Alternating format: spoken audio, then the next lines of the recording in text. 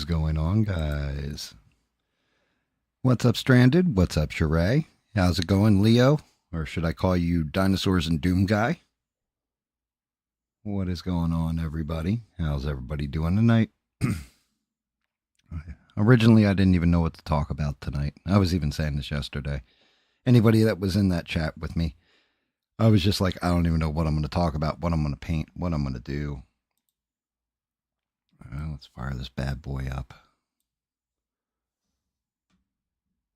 Oh, fun night. We definitely got to. It was an interesting show last night.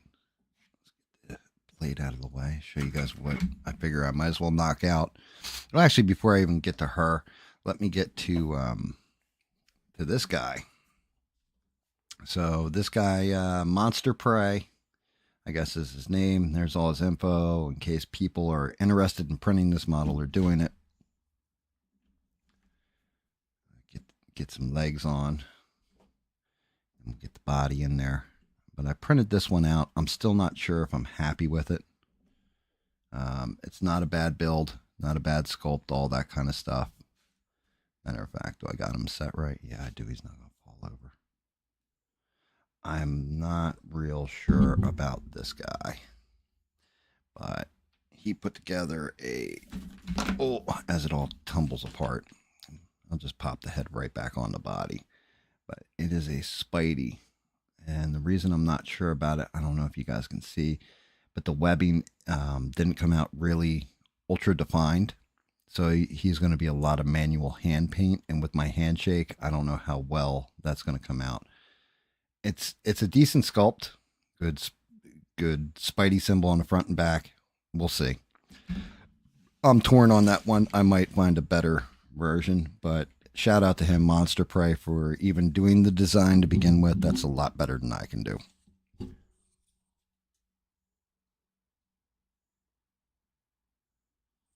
What's up, Steve? How are you, buddy?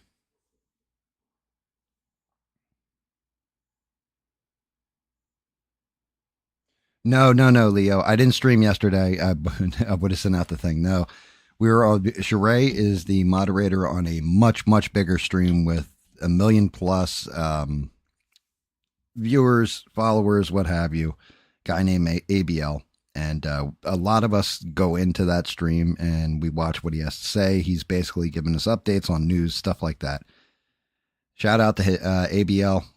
Great stream as always, and great guy.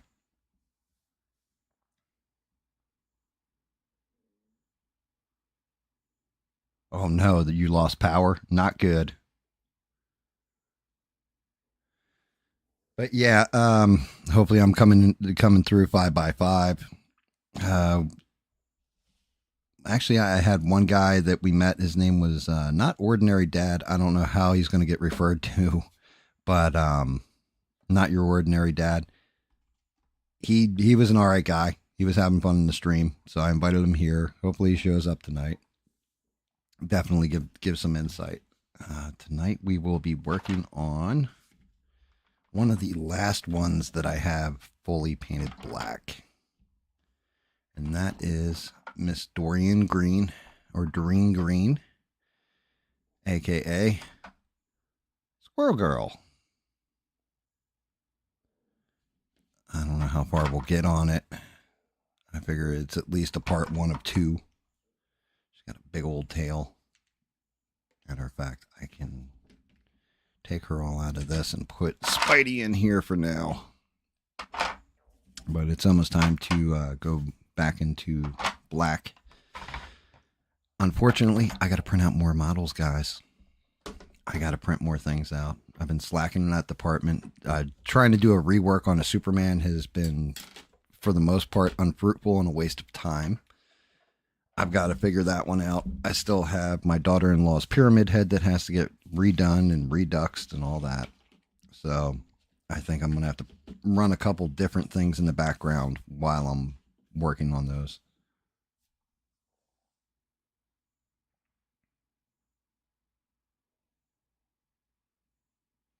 Hey, look, no knocking at NKM. Everybody wants NKM. I really like and enjoy NKM. Butthead as well.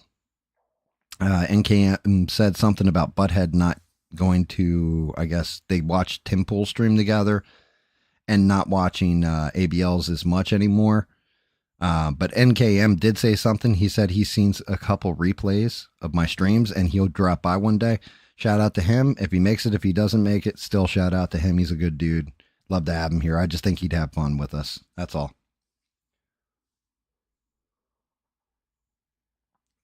But I don't want to force anybody to like, hey, you got to watch this. You got to come here. You got to hang. At that point, you're forcing somebody to watch something they don't want to watch, and then they're not going to have fun with it. And 90% of what we do is having fun and enjoying the conversation, chat with each other.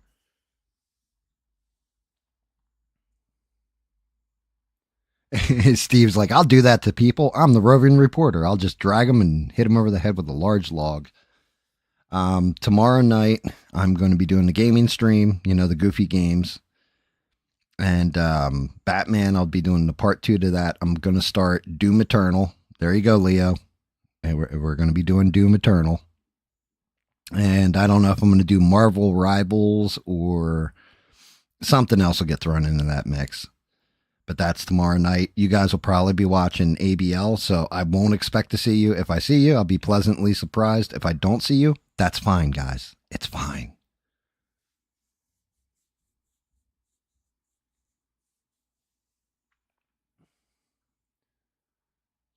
I understand. Like, you got a bigger streamer.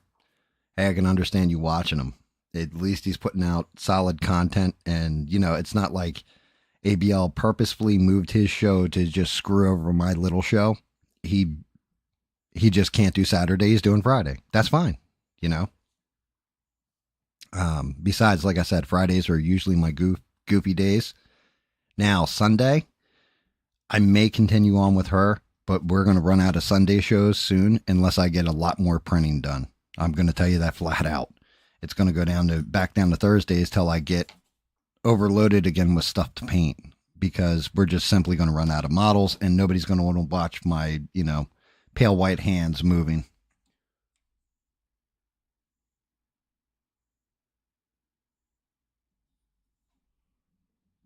Well, I mean, that's just it. Like I said, Friday night streams are really more chill and just gaming and goofing around and stuff. Nothing, nothing substantial. It's not like a major stream and all this kind of crap. The hell did I just hit? I just hit something. Hopefully this doesn't crap things out. No, it doesn't look like it. It's funny though. Did you smash the like button, guys? So here's what's really funny. Like, I'm looking at my stuff and there's actually like a stream thing that I can pop up, like I opened a widget. It says I only have 3 people viewing. There's at least 4, 5 of you guys watching right now. So I'm not understanding that part of things. Let's see what happens when I close that.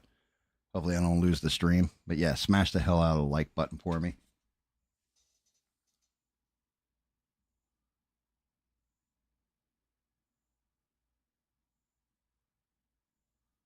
I mean, I appreciate that, Steve. That'd be really cool to get him in. He like I said, I barely remember him as a mod, but looking back at the timeline, I came in much, much later than him. So, I definitely put in the title Tucker Rolls. What's going on, Eugene? Good to see you, man.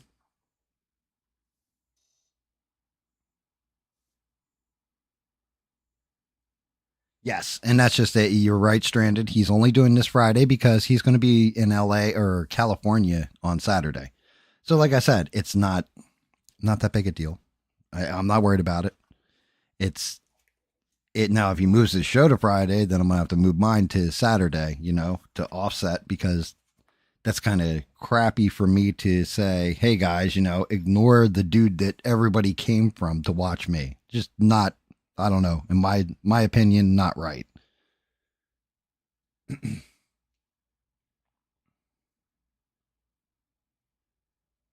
I don't ever get you and Stranded mixed up in here, Steve.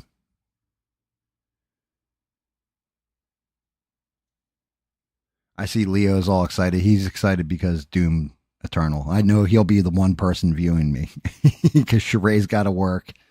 The main show.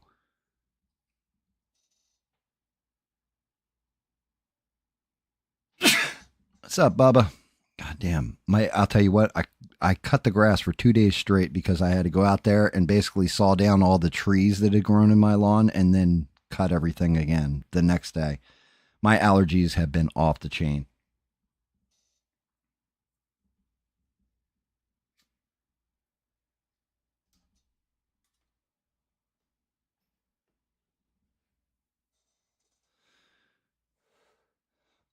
But yeah, actually, I was talking to Bubba earlier. Um, because something had come up in ABL's chat, and people, like, it blew my mind how many people didn't know about this. Do you guys know why asbestos, why they stopped using it for insulation and everything else? Like, what the hazard actually is with it? I'm just curious in general. You know, um, it's like asbestos is completely toxic, and it basically, if you have it behind a wall or something like that, it's going to soak into the drywall. It's going to make your entire environment toxic, and it causes cancer, like a proven serious cause of cancer.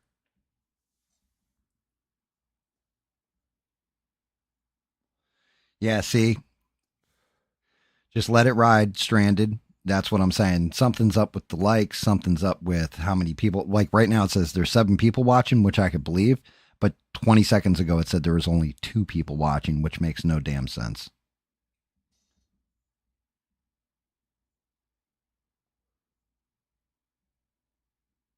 How do you get onto the Discord channel, Bubs? I actually, tell you the truth, I have the greatest mods on the internet who probably popped up the link right there in the description. So as long as you got Discord installed, you hit that button. I believe that's an open invite. It'll pull anybody in there. You can go in there, post dank memes, just say hi to everybody, talk smack to one another, what have you. Another one, Sheree, even though she's not in here right now, Bina, everybody knows her as Bina, changed her name to Beans because I guess she's trying to use it to boost her YouTube channel. If you've got Beans's channel, Sheree, can you pop that link up too for me, please? Perfect. So yeah, with Beans, like I'm gonna tell you now, don't be shocked. Like Eugene Beans, I'm gonna be promoting the hell out of him a lot. Um, Beans is trying to get started or get it rolling, even though she's had something started for it looks like years. But if she's actually going to get serious on it, I'm going to support her because from the beginning, she has supported me. Just the way I play. Like, if you're good people, we need to support each other, build each other up, get stronger as a team. Apes together, strong.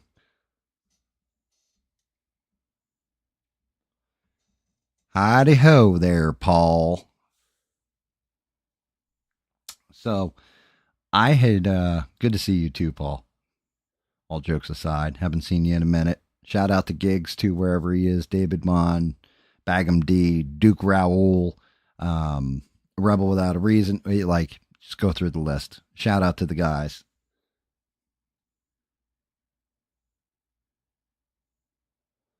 But that's just it. Like I said, apes together strong. Like, might as well like build it.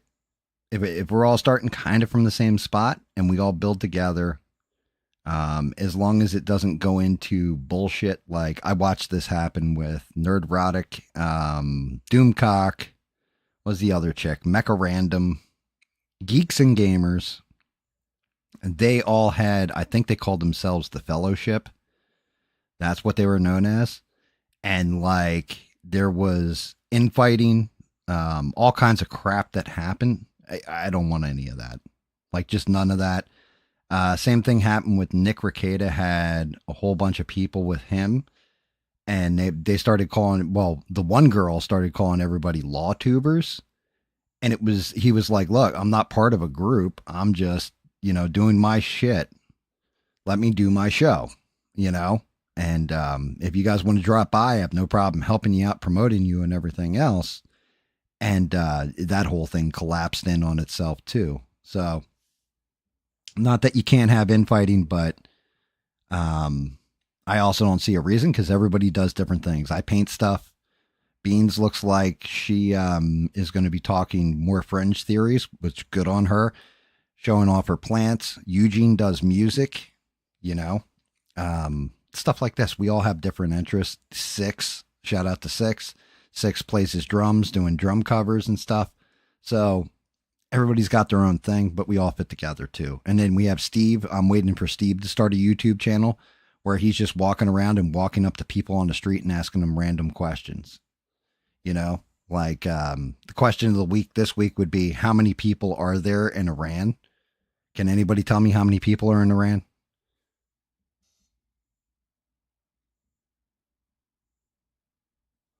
Hey, Bob, how are you, brother? Well, thank you for dropping in, Bob. Smash the like, saying hi to us and everything else.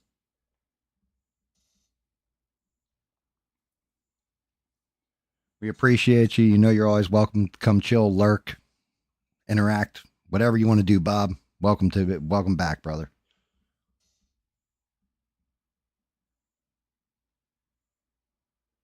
Hey, wait a minute, Steve. What do you mean I sounded like F&A Ranger Xbox? Man, that guy, he's that man. I swear, I think he tames squirrels as his pastime. Like he's like the male version of Squirrel Girl.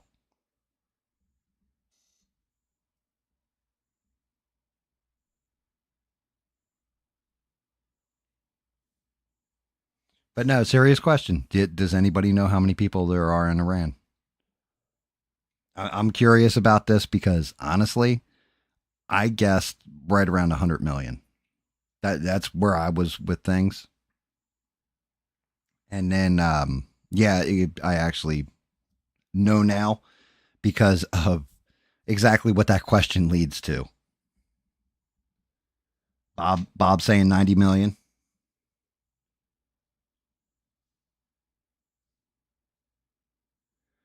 The so Bob, you were damn close. You're 2 million off. It's apparently 92 million roundabouts.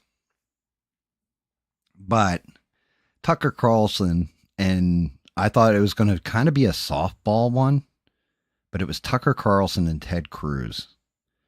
And the interview started off pretty cordial, pretty standard, and everything else. And at one point, Tucker Carlson, because Ted Cruz is calling for regime change in Iran. Tucker Carlson asked him how many people there are in Iran. He didn't even posit a guess. Like, he didn't even say, I think it's around. None of that. He legit was like, oh, I don't know. And then Tucker asked him what the actual, tell me about ethnicities, tell me about, religious breakdowns, stuff like that. Ted Cruz had no clue. He's like, oh, I'm not an expert on it like you are, Tucker, or something like this. And Tucker's like, I'm not an expert, but I'm also not calling for a regime change either.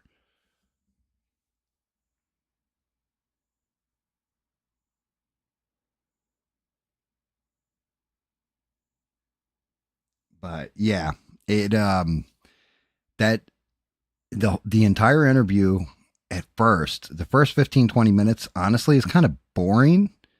But then Tucker decided to ask him about APAC. And what Tucker pretty much asks him is, APAC, is a lobbyist group and everything else. They've given millions, and I mean millions, Democrats and Republicans. Anybody who supports Israel, they have somebody assigned to them. Like, I had seen another interview on them at one point, and it was explained that there's like two guys. I want to say it's Thomas Massey and Rand Paul are the only two that don't have like an APAC person that takes them out to breakfast once a week, stuff like this, right? So they're not in that pocket, but everybody else gets money from APAC. And Tucker asks why, why aren't they registered as FARA, Foreign Agents Registration Act? So basically, if you're taking money from a foreign lobbyist You're supposed to report it. That was part of the thing they went after Hunter Biden for, was he took money from Ukraine but didn't register under FARA. MTG and Matt Gaetz too. Yes, that you know what? I think you're right. I think you're right. I think that's the way it rolled. But I definitely know it was Thomas Massey, and two of them I could completely remember. It was Rand Paul and Thomas Massey. I thought there was others, but not many. Like, it's out of how many? 258 congressmen or something like this. Four people aren't taking money from this lobbyist group. And they donate, like, I think they've given Ted Cruz like $1.8 million or something for his campaigns, for example. But Tucker asked him, why don't they have to register? And Ted Cruz flat out looked at him. And I mean, you could see the switch in Ted Cruz. Like, he gets nervous when he's answering it. And he goes, because they don't actually represent Israel. And it's like, bro, who are you bullshitting? Are you peeing on my leg and trying to tell me it's raining? And like, Tucker kept pressing him on it. And you could tell that's when it started to go off the rails. Like, the entire interview starts to derail at that point, because now Ted Cruz got defensive and then turned around. And, Tucker's point is that he doesn't want us getting to a war like Iraq again, where it's, they got weapons of mass destruction. They have all this other stuff. They're going to use it on everybody. And then we go in there, we stomp a mud hole in them. We get trapped over there for 30 years, do a complete regime change, take out Saddam Hussein, like his own people, finish the job. But we made that happen. We toppled his regime, and the Middle East became a much worse place for it. Like with Saddam, he was an evil dictator and an evil man, but we could kind of control him. You know what I mean? Like, we knew the devil we were dealing with. Sometimes it's better to deal with the devil you know than the one you don't. Oh, I don't doubt that the propaganda is thick.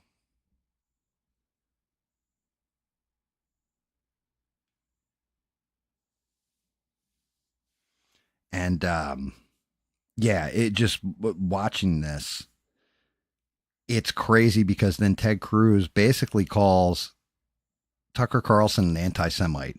And then Tucker Carlson had to go on the defensive and basically say, look, I'm not talking about the people, like exactly what I've told you guys. I'm not talking about Jewish people. I'm not talking about Israeli people. I'm talking about their government. And in particular, I talk about Bibi, and I talk about his minister of war and a couple of the ministers that are actually implementing all these things in Gaza, now attacking Iran, stuff like that. Like, I understand why they went after Iran. I get it. Trump said since 2015, Iran can't have a nuclear weapon. I understand that. But at the same point in time, I went through it too, just like everybody else. We went and we blew up Iraq, right? Like, we went in there, we went after Saddam Hussein. I don't blame the people that were on the ground fighting. I blame the people that sent them there under a false pretense of weapons of mass destruction, right? Did they orchestrate 9/11? They might have had a hand in it somewhere along the line, but it was Saudi Arabia. How come we didn't go after Saudi Arabia? You know what I mean? Like, Osama bin Laden's a Saudi prince. How come we didn't go after Saudi Arabia? If anything, I believe they got Osama bin Laden out of the country after that happened, even though he was one of the people that primarily was the one that helped orchestrate it. So how come we didn't go after Saudi Arabia when we went after Iraq? Why? Because they tried to kill George W.'s daddy. And it all made sense. And the way Dick Cheney and his intelligence community laid it out to him, he really, truly thought that Iraq was the main aggressor. And it was easy to sell to him. Why? Because they went after his daddy.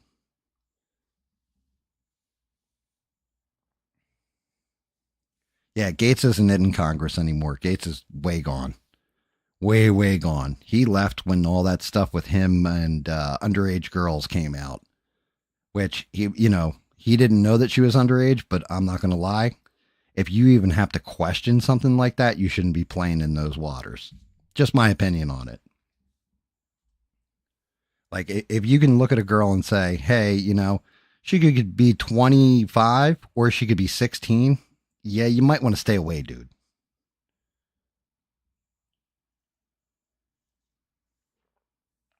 Well, that's just it. Um, Eugene, war pigs, exactly. And the whole thing is there were certain regimes that they had, I think it's 7 countries, right, that they wanted to topple the regime of: Syria, Lebanon, Libya, Iraq, Iran, and there's one other, and like, honestly, I should know it, but I don't. And Iran is the last one standing out of those regimes, those 7 regimes. Everybody else has gotten basically the shit kicked out of them and removed from office, or the entire regime's been toppled and taken over and stuff like this.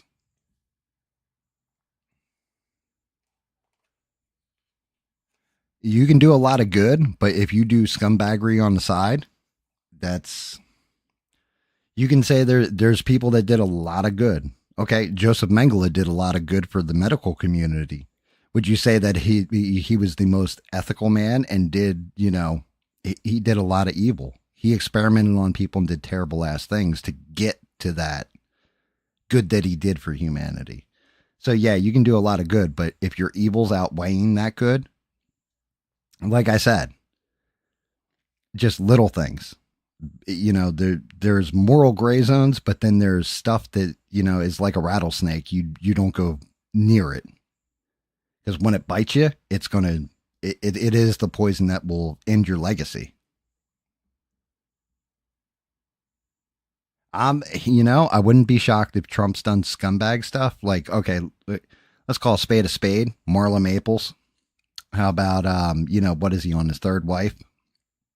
You know, um, but the whole thing is, at least with the women that he was with, they all made a lot of money, and he took care of any kids that he produced, any of that kind of stuff. I don't think, I can't see him going near young girls though. I just can't. He doesn't strike me as the type. I'm not going to lie at all. Once you have a daughter, a lot of times that changes in a guy's mind. Not that, like your average guy, for example, once you have a daughter, you start looking at things different. Just flat out, you start looking at women in a different light. So, I mean, yeah, well, I will give Trump a lot of credit though, because Trump just did one of the most brilliant things that I think he could have done. Now, I'm waiting for the reaction to it. And I'm going way off the Tucker, just kicking the ever loving crap out of Ted Cruz. Because basically, what Tucker did, let me finish out with Tucker first, I guess, so we can just move on from it. But what Tucker did was he exposed that Ted Cruz barely knew anything about Iran and wants to topple the regime. And then he like Ted Cruz. I like Ted Cruz. I like a lot of what he has to say. But this sandbox that he's trying to play in isn't his sandbox. Like, he's used to, if it comes to the border, stuff happening in Texas, I can follow Ted Cruz. When it comes to stuff like this, he tried to give Tucker a history lesson, but honestly, it didn't land. It just didn't. And Tucker embarrassed him, like, took him to task for it.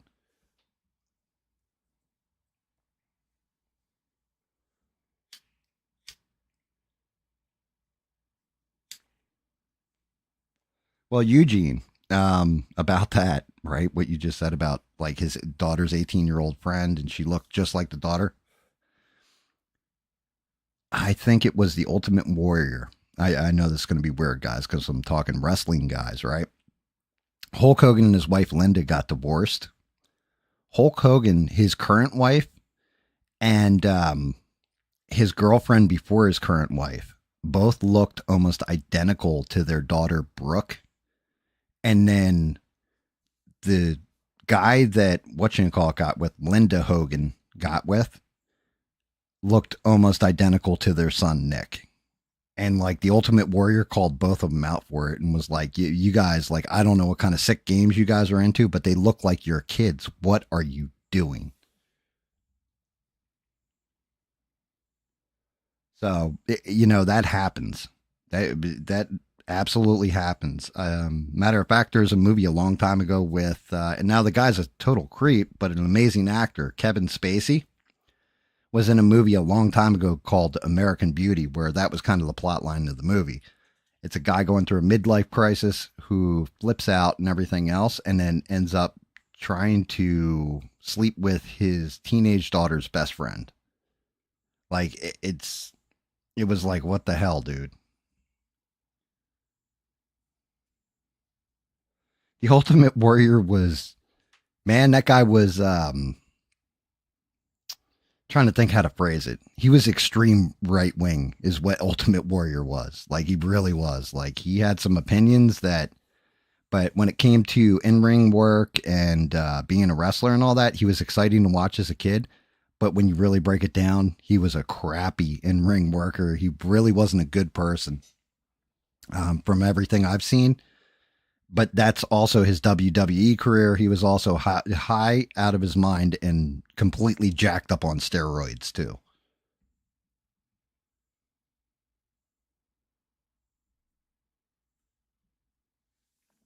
But yeah, but that's a long. I've just pulled us all into wrestling territory when really, trying to get the news and the politics out of the way. But yeah, Tucker Carlson completely exposed Ted Cruz, and I'm 100% with Tucker. Like, I get it. I don't want to see. I want to say, yes, Iran cannot have a nuclear bomb. But at the same point in time, I'm not willing to send anybody in there to die. And I don't want us getting into it. Getting deeper into another quagmire in the Middle East where we're losing troops. We're spending all this money that we really need to focus on America. Like now, we need to fix ourselves. Congratulations, by the way, to everybody at the No Kings riots. Congratulations, you guys did it. We still don't have a king in America. We still only have a president. So you guys did amazing work on that.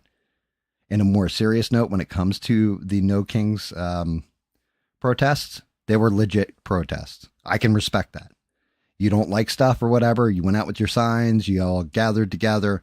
You didn't really set all that much on fire. You didn't like cause all kind of violence, just some civil disobedience.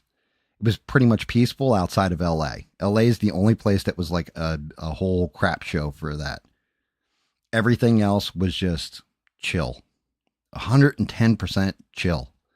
And you guys protested. Not, so, hey, kudos to you. Keep doing that kind of stuff. If that's your thing, you didn't change anything. You didn't change anybody's mind. Except for maybe Steve. I think Steve had said, like he was completely, but, like, oh, yeah, well, you guys are wrong. But now he's changed his tune. I think Steve's come around. So you might have picked up one. Although I will invite everybody in the chat to join me for No King's Day, official No King's Day. That would be July the 4th. I think we should all celebrate together that that's the actual No King's Day. So let's all celebrate July 4th. What do you guys think?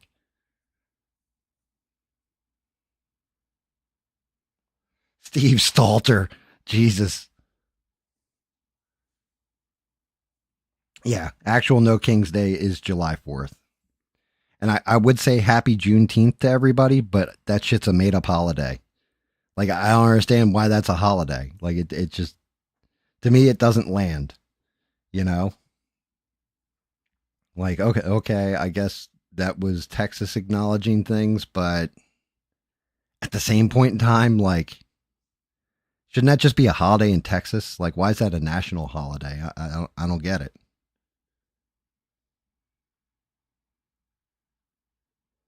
Yeah, you know what, Stranded? I think we should have fireworks, everything else to support No King's Day on July 4th. Absolutely. That's a hell of an idea. Okay, so it's a holiday in Texas. Why would, it doesn't make sense to me why it needs to be a national holiday. I get Texas, you know. Um, South Carolina doesn't celebrate Civil War Day, when they went into Fort Sumter and all that stuff. So I don't get it.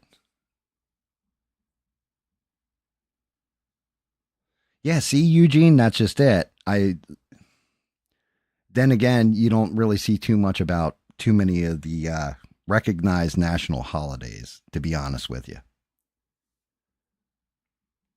Like you'll see July 4th celebrations, no the real no King's Day, Christmas, Easter, Thanksgiving, stuff like that. But all the little ones like President's Day, you might get like a sale or some shit.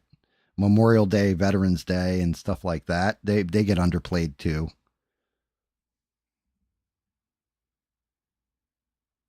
Yeah, that's just it, Steve. I swear to God, they were like, wait, if we vote this in as a holiday, then you mean us in the government, we don't have to work and still get paid for it? Oh, hell yeah, I'm voting for that. Shady bastards. Taking my last nickel.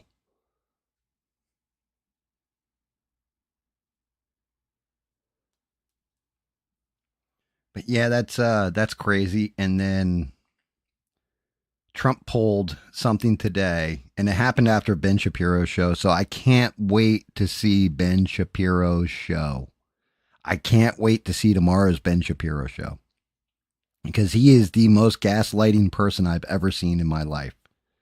Like, remember, it was like, just get out of the way and let Israel do its thing, okay?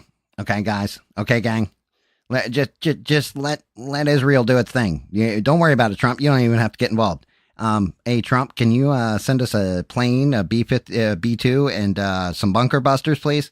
Okay. Now, if America could just come in here and support us with one plane with one bomb, that'd be great.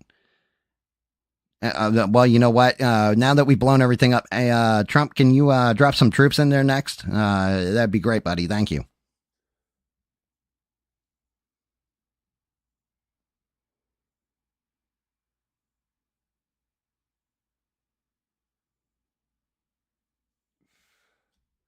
Yeah, it's not my fault about you. You're right in that respect, Stranded. It's not my fault that the Postal Service moved slow back then. Um, but yeah, so Ben Shapiro, of course, he was talking about Trump playing 4D chess, all this other stuff, and I think I've given you guys my take. I really think his friend, because he is friends with BB, I think BB came to him and said, "Hey man, this is the intel, all this other stuff. We got weapons of mass destruction, all that. We're going to hit him." Trump's like, "I gave a 60-day window where we can negotiate peace. That didn't work. So whatever happens on day 61, if you're going to attack them, I'm not going to get in your way. I'll help shoot down missiles that are raining down on Israel when they counterattack you guys, whatever. But I'm not getting involved further than that." And of course, Ben Shapiro's like, "Oh, yeah, you got to praise Trump, all this other kind of crap." Well, today, Trump comes out and basically has dropped the statement of, within the next 2 weeks, I'll decide if we're going to attack Iran or not. They want to come here. They want to negotiate peace, all this other stuff. So, of course, tomorrow, expect, if anybody watches Ben Shapiro, to expect him to go off about Trump backing down, being a wuss, whatever, because he wants to come to a peaceful resolution.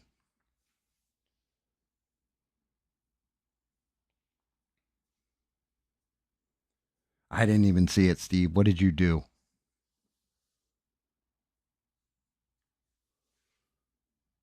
But yeah, so I think what's going to end up happening, right? Trump is smart enough in listening to his voter base, and he's like, "Look, if I'm damned if I go in there, I'm damned if I don't. But I'm going to lose all the goodwill I have with people and being called a peacemaker president and destroy my legacy if I go in there and bunker bust these bad boys. I might want to try and see if I can get the Iranians back to a table, get all this stuff square off up diplomatically, and use war as my last choice." That's the smartest thing he could have done. But the other part of it is, and this is the part that I'm not gonna lie, guys, I'm disappointed. Tulsi Gabbard, apparently, as far as intel goes, isn't changing her tune on they didn't have a nuke yet. Like she said that the enrichment, them enriching stuff to 60% and stuff, means they were probably working towards a nuke, but they can't prove it. They can't prove that's what they were enriching the uranium for, any of this stuff. And Trump appointed her for a reason. Because knowing, if you're a smart businessman, you're going to hire somebody and put them in place to give you advice that you kind of don't want to hear, but need to hear at times. Tulsi Gabbard is that person. She's a war dove. You want somebody like her telling you, look, this is what the intel's telling me. Whatever anybody else is telling you, I'm going to tell you what we found. What's up, Danny Balls? How are you? How are you, bruv?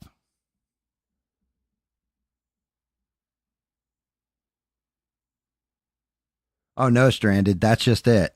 Remember, we've thrown transgenders out of the military, so a lot of those protesters are flat out going to be like, yeah, I'm transitioning to a woman all of a sudden. And it's going to be like, so that disqualifies me for a draft in military service. That's what's going to happen there.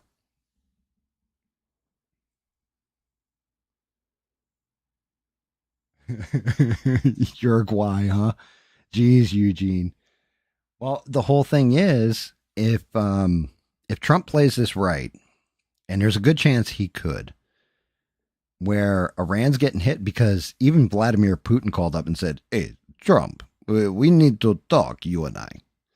We need to go through and sit down with a bottle of vodka and see if we can't sort this out. And Trump turned around and was just like, Vladimir, straighten out your shit with Ukraine before you're giving me advice on what's going on with Iran here, pal. But the fact that, if you guys remember, I told you before, mathematically, Israel runs out of defensive rockets before Iran's probably going to run out of ballistic missiles, especially with them disabling a lot of their launchers. So you're going to have less ballistic missiles flying, but that just builds up their stockpile that they're going to fire out of those launchers that are still functional. And according to reports, it's like 2/3 of their launchers are taken out or something like that. So now you're just shuffling your ammo around to the other launchers. So Israel's going to continue to get hit, but if they're expelling 3 to 5 defensive rockets, the Iron Dome's going to run out a lot quicker than they're going to run out of shots. So it's one of those things where we might restock Israel on their defensive capabilities, but I don't see them giving them offensive weapons at this point. And that's at this point. Because reality is, if Israel, if you look at all options, Israel does have an option. They've got tactical ground forces the same way we've got like a SEAL Team 6, right? Drop your tactical ground force in Fudro, I think it's called. And that's the way underground bunker. Drop them in there with their C4 kits, everything else, have them infiltrate it, go through like it's right out of the game Splinter Cell or Rainbow Six, have them get in there and just detonate the place from below. You don't need a bunker buster at that case. Like you could do it on your own. You only have to hit certain structural weaknesses from underground, but you're going to have to fight your way in there and everything else. So there is another option without us giving a bunker buster. It's just, you're probably going to lose that team. I'm not going to lie.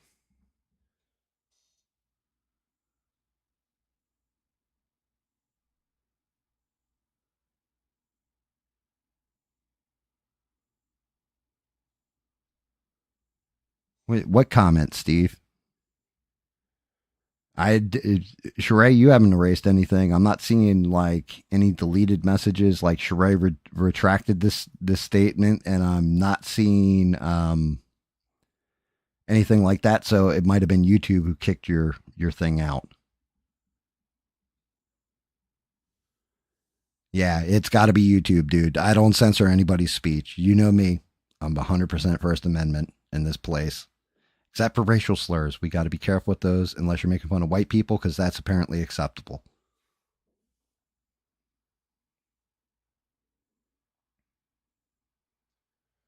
Yep, there you go. They could drop it by way of a cargo plane. The only thing is, Bob, When it comes to like an actual bunker buster, because it's a guided bomb, you'd want that tech to make sure it's going down the right way. Like you don't want to just drop it on an entrance and hope that sucker flies in there right and takes it out. It's like being Luke Skywalker and firing some shots at proton torpedoes on the Death Star trench run, you know? You got to guide that sucker in there and using the targeting computer. Now, granted, you know, maybe the Israeli Air Force has like some Jedi on there that can just guide that bad boy in, but reality is it's going to take like 2 or 3 of those things to get down as deep as they're saying the bunker is. Like they'll be able to blow out. They're going to have to drop one, basically blow it open, and then do another flyover with a second payload, drop it, blow it up more, and then be monitoring the entire time using sophisticated equipment for radiation leak. That's when you know you've got it.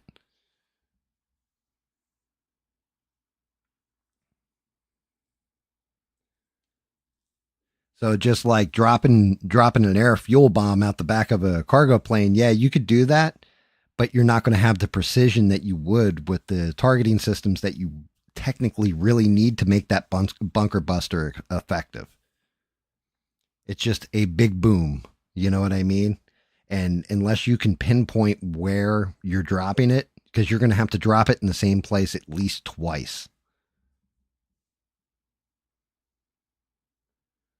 Oh yeah, Steve, you're not wrong about YouTube censorship. Some of the stuff that they do, I don't understand, and honestly, I'm not going to question it because they haven't come after me. The day that YouTube comes after me and says, "Gam, you can't say this, you can't say that, you can't say that this," then I'm going to have to make a decision at that point. Do I go somewhere else and take everything with me, or do I just stop doing what I'm doing? Or do I push back and try and fight it? Now, I'm the type that'll kind of try and fight it, but reality is it's a private platform. They can do what they want.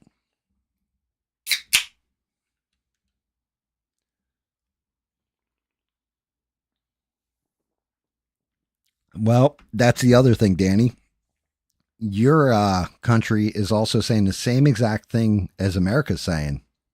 Look, we're sympathetic to your plight over there. We agree Iran should not have nuclear weapons. And I'm in 100% agreement. I don't want some crazy fundamentalist having a nuclear weapon.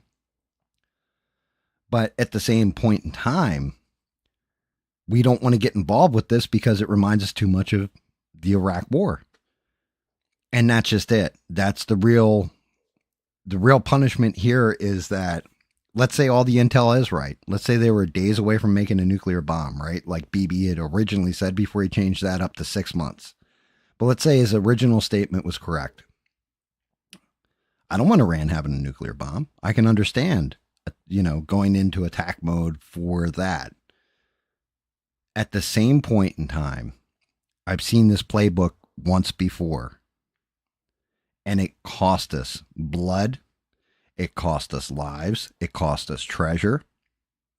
It cost us time. We have troops that have PTSD.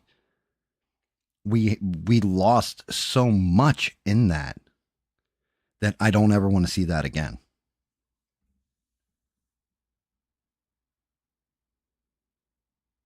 One plane point.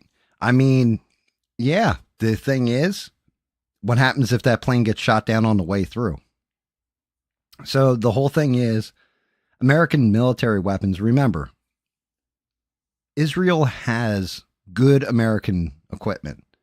They have less generations. They don't have the modern equipment. We've kept that in store for us. And I'm telling you what, and I can't go into detail on it. I can tell you now, you have not seen the totality of some of the American equipment that we have. Now, Bob I think you're a Navy guy, so you know what I'm talking about. They have stuff that warfare in the plane of war, the theater of war has not introduced yet. Things that we have on our carriers, things that we have for defensive equipment, nobody knows about. And they haven't been deployed yet. We haven't had to use them. We've built them. They work. We just don't use them. There's a reason for that. I agree. I agree with you, Bob. They have stuff as well, but they don't have stuff like we've got stuff. There's a reason why $1 trillion in budget that goes to like our military and stuff goes missing.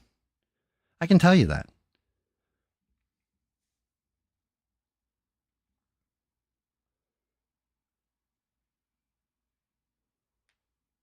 Well, there you go, Danny. That's where I'm at too.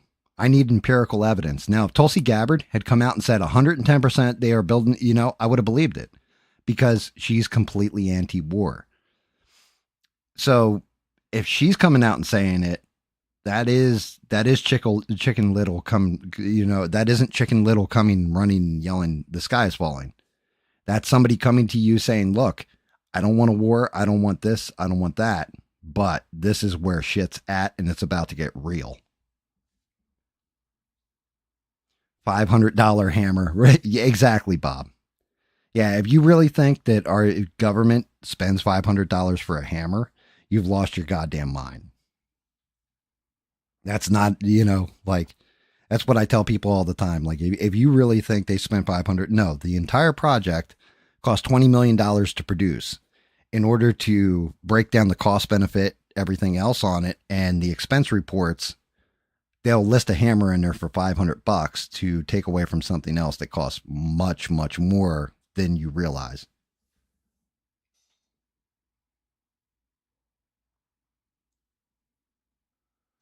Why, Steve? Well, that's just it.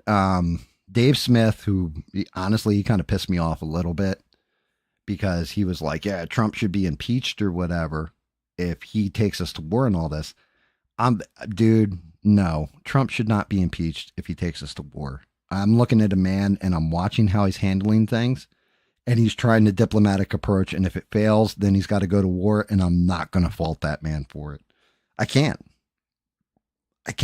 because what are you going to do? Keep saying, hey, don't do this. And then somebody keeps crossing that line. Eventually we're going to be screwed.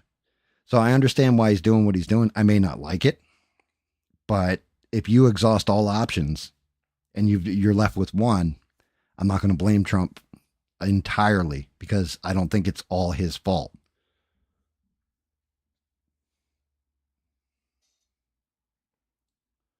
Yeah, you're not wrong either, Bob. That's 100% correct too. Because the whole thing is your budget for next year, it's just like any other business, corporation, or whatever. You know, you get a budget every year. If you don't use up your entire budget, they'll reduce your budget for next year. So, for example, say you are given in just like an office job. Here's $100,000 for office supplies.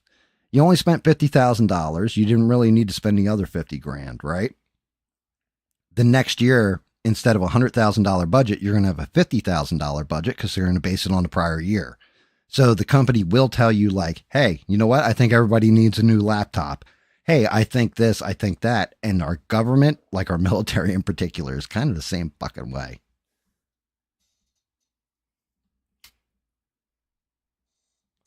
Because they don't want to lose that budgetary funding. Like in a way, you can't blame them.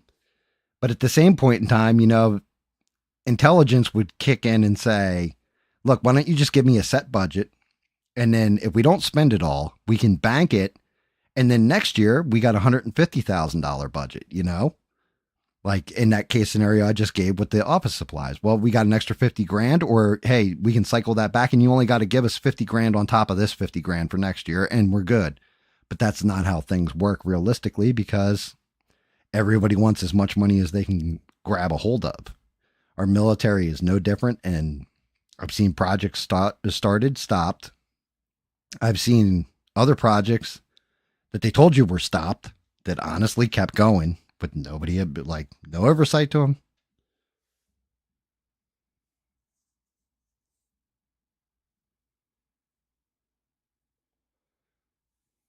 Yep. And that's it. Well, that's just it, Danny. That was one of the big takeaways from going back to Tucker and Ted Cruz. That's one of the big takeaways was Tucker Carlson's like, why are you so worried about Ukraine? Why are you so worried about Iran? We have so many problems in America. Why aren't you focusing on them? And that's when Ted Cruz basically called Tucker Carlson an isolationist. He's like, oh, that isolationist attitude doesn't work. And that's how we end up getting 9/11 and stuff like this, right? Reality is, what Tucker is actually saying is we have enough problems in America. Why aren't we focusing on like homelessness or, education or any of this stuff that you guys could actually enact and help America be better? Because they started arguing over MAGA, like who's in control of MAGA? A bunch of influencers on the internet or Donald Trump. And it's like, no, Trump sees this too. He doesn't want to, he's just got to deal with the foreign relations end of things as well as domestic end. And Tucker's just like, yeah, but this is what I don't understand. Also, there's a whole big bang up, or I'll call it not a steep kerfuffle, but just a plain old kerfuffle between Trump and Tucker, where Tucker kind of criticized some of his policy, and Trump, told him to get on a TV station so more people see you. Sorry, I think more people are watching him now. He's on the internet than ever when he was on TV. But apparently, Tucker called Trump, and the two of them talked, and he apologized to Trump, and I guess Trump apologized to him too. And then the one thing Trump even said, the consensus between the two of them was Iran can't have a nuke.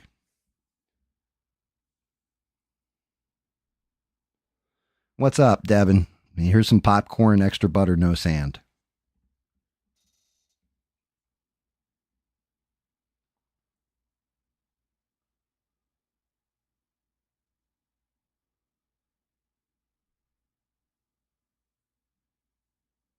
Well, see, Eugene, that's just it. You're right.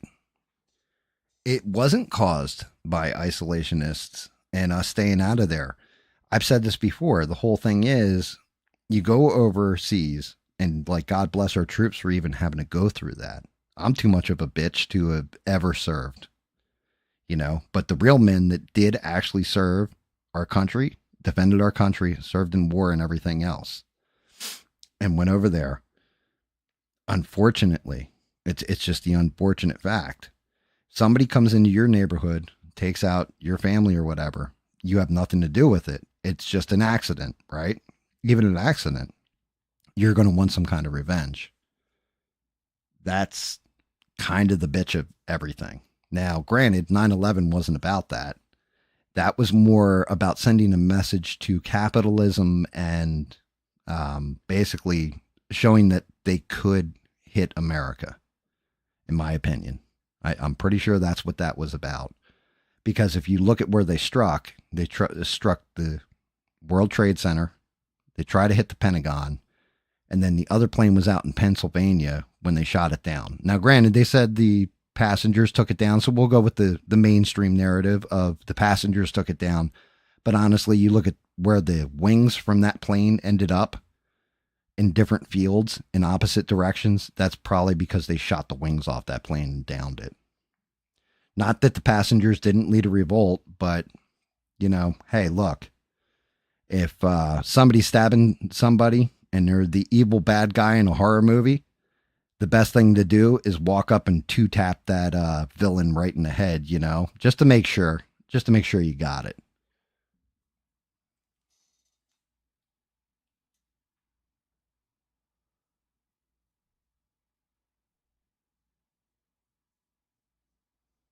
Well, you can do both. You can do two, like Danny. That's just it.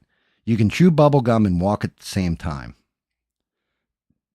You know, you can throw punches in combination.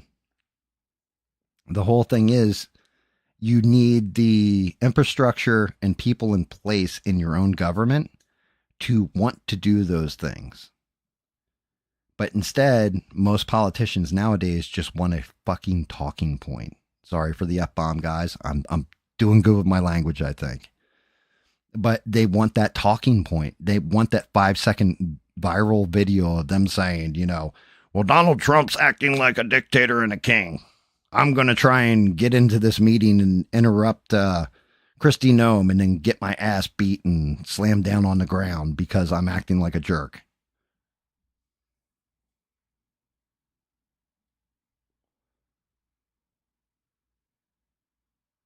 Yes, Bob, that's correct. They did down the one over the Pentagon because that's just it. You're not wrong. But if you look at the debris field, the one over Pennsylvania, and I believe you're right, that one was going to turn around and head for DC, but it had flown off. So you're not over a bunch of buildings and stuff. And the passengers supposedly, like, that's the whole let's go video where the one passenger was filming it for his family, said, terrorists have this plane, blah, blah, blah, blah, blah. Let's go. And then they bum rushed the terrorists and then the plane crashed not long after. I honestly think if you look at where the one wing, now granted, I could be wrong. Maybe they went into a heavy nosedive, both wings ripped off and went flying in separate directions. But if you look at where the plane got shot down over the Pentagon and the crash that's in Pennsylvania, they're kind of similar in the pattern of debris field.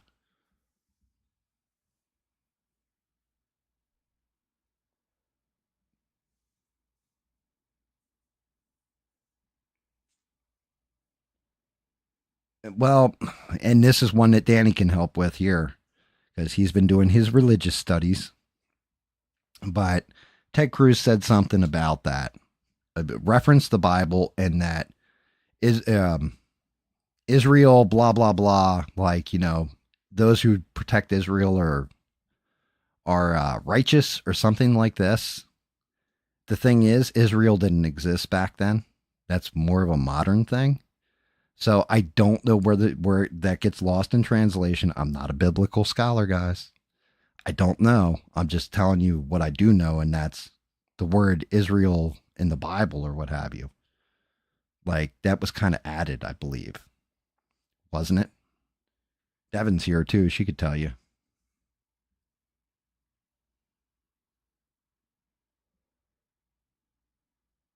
Yeah, okay. If you've been doing studies too, Steve, then, enlighten me because I honestly don't know.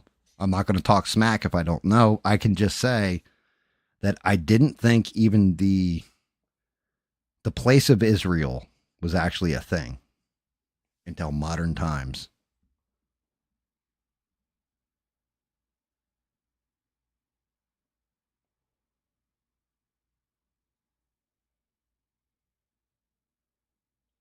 Um, I don't know, Eugene.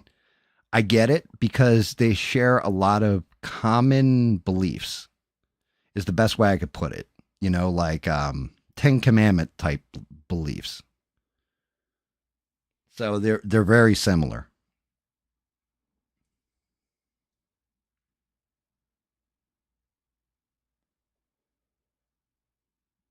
Okay, that see like because wouldn't Jesus, like, Christianity literally is Jesus Christ, right? Following Jesus Christ. So therefore, in my logic, Judaism existed before that. So technically, Jesus would have been of Jewish descent at that point, correct? Am I wrong?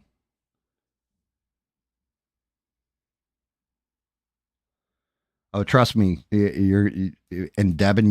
You and Danny can also answer another question that I had.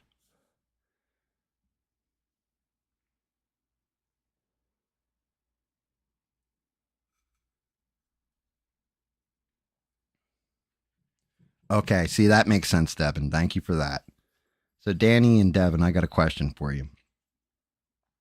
It's about. It's weird because I'm mixing science and religion. You're not supposed to do that. And I looked at, I think, three religions, and I put this on Discord too.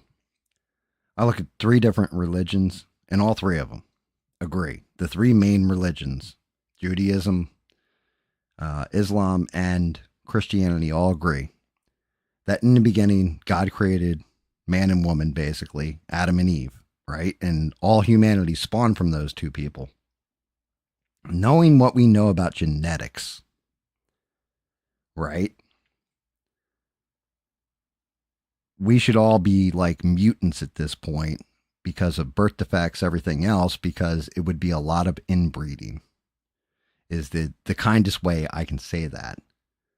Um, and there were also listed in the Bible, I believe, other people in the world because different people from the original Adam Eve branch met other people in other cities and stuff like this. So did God create other people in the Bible somewhere that I don't know of? Or is it like Adam and Eve were basically like, hey, here's our prototype, and now now that we have the mold, let's mass produce in other places?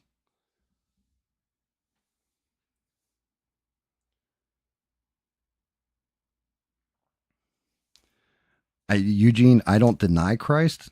I also, like, I'm not religious. So take that for what it is. Like, hopefully that doesn't insult you. I believe everybody's allowed to have their own fucking beliefs. That's part of the First Amendment. Remember, our Constitution isn't supposed to be what the government allows. It's supposed to be, these are your God given rights. Too deep for you, Bob? Yeah, exactly, dude. Like, that's where I was kind of at with it. Like, I started to fall into a rabbit hole. And honestly, shout out to him because he's not here right now. But Mister, we got into, he took me on a whole different path of logical thinking in like mechanical shit, and then arguing over weed and strains and all kinds of stuff, and botanical end of things. And I completely forgot what the original hole I fell into was. The Bible doesn't say, Devin. Okay. That's fair. That's fair. I mean, look, you can only tell the tales of what you can tell. You know what I mean? Or your knowledge only goes this far from that book. That's not saying, something outside of that book is incorrect or correct. That's the best way I can put it.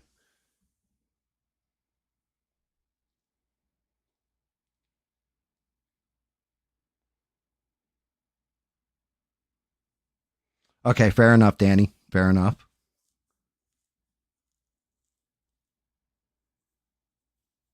Yeah, Hinduism and Eastern. Well, Hinduism, I believe, also believes in Adam Eve narrative to an extent, but that was one god, and I can't remember. It's probably like Baccarat or Bada or some shit, right?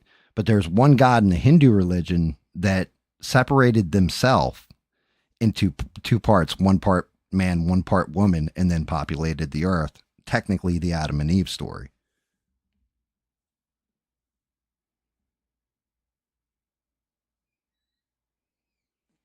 I mean, stranded. That's quite possible. That's quite possible.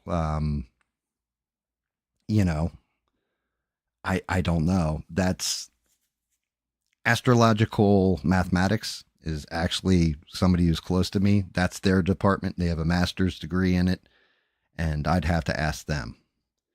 But if planetary alignment was different, and something like Venus were further away from the sun or Mars were a little bit closer, they could have sustained almost the same environment as Earth at this point.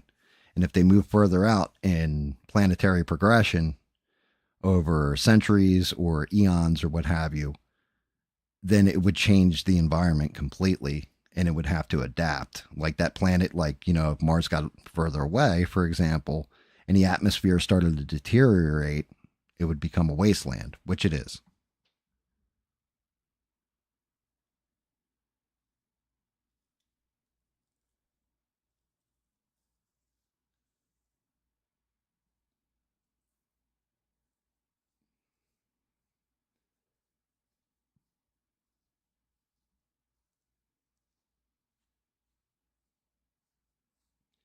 Yeah, so that's just it, Danny. You're right. Hinduism actually predates Judaism and all that. So does Greek. So does Norse. And they're all multi theological religions, where Christianity, Islam, and Judaism are all monotheological. So one God versus multi.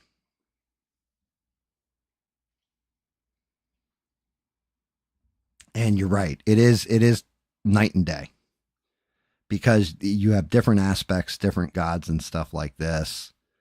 You had a god for, like, Zeus, who is the main god or whatever, but you also have the precursors to the gods in, like, Greece, I know that, which was the Titans. The Titans were the precursor to the gods, and the gods took them down.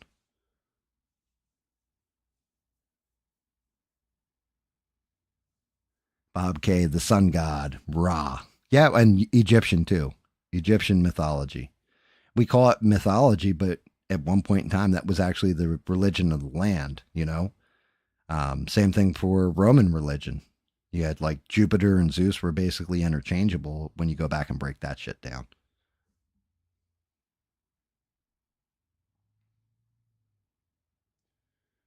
Baal is a demon in the hierarchy of demons.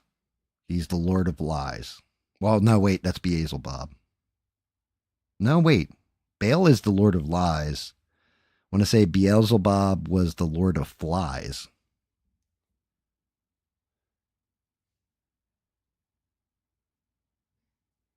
Gotcha, Devin. Let's see, what the hell am I even painting tonight, guys?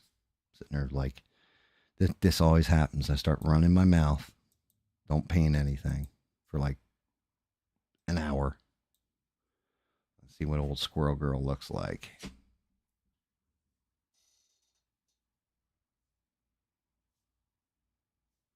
Yeah, I could believe that, Danny. Like, that's just it. You can find common threads through all religion. What it all really comes down to is your faith and what you believe. And everybody, in my opinion, that's just my opinion, is it should have the ability to believe in whatever they want. Hey, Moki, how are you? Good to see you. Make sure you guys are smashing the like button. No, you're fine, Danny. You're more than fine, dude. It's like, look, you're allowed to get up on your soapbox and preach. I don't have a problem with it. Like, you're coming from as long as you're coming from a good place of it, you know what I mean? And like I said, I'm the one who asked the question. So if anything, people can point the finger at me like, God damn it, Game, you're getting us into this shit again.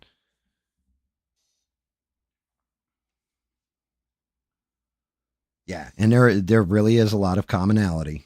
Um, but like I said, the whole thing is, and actually it's Bubba who's in chat right now. When we were younger, Bubba was pretty staunch in his religious beliefs. And I asked Bubba one time about it, and he said it all comes down to faith. Like, he had told me a long time ago, a lot of this stuff all comes down to what you actually believe. Do you believe this? Do you not believe it? And I can't teach somebody to have faith. And, you know, it's flat out. That's pretty much the simple explanation for everything is believe what you want to believe. I think I'll start with her arms. I should probably start with the damn tail, just so I can get the color scheme right. Starting with her arms feels right to me. That skin there, that's black. The wristband, this is actually jacket. Oh no, you're fine, Danny. You didn't even get carried away. Like, trust me, I've seen you go off on whole entire rants for like 2 days.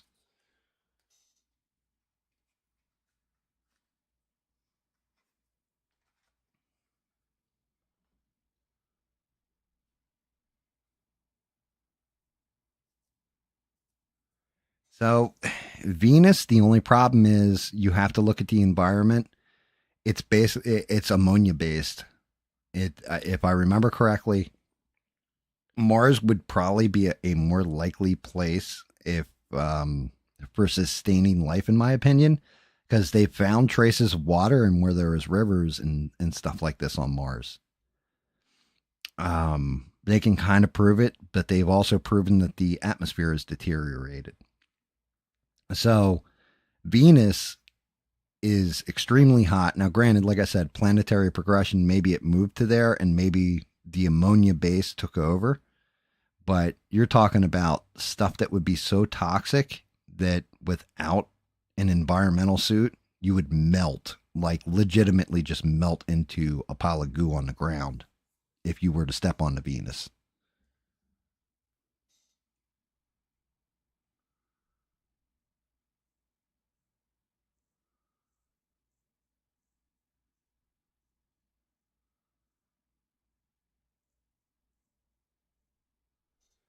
Yes, but there's also ice on the moon, Bob, because you have comets that have broken apart. You have meteorites, which are probably pieces of comet that have broken apart, and when they impact, they leave ice if the environment is the right type. And it could also not just be like, when we think of ice, we think of H2O that's hardened or frozen and be in water, like frozen water, basically. But you also have dioxide ice, carbon dioxide ice. So it could be that too. I don't know 110%. It's definitely something to look into, but I think you're right. I think they did find either water or ice on Mars as well. I know the moon has like a crater that stays in like a dark point that they're saying is full of basically like ice from impacts. What's up, Forever? How are you, brother? Smash that like button.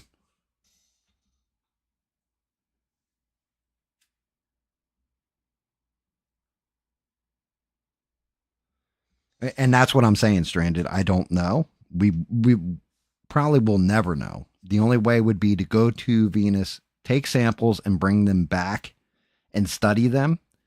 And honestly, I don't think we've ever even tried going to Venus.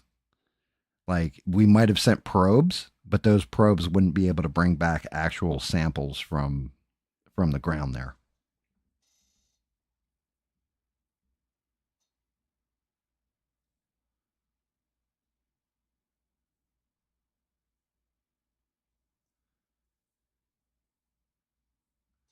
Well, and it's funny you said that, Devin, because like legitimately, there'll never be like a Saint Gam. You know what I mean?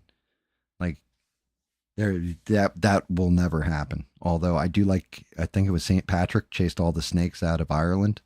So hey, you know what? He deserves a medal in my book because I hate snakes.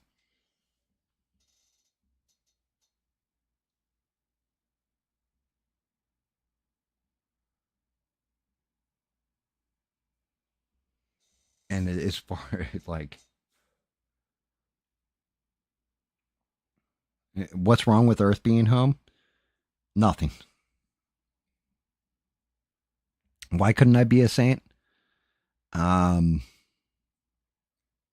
if you look at the saints through history, right? Like all the different ones, what type of saint would I be? Like legitimately. There's nothing that I've done that could ever be construed as a miracle or, so beneficial to living my life by a doctrine, a religious doctrine, that I would ever achieve sainthood. And Bob K is right. When I was a kid, I thought by now we would have already explored half of the known solar system or had a lot of scientific study done on all this stuff. And as Danny said, unfortunately, we can't even get like religious factions that all believe in Christ together, let alone Sunni Shiite. There's another one, right? You can't get these religious sets together to believe in a single God or even coming from the same God, agreeing on what the religion actually is. Simple stuff like that.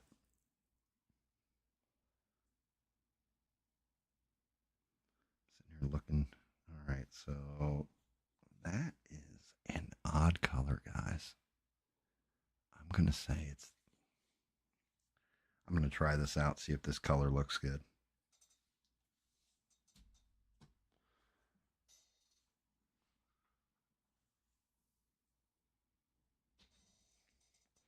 Well, yeah, forever, but you know what? You may be dead, and we're all going to do that one of these days. And every grave goes unvisited, but history remembering your name in a positive way, that is a pretty good way to go out. Just my opinion on that. Yeah, and Bob's right. Eventually, given enough time, either we're going to get asteroid impacted, just law of averages, or the sun by itself will eventually die and go supernova. And either way, Earth's going to get obliterated eventually. Now, granted, thousands and thousands of years, but hundreds of thousands of years, millions of years, who knows? But eventually that shit is going to happen.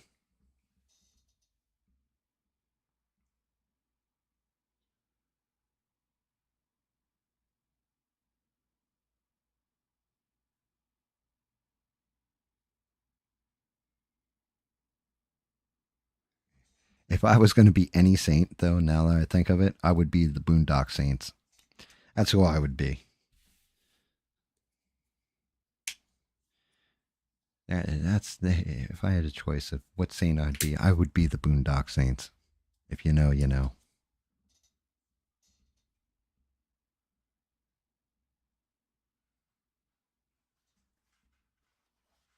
Yeah, and that's just it. That's what I was saying too, Stranded, is that an asteroidal impact has happened quite a bit. Quite a bit. We've had near misses. We have one coming up in 2030, I think it is. They're saying it's going to come closer to Earth than our moon. So the Earth or the moon's like, I don't know, however, we'll say 20 million miles away. It's going to come like 10 million miles away from us. So that's pretty goddamn close. And they're saying it probably would be a planet killer too if it hit us.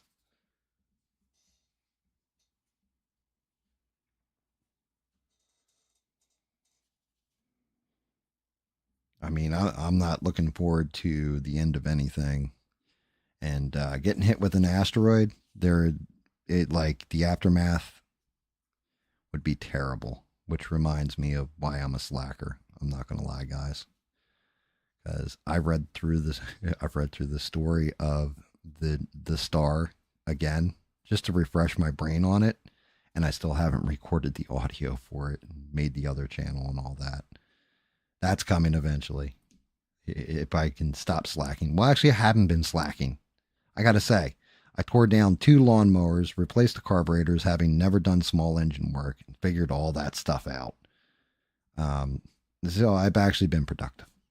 I have been productive. Way more productive than I had been. But just the same, I don't know.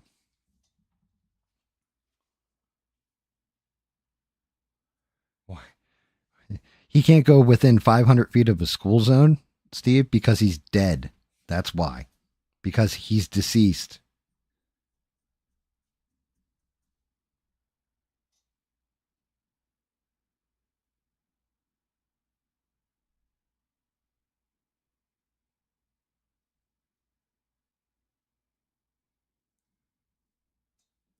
Yep. And you know what, Devin? You're pretty right, pretty correct on that statement.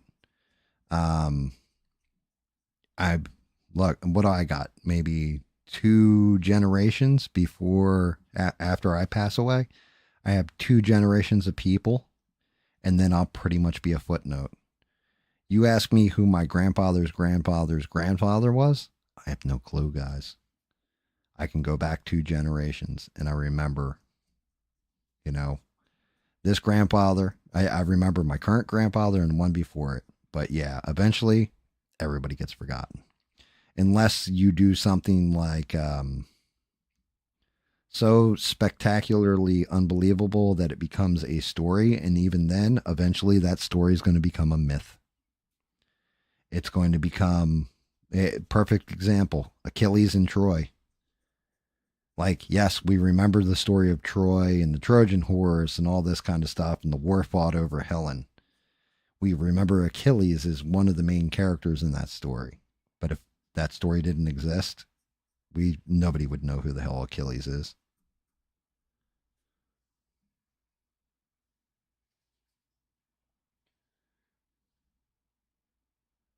As soon as I can pronounce the word that you just said, I'll definitely read it. But for some reason, I know that book too, Devin. It's a book in the Bible, and for some reason, I know that book. Like somebody was talking about it, and it was somebody who was preaching woo woo, but they referenced it in reference to a woo woo subject, like aliens or this proves aliens, some crap like this. I can't remember who it was either, but somebody was talking about that book. And as a matter of fact, I swear to God, I've asked you questions about that book too.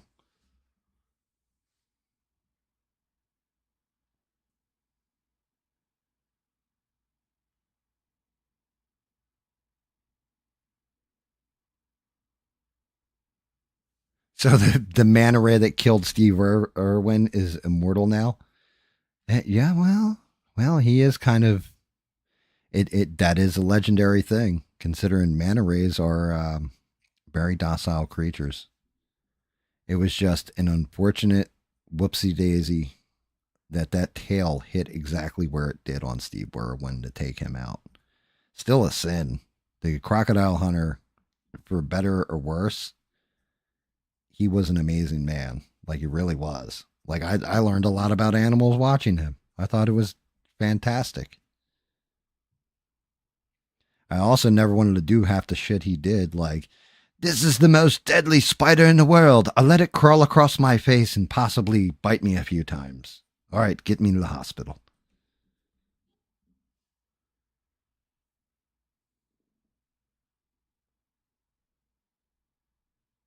Brother Lawrence.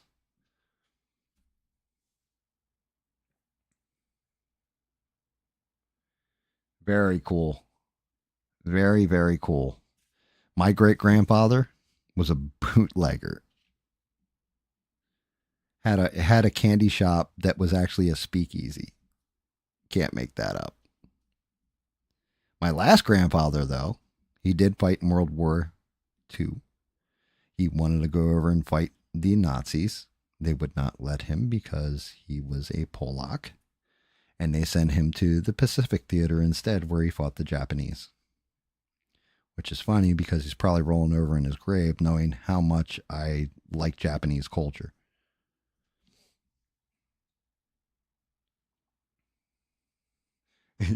Bob, I wish that were the case. And then I look at AOC and realize sometimes the stupid are really rewarded. Because that woman is not intelligent. There's just, she's crafty and she's slick, but she is not an intelligent woman. Explain Ilhan Omar's ability to stay in Congress, you know? Like, sometimes you would think that would be the greatest thing in the world. And honestly, I've had a person who is a Christian once tell me, like, why do you think all the good people that you know usually die very young? And I said, no, I think about it, I don't know. And they're like, because the evil, this is their punishment, is to stay on earth, right? The good people get taken to heaven. I was like, that actually kind of makes too much sense. So I'm not going to believe you.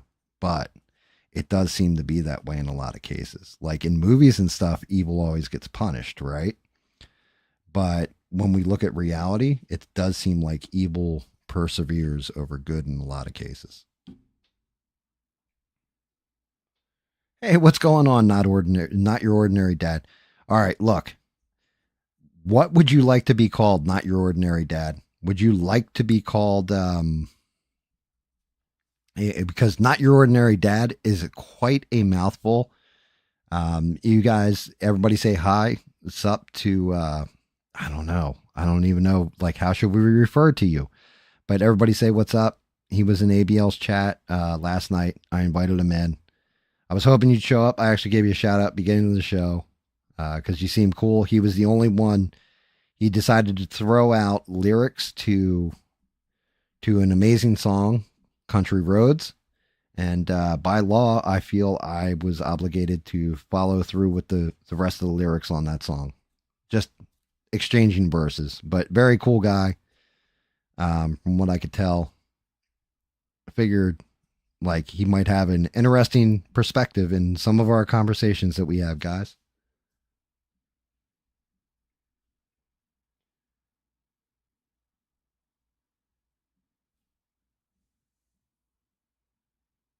E-Rock, it works. Dude, that works for me because calling you dad, I feel some kind of way about it. I ain't calling any other man daddy. That's just not my bag. If it's your bag, hey, more power to you, but it's not mine. Yep, E-Rock. So, welcome aboard, brother.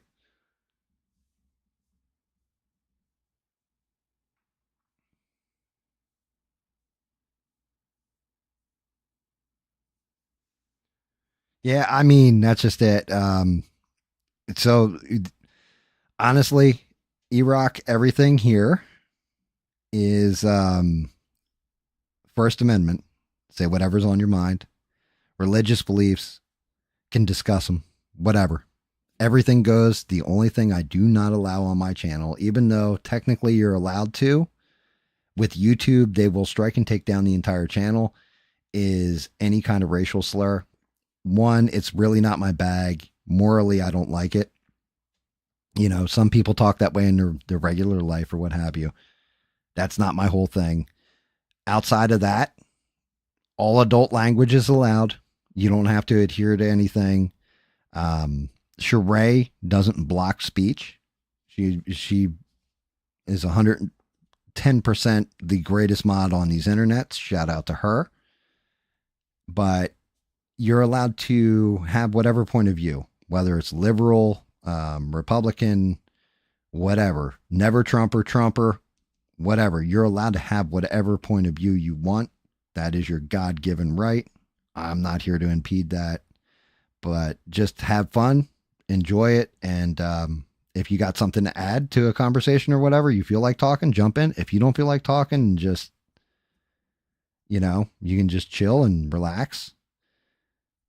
The topics that we go over, like I'll go over like whatever's in the news lately, usually at the beginning of the show.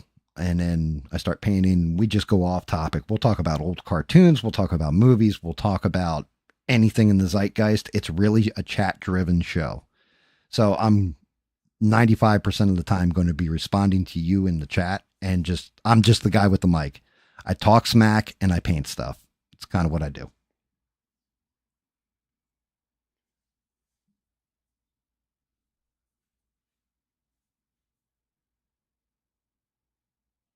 Well, there you go, Bob. If you find a girlfriend, she can call you daddy, and that's fully fair.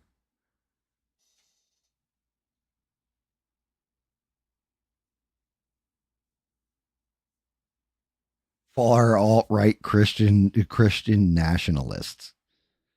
Yeah.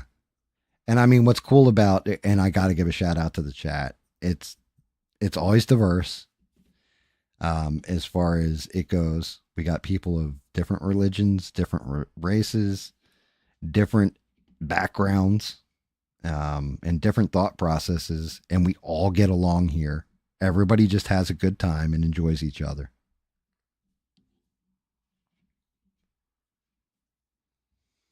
Like, and that's honestly, disagreements occur here and there, but everybody seems to settle them and be cool with each other at the end of it. So, hey, I think it works, guys. I don't know. That's just me. I think it works. I think that we prove beyond a shadow of a doubt that you can have disagreements and still be cool. It doesn't have to be my way or the highway. Dude, Squirrely is thick. Yeah. Yeah. Look, like if you look at them thighs, right, on this girl, like look at that. Look how thick them thighs is. Look at the booty. She got a big old booty. But you know what? Squirrel Girl, God bless her. The way in the comics, she's kind of not as thick, but for the game, she came out very, very thick. And nothing wrong with that. Nothing wrong with that. I'm not seeing a problem. I can deal with that. If you think she's thick, you should see Emma Frost the way they did her. Her thighs. Jesus Christmas.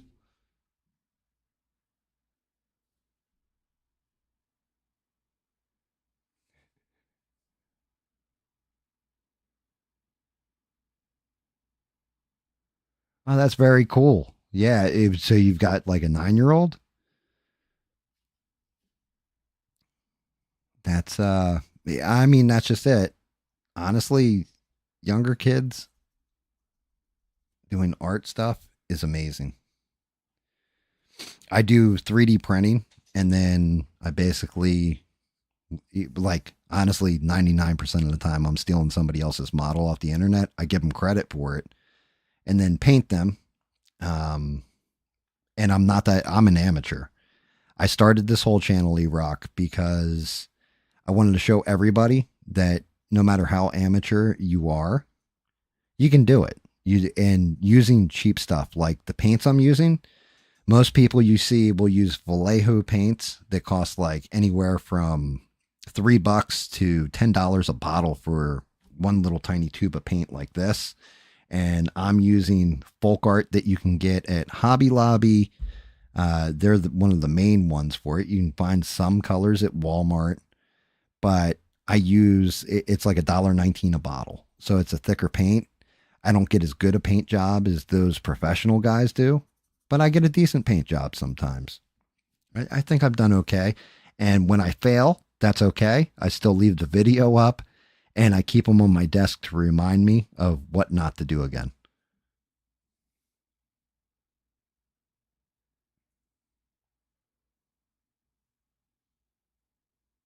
And you're right, Danny.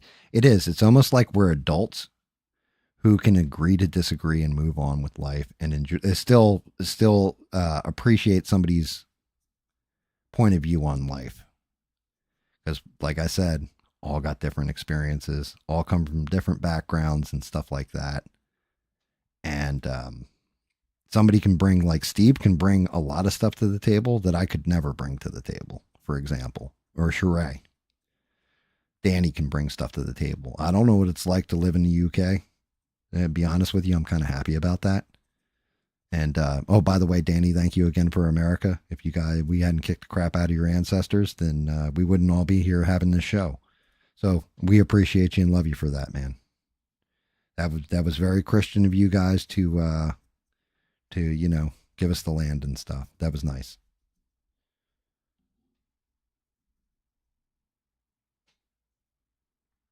Origin factions, yeah.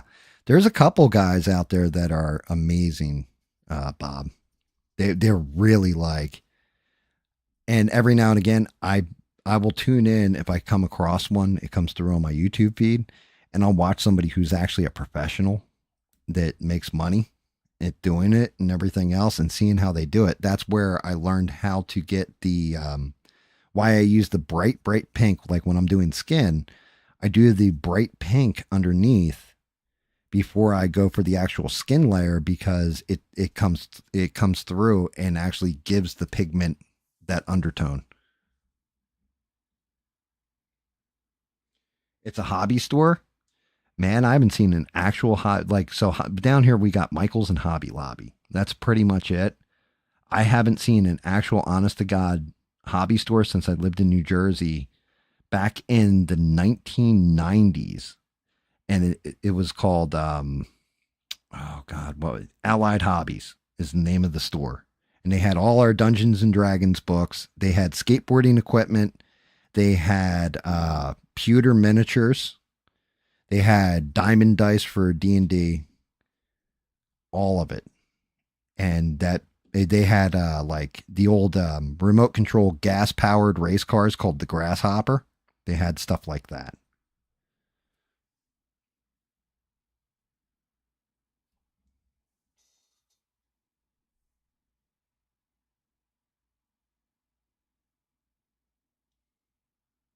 Oh, that sucks. That sucks, E Rock. They went out of business. That's crazy. Down here, it's like still a huge thing. Well, it's not a huge thing, but they have a pretty big store that doesn't seem to ever falter.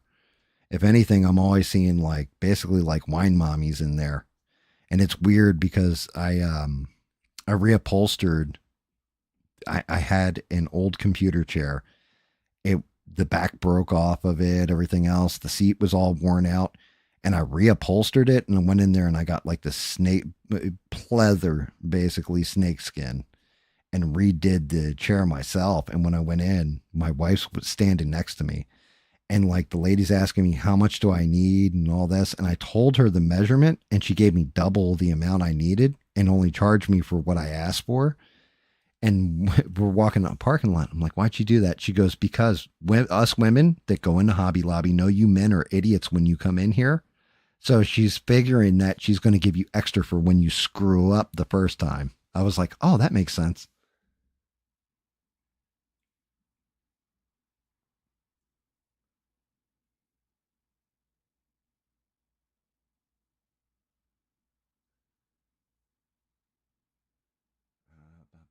So much as that store though.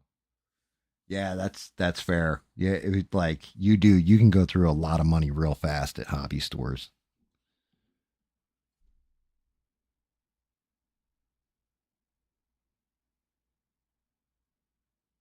I spent way too much time at Guitar Store growing up. I already had two guitars and a bass. Yeah, that was my buddy Guido. He had all kinds of different basses, guitars. Like he was real big on his music, and that stuff was expensive. I also knew a set of brothers. One brother played the drums, the other played the bass, and the oldest brother played guitar. And the oldest brother actually went to, what is it, the Philadelphia School of Arts or whatever. It got his master's degree in jazz fusion guitar, I want to say. And they were amazing. But yeah, I just, being a parent and knowing how much you have to spend on equipment like that, I can't imagine how much money they dropped getting their kids all that musical education. Just a redonkulous amount. A matter of fact, I think the youngest brother also went through the Philly School of Arts for some reason.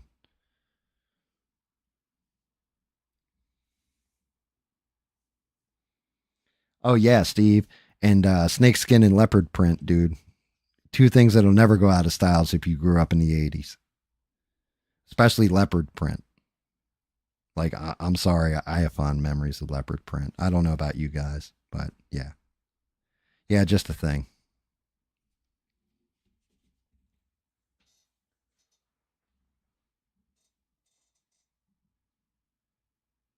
Yeah, well, my buddy, and yeah, I'm not going to say his first name. They not. I'll ask him for permission to go into his story or whatever.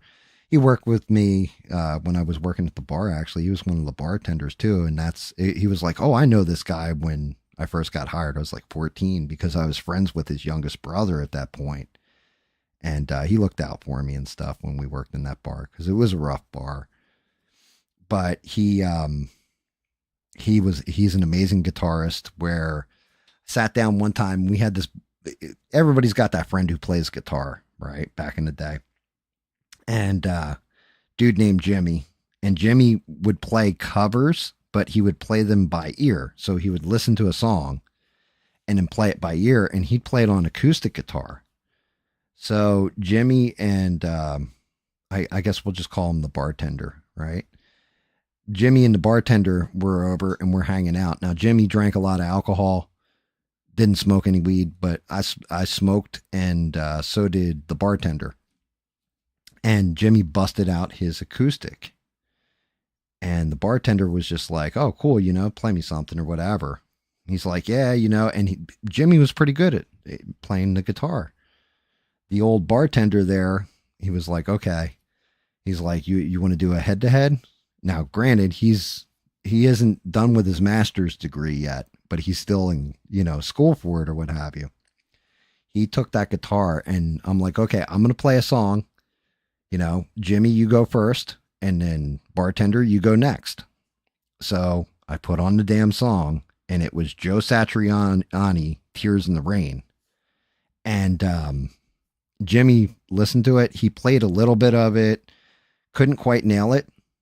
The bartender took that guitar and like it sounded like Joe Satriani was sitting there playing it. Like he was just badass with it. It was like everybody was like, "Whoa!" Like all baked. "Whoa! No way, dude!" And any song that came after it, any rock song, anything else that we put on, it was kind of the same thing. Like some of them, Jimmy knew by heart. So like Stone Temple Pilots, for example, we put on like Plush, he'd hammer that, right? But the bartender, he missed not a song, not a note. Everything was pitch perfect and sounded amazing. It was just unreal. That we were like, you're getting the same sound out of the guitar that he can't get.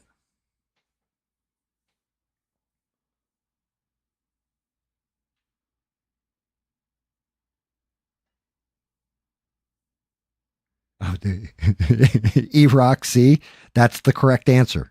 That is the correct answer, sir. No, I had these all along.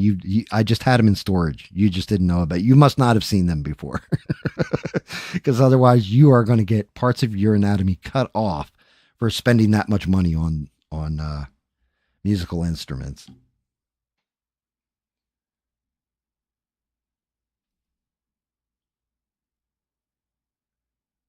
And they became Hoobastank. No, but for my 21st birthday, the bartender and his youngest brother that I was friends with, who introduced me to him, played my 21st birthday, and they just tore it up. Like they did legit, like it was like a concert. I had a pretty interesting 21st birthday. We like tarped off the whole backyard and all this in case of rain. Everybody just partied their ass off.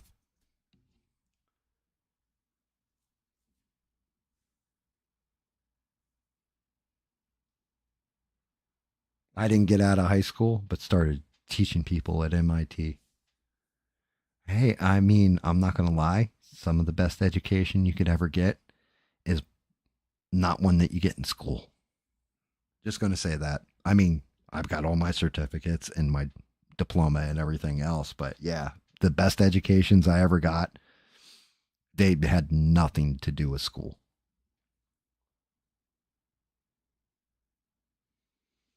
Oh no, they see that's just it. Every other day of the week was one where I would forget things, but my 21st, I remember. I remember a lot of it, a good chunk of it. And mainly because we used to videotape everything back in those days. I have videotape from, well, actually, now it would be, as of this year, it would have been 95, so 30 years ago. I have a videotape of me, and it's a crazy 2.5 hour video of the New Year's party we threw and all that stuff. That's the only one of the only. There's two surviving videos. One is from, I want to say it's 91, but every other VHS tape I had was in my mother's basement and was destroyed through like mold and just mildew and all that on the tape. The tapes wore out, and I wouldn't even have the other video if it hadn't been for this one guy named Richard the Liar, we call him.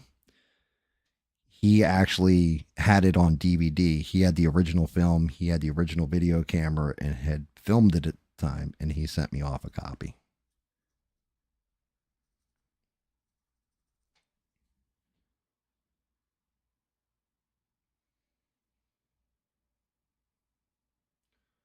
I remember New Year's 2K, and the only reason I remember, well, I don't remember all of it, but I remember a good portion of it, is because it was a 3 day party we threw. We called it the end of the world party.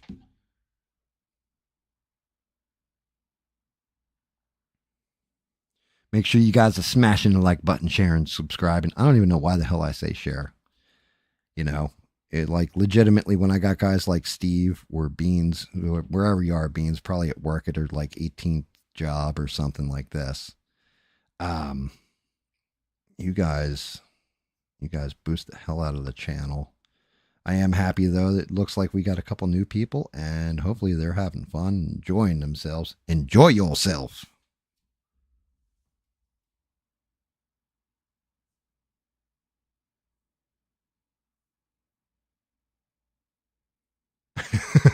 Yeah, dude. Hey, E-Rock, at that point, you definitely that's when it's like, yeah, me smoking and playing, not a good mix. Like, what do you mean? We're right in the middle of Like we're playing Smoke on the Water. Why are you playing Ohio? I don't understand what's going on here. We just broke into Lola, and you're over there playing "Who'll Stop the Rain." Like what is going on here?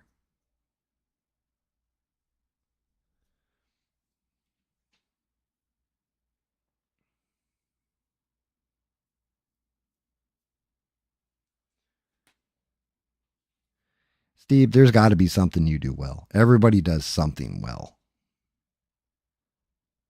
You've often heard me say, I am jack of all trades, master of a few. Like there's definitely some stuff I do okay.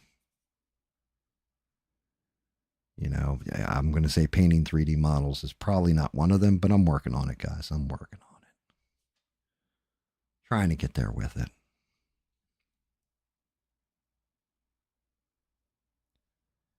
Um, Crazy, crazy. So I'm guessing, Iraq, you are a big music guy, which is crazy because we got Eugene in here who's a big music guy. 666, who will be here probably later on. He watches like Salty Cracker, I think, on Thursdays or something like this, and then drops in. Six is a pretty damn good drummer. And like I said, you got Eugene, and then you've got Devin. Devin spent most of her summer at band camps. And I think don't you guys own like a store where you repair musical equipment, Devin? If I'm not mistaken.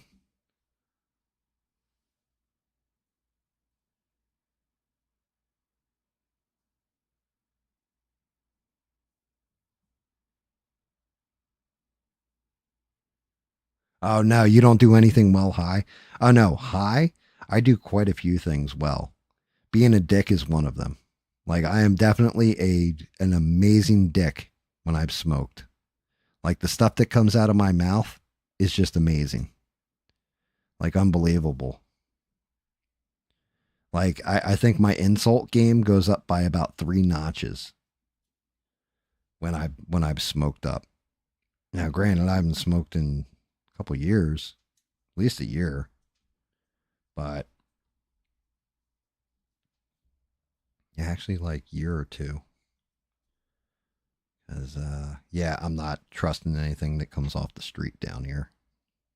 Got to come from a dispensary for me anymore.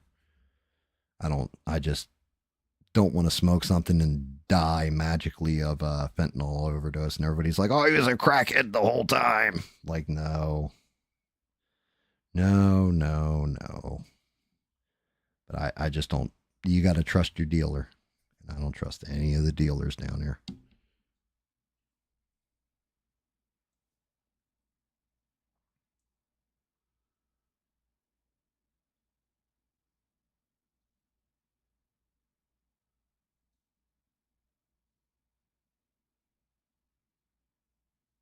Yeah, I mean, well, were the artists different? Or, did we just awaken to who they are as people? Like, I don't know. If we go back in time, maybe certain people were always that way and we just never knew it because we didn't have the internet to see everything that they do. We couldn't watch somebody spectacularly fall from grace. You know what I mean? Or say some boneheaded thing because now everything's interconnected faster than faster than the speed of thought in some cases. It getting out there. Somebody posts a tweet, 500 people like immediately see it instantly. And then have some kind of commentary, positive or negative, on it.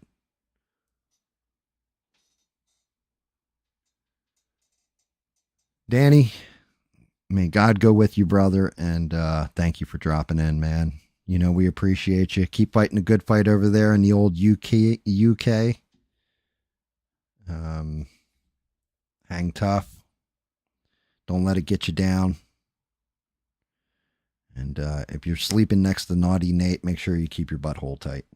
Good night, brother.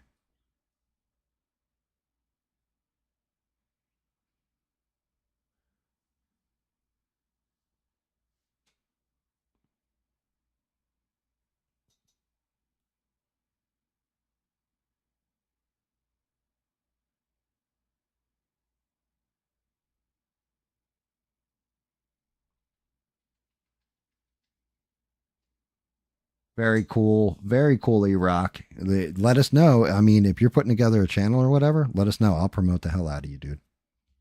That's I'd like to see new people that are coming up with their own thing and promoting them. I think that's one of those things that like I'm just a guy who paints stuff and talks smack on the internet. But I've gotten some amazing support from a lot of decent people, and I like to pay that kind of stuff forward. You know, like Sheree, for example, over there. She's always here, no matter what's going on, for whatever reason. And you know, Beans, who will probably be here later, but she just kind of reinvested in her YouTube channel. Anything I can do to ever help those guys. Eugene's actually newer, but at the same point in time has become pretty damn important here. We promote, like, you'll always see his YouTube link go up. Six, same thing with his drums. Like, anybody I can help, I'm gonna help.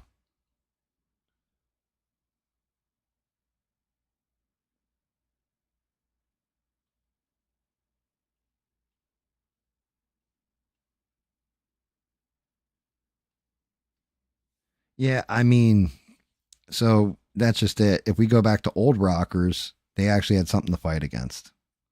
Now, what are they really fighting against? You know, like Green Day. What are you actually fighting against? You're not really fighting against some kind of establishment that's trying to keep you down. But I know Green Day, um, like Minority, like the song Minority. That was George W. He was talking about in that song. Like, he doesn't want to be the moral majority, or I want to be the minority, don't want to be part of the moral majority.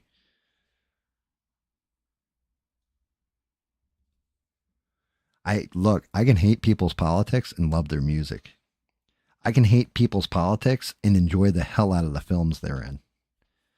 Look, Mark Hamill, I don't agree with him politically at all. He's one of the most Trump deranged syndrome people I've ever seen.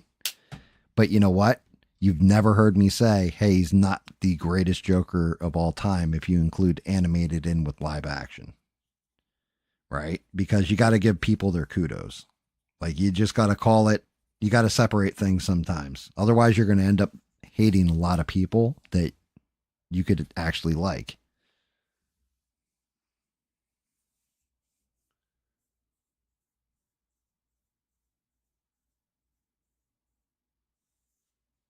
Oh, yeah, E-Rock, that's just it. So we're not going to scream at each other. We're not going to, we don't do that. Like, well, not that there hasn't been tense arguments in the chat, but yeah, what the hell am I going to yell about, man? Like, I'll give you my opinions on things. But when I do news, I'll tell you what the news stories are and what's happening. For example, one we didn't cover tonight is just how odd the entire thing is with the Minnesota shooter, right? And for me, that is a baffling one because last week, actually, I think Sunday, Steve Kerfuffle and I were debating it over. I say he is a Democrat that is disgruntled. So he's doing stuff like he's a Republican to offset. And Steve had said, no, he's a Republican who's mimicking a Democrat. And like the two of us went back and forth. The more I researched, we came to one conclusion. The guy had a good scheme on how to assassinate people, but is a complete nutcase. And now that everything has kind of come out from the entire case, there is no, I can't solve it. Like, can't figure that one out. Makes no dang sense to me at all. Makes no sense to me about what, like, his background. He has a giant house, on a very beautiful house, 5 kids and a wife, right? But was living with a pair of roommates that look like big old sweat hogs, right? He did missionary work down in Africa opposing, like explaining what's wrong with abortion and converting people over to Christianity, for example. But at the same point in time, work for Tim Walz and his administration. So, like, he's a total like Manchurian candidate, MK Ultra, some kind of weird things going on there. He's like Reggie Jackson in that old movie Naked Gun when they pressed the button and he went nuts.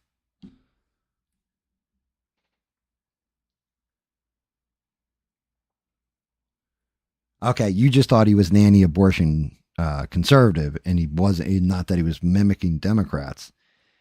His He's just such an amalgamation that when you hear one fact, it should point you in one direction, and it doesn't. And okay, we can say it's a nuanced debate, and maybe he believed this, but not that. But something's just wrong with the entire damn story. Like people that, okay, for example, abortion, right? You're completely anti-abortion because why? It's a desecration against God. You're taking life, stuff like this, right? Oh, you're destroying an innocent life, all this kind of stuff. So you're completely anti-abortion, yet you have a whole scheme to go eliminate people and in their lives. Isn't that like just late-term abortion at that point? So it doesn't add up to me. And that's where I end on it too, Steve, is I think it's a psyop. Something's not right. It's the same thing with Thomas Crooks, the guy who shot at Trump and nicked his ear, right? Like came close to ending Trump. Why don't we have all the information on that guy? Who went in and completely wiped down his place and took all the silverware so this way you had no fingerprints to be found? Stuff like this. How come we don't have all the information on him? Why is there no manifesto that's been published on him? What is going on with that? Like something's not right. And you would think like they would release all this because, especially with the Trump administration being in there and him assigning his own guys like Dan Bongino and Kash Patel and all this kind of stuff, and Tulsi Gabbard being in the the director of national intelligence, you would think they would have gotten to the bottom of it the moment they walked through those doors, or at least picked up the investigation, said, yeah, here's what we can tell you about this guy. Nothing. They've been radio silent on it. Why?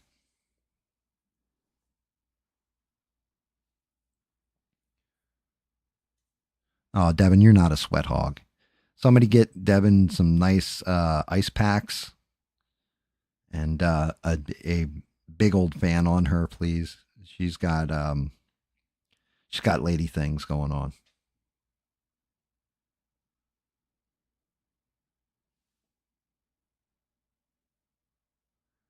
Yeah, I mean, like I said, something's not right, and it's terrifying to me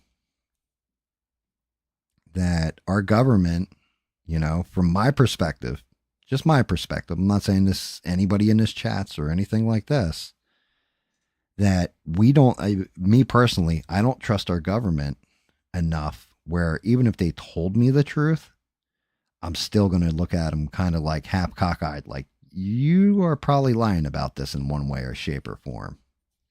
I think that's a sin. Like it's, well, not an actual sin, but it's definitely sad. It's sad that I can't believe, what you tell me just based on the fact that you've lied so much and done so much deceptive, jacked up crap that you can suck down my tax dollars, but can't, like I can't trust you.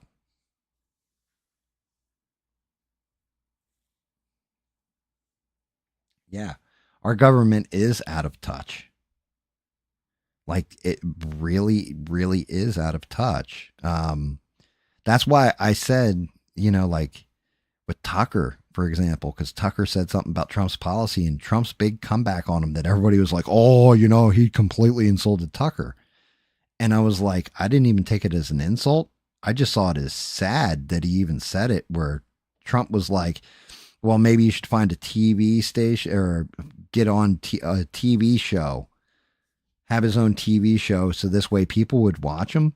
I'm thinking to myself, like, you do realize, Mr. Trump, yeah, TV, the ratings have been down. People aren't watching mainstream crap anymore. Everybody goes to streaming and the internet for everything now. Like, you just sound completely out of touch when you say stuff like that.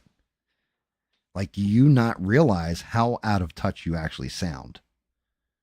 Like, you sound like an old man. Like, you sound like Joe Biden did when he was in the primary, and he was just like, put on the record player when your kids go to sleep. And it's like, record player? What are you talking about, dude?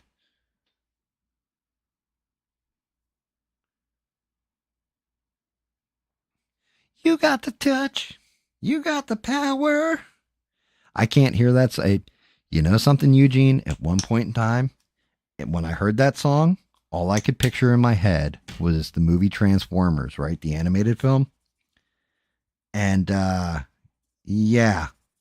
Now when I hear that song, all I can picture is Mark Wahlberg and Boogie Nights trying to sing it. Yeah, a lot of people have a record player, but you don't put it on for the kids to listen to. Kids don't listen to record players anymore. They just go to Spotify and queue it up, or YouTube and queue it up. Like, digital media is really where the kids are at. They just look that stuff up on their phone and let it play. Like, we don't even really have iPods anymore because they're kind of archaic. Your phone can do all that now. Like, there's a point in time where that didn't work. So that's what I mean. Trump just looks out of touch. Like, yes, some stuff is better on record than it is digital,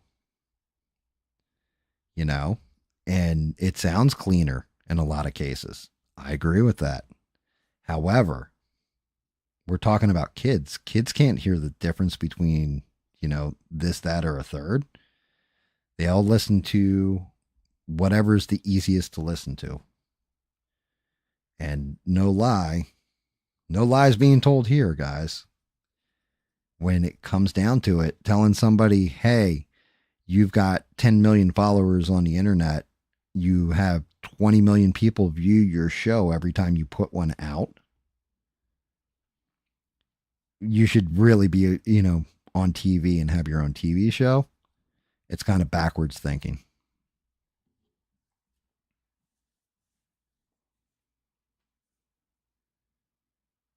You've never seen Boogie Nights? That's a must see forever. Um, it's an interesting movie. Like, even though the subject matter and all that, there's some really good stuff in it.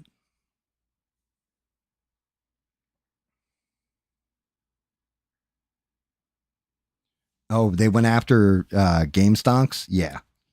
Well, I mean, look, he was inflating. Technically, when you break it down, you're not supposed to inflate a market, and especially around one stock.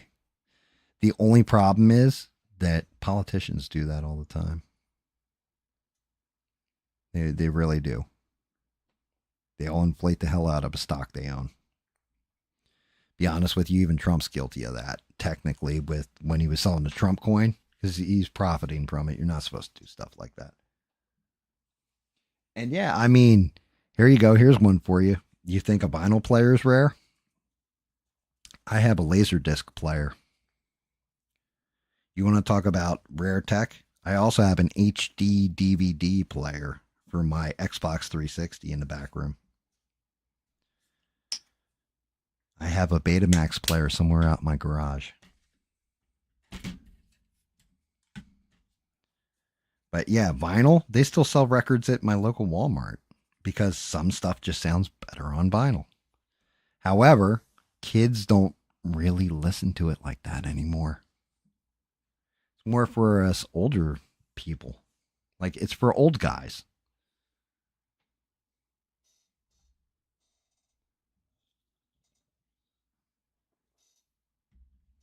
I remember, what was it? Was it late 90s or early 2000s when Eddie Vedder, the album, Pearl Jam's album, was called Spin the Black Circle, or single was called Spin the Black Circle. And he made, they were going to stop making vinyl albums, I want to say. And he was like, nope, the only way I'm putting out my album is if it goes on vinyl too. Because he's like, yeah, vinyl's different and all this other stuff. The problem is that back in the 90s and stuff, people kind of got trendy with it too, instead of actually getting it for what it was. You love which song? Pearl Jam? I couldn't stand Eddie Vedder. I thought he was a complete dick. He was like one of my least favorite out of all the grunge Gap approved bands. I like their music, but I always thought Eddie Vedder himself was just kind of an arrogant prick.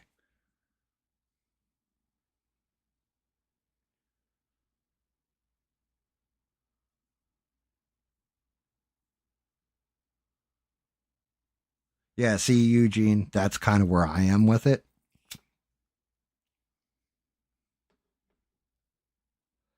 I think it's more like collector's item now, you know?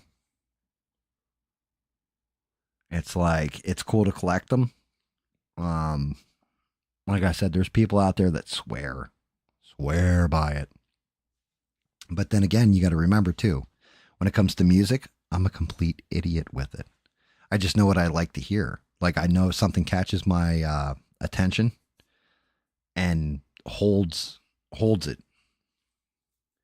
I can tell, like, when a song's got a good hook to it, if it's going to bust me into it, where it's going to get stuck in my head. Like one of these days, I should put out a playlist. But it's just like E Rock did the other night. Soon as he was like, starts hammering into country roads, it's like, yeah, I got to finish that song. That's one of the songs that always goes on my playlist. Like that, The Gambler by Kenny Rogers, Africa by Toto. What else do I do? Like? They're like my chill songs. I'll put them on. I can put them on in the background, sing to it. Dire Straits, Sultans of Swing, Stranglehold by Ted Nugent. They're brainworm songs, like they're stuck in my brain. Um, Songs from like later on, like Drops of Jupiter. Anytime that comes on, I got to listen to it all the way through.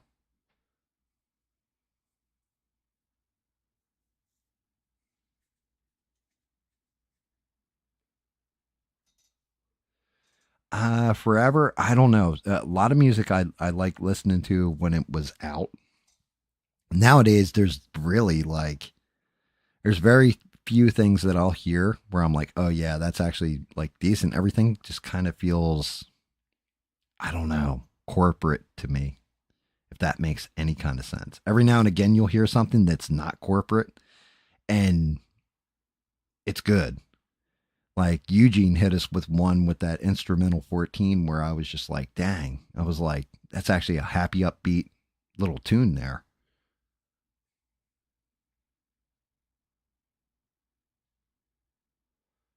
Yeah, I mean, Sony was trying to do it back in the 2000s. Well, Sony's big thing was always them getting smaller with everything. Betamax is much smaller than VHS. It just didn't take off. Um, Blu-ray beat HD DVD though for Sony, and that's because they sold so many PlayStations with a Blu-ray drive to it. It was able to dominate.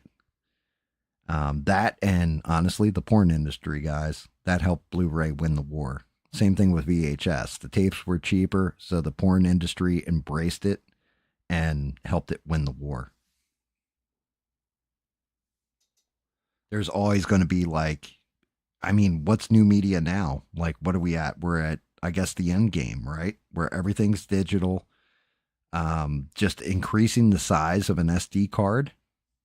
That would be it, while making the card smaller. But even then, that wasn't good enough because they had to do like SSDs, solid state drives, instead of hard disk drives, which is basically just a glorified RAM chip, but actually like a ROM chip, a RAM ROM chip, basically. I mean, VR, yeah, but VR is just not there yet. Like it's cool.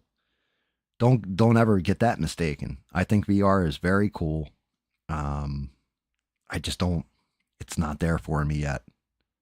The interaction ability with it, where if I'm playing like a boxing game and I put on the head, the helmet or whatever, and I'm throwing my hands aren't moving in sync with it. Like there's still, it's off.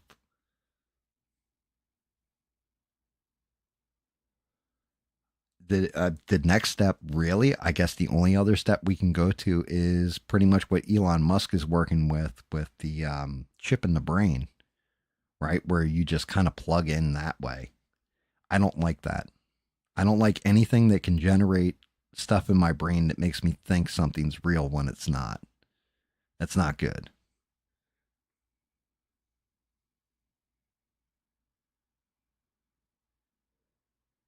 Oh, very, very cool, E Rock. Yeah, Jesus, I'm trying to think. I don't even know what the first cassette tape I had. First vinyl. Like I got a record player. Actually, you know what's funny? First record I can remember back in my head owning was when I was a little guy. So it must have been like 78, 79, somewhere in there. And my parents got me a record player and it had a comic book in it. And you would put it on and it would tell like the story from the comic. But it had two sides to it and two comics. And one comic was Spider Man and J. Jonah Jameson, and J. Jonas Jameson's son turned into a werewolf. And then the other side was the Abomination Rhino fighting the Hulk and like going through the whole comic. Like you'd read the comic with the while you're listening to the sounds play.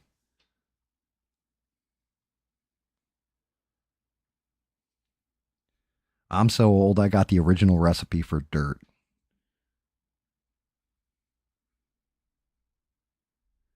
The Babe, what Babe?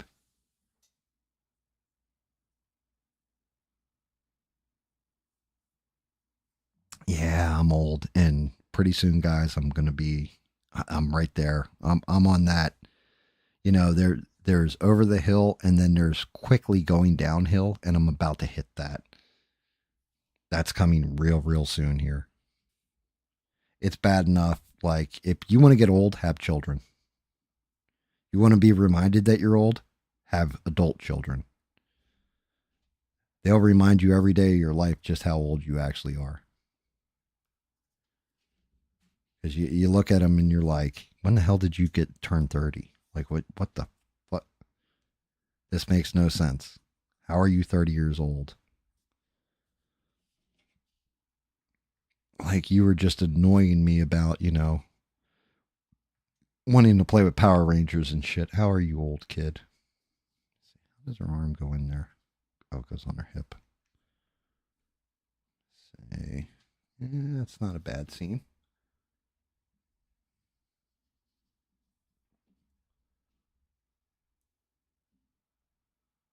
I don't remember my first cassette. It might have been the Teddy Ruxpin or some G.I. Joe thing. That's fair. I remember the first cassette player I had. Actually, you know what? Here's one for you. I think one of the first cassettes I ever owned was Weird Al Yankovic. I'm not even making it up. Was I had blank cassettes where I'd record songs off the radio, right? But I think my actual first like damn this is my cassette was a Weird Al Yankovic cassette and it's the one that has Yoda on there, which was a parody of Lola, and it had Slime Creatures from Outer Space. I'm trying to remember what other songs were on it. Those were the two songs. I want to say it was Weird Al Yankovic in 3D for some reason. Yours was John Mellencamp, and yours was Strifer.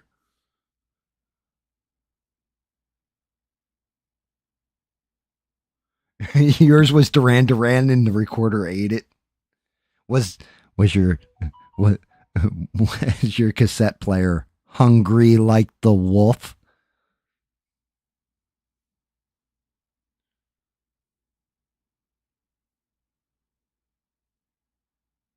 Yeah, and he did. Yo, Eugene, that's amazing. You had Teddy Ruxpin, and what was the inchworm looking thing? What the hell was his companion's name? And they used to interact too if you played the cassettes at the right time together.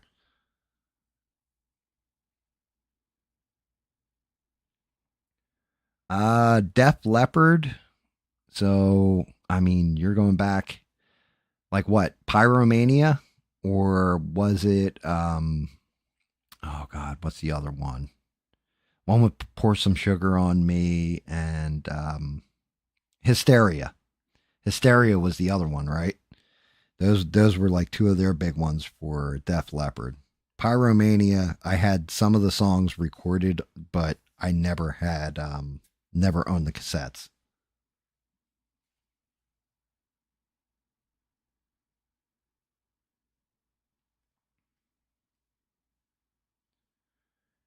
All right, you guys ready for the most depressing thing is? I can remember my first CD. When I bought my first CD player, I got it from for my birthday. And this will probably tell you the year that I got it too, right? But it was actually my best at the time. It was one of my best friends, right? This guy named Jake, his sister Kim bought it. We went out or whatever, and I want to say it was like Kmart was still around, and she's like, "I'm gonna buy you a CD for your birthday for a CD." You know what CD she bought me? Can't make it up. Alana Miles, the CD that has Black Velvet on it.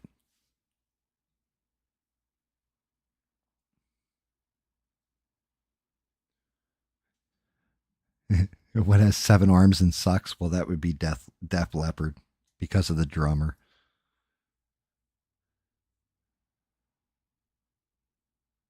And yeah, I swear to God, it's Alana Miles, and I can't remember the name of it, but it had that song Black Velvet on it, and it was all over the radio at the time. She saw it and she bought it for me. That was my first CD. But I completely remember it. Now my second CD, you know what it was? Iron Maiden's Number of the Beast. That was the second CD I ever owned. When it comes to media, like my first DVD I ever bought was Jason and the Argonauts. I love that damn movie. I love the story. I love the movie. I always thought it was just fantastic. Ever since I was a little kid, I always loved it. Ray Harryhausen. I wish I could get some of his stuff in 3D prints, but most people that recreate it want to charge you like 50 to $100 for a good sculpt of his models. Otherwise, I'd 3D print and we'd have like Harryhausen all over the place here.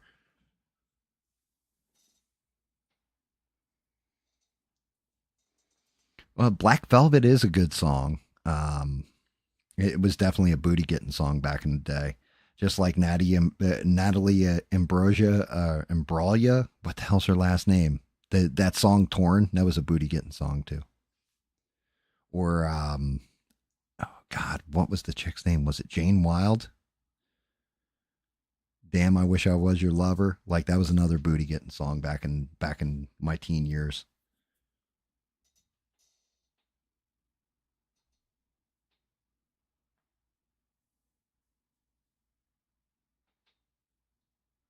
What's going on, Beans? Hey, promote the hell out of her, Sheree, please. Jane Childs, that's it. And yes, Sophie B. Hawkins. Damn, I wish I was your lover. Yeah, we used to play that song constantly. We'd shoot pool in the bowling alley. It was always that one on. You always had "You're So Bad" by Tom Petty would always play when we were shooting pool. What's brown on here? That does not match. Only other thing that matches is the back end of this tail with this color. I'm gonna have to figure this out because her tail bump. Let me just get an outline going here. Trying not to goop this up too much.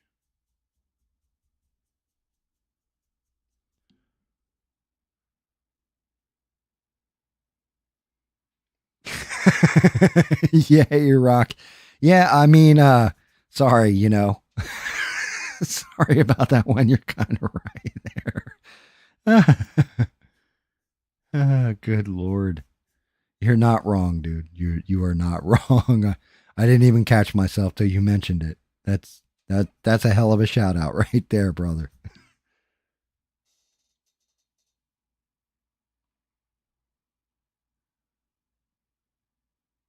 You've been here since the 18 jobs comment? Well, tell me I'm not wrong. You tell me when I'm telling lies there, ma'am.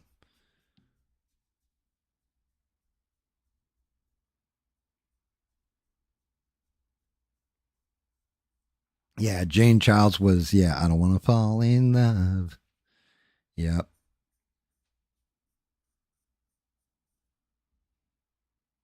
I should probably have concerns about this tail, by the way, because I just noticed I put 3 drain holes. You can probably see them right here to drain out excess resin.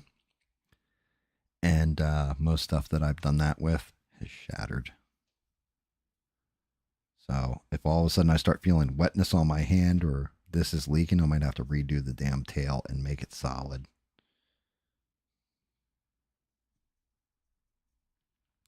I don't wanna fall in love. Love cuts like a knife.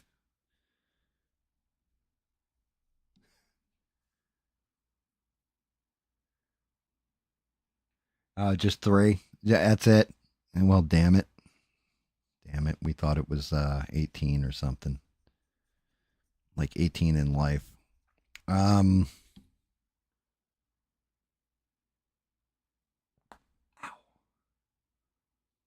what did I think of the Bohemian Rhapsody movie? I actually thought it was pretty good. I'm not gonna lie. What's his name? Remy Malik. I think that's dude's name. I thought he did a pretty good job as Freddie Mercury. If that was really him singing, he did an excellent job. And then the guy who played Brian May, I thought he was pretty good as Brian May. Now, I know there's a lot of bullshit in that movie, like most, movies like that. But I didn't think it was over the top egregious or terrible. I actually thought it was a pretty decent film. You've only seen Wayne's World. Yeah, back when Mike Myers was super funny. I always say this. I always say one of the forgotten gems with Mike Myers in it. And honestly, I swear to God, the father from it, like when he was playing the dad in the movie, he was basically the first incarnation of Shrek. Is So I Married an Axe Murderer. I always like that movie. I always got a kick out of it, especially when Mike Myers is playing the dad and he's just like, he'd move now! Goddamn boy! Lugging that cranium about. Oh, it's sharp and pointy in places just like Sputnik. Like, fucking crack me up. He'd! Look at that boy's cranium. It's ginormous.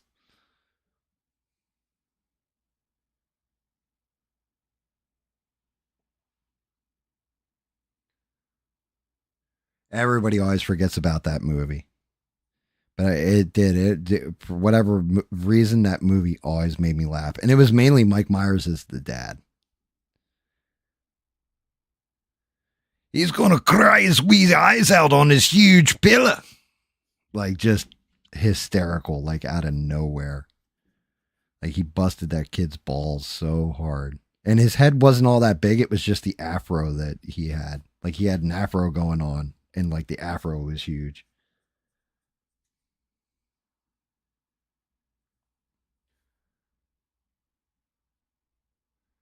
I don't know. Like, all right, so Sasha Baron Cohen.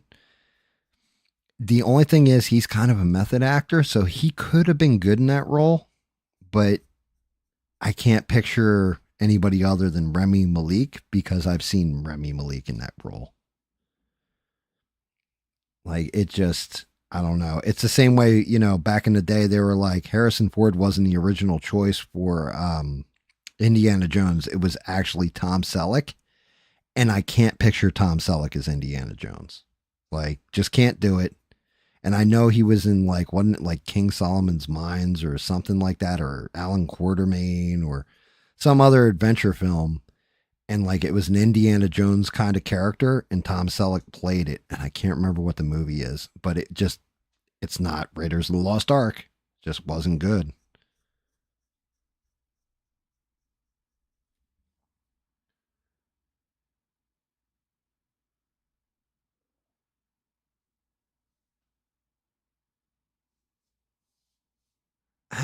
See, like, I don't know.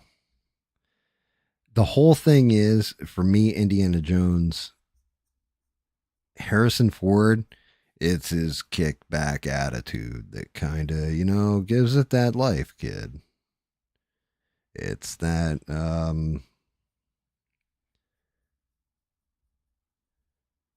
although you got that one line, like Raiders of the Lost Ark is my favorite movie of all time.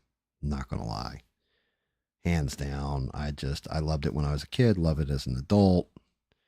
Even though, when you break it down, Indiana Jones could have never have intervened and all the Nazis would have gotten wiped out the same way, even if he had done nothing. Um, it just, I remember watching it when I was a kid and being like, wow, that's amazing.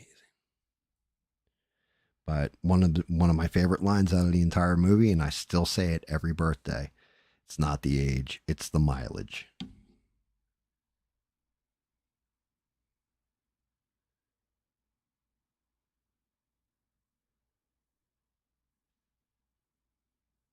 High Road to China is the name of the movie. But yeah, oh, Sam Kinnison's stand up. Are you talking about his solo stand up, or are you talking about when he went on Rodney Dangerfield? If you're talking about the Rodney Dangerfield with Sam Kinison, oh my God, he killed it. Like his later on, he did like his own hour or whatever. But I remember watching, I want to say it was Rodney Dangerfield, and he's like, I got a love song about a woman that I wrote. And he starts playing the piano, and he's just like, it's really about the true nature of romance and love. And he's like, you fucking whore! You ripped my heart out! Like he just starts going off.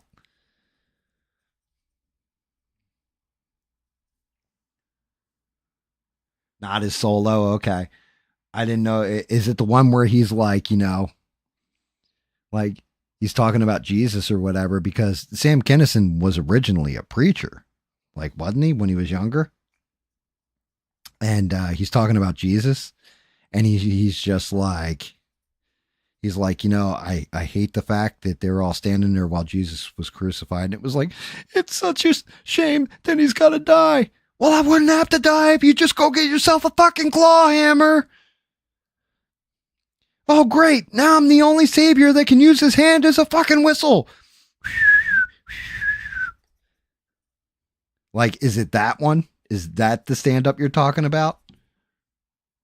Yeah, that one. Dude, that stand up, we had that tape and played that thing out. That, Eddie Murphy, Delirious, is another one. Like, you want to talk about an amazing stand up for its time, and you couldn't get away with that stuff now.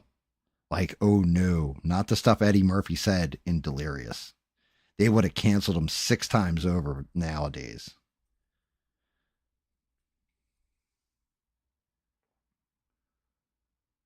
Oh, yeah, that's right. Where have you been?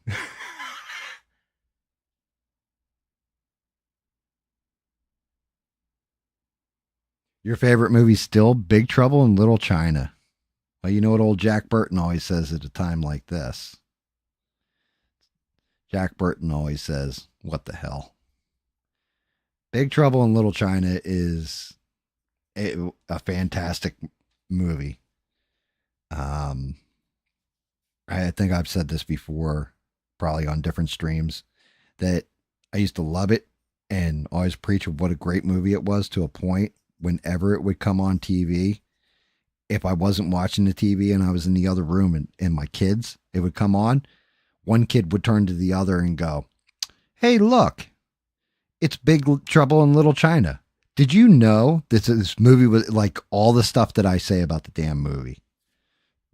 It's an amazing movie and it's a cult classic. Hey, did you know?" And I'm like, "Are you guys mocking me?" No.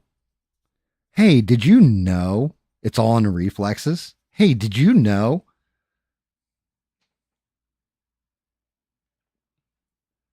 John Leguizamo. I really couldn't. I didn't get that much into John Leguizamo's stand up.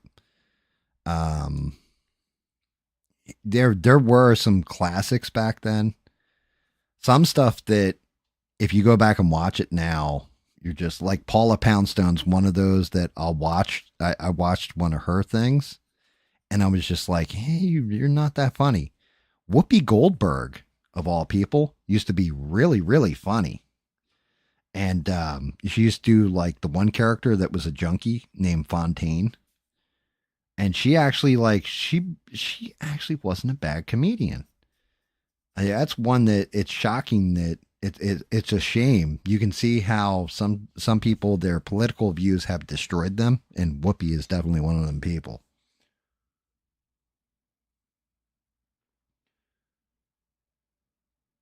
Benny Blanco from the Bronx, and yes, you know what? Forever, John was good. John Leguizamo was really good. Amazing as clown slash violator in Spawn. Yeah, like the movie itself for Spawn, I liked it when it first came out. The soundtrack from that movie is unreal. Like if you go back, um, you had Crystal Method and I can't remember who was the other one, but they did "Trip Like I Do" on that album. There were some really really good songs on there, but John Leguizamo definitely stole the show. Um, I can't remember the chick who played Priest in it. She was actually really good. Actually, Michael Jai White was great as Spawn.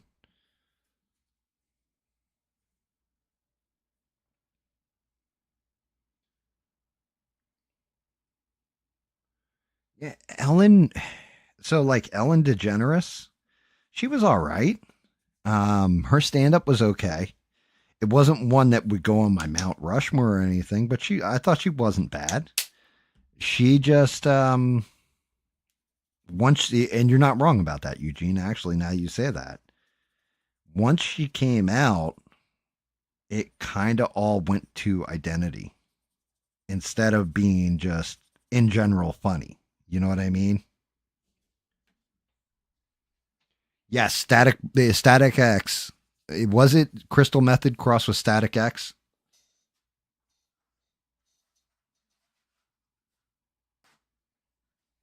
Yeah, the Spawn two soundtracks that I used to be able to listen straight through.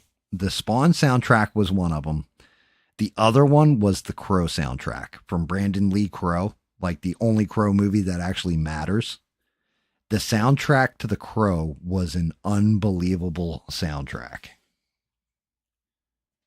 They had banger after banger on there. As a matter of fact, the main reason why I even bought the soundtrack before the movie had come out was because that was the only way you could get a hold of Big Empty by Stone Temple Pilots at the time before they put it on Purple.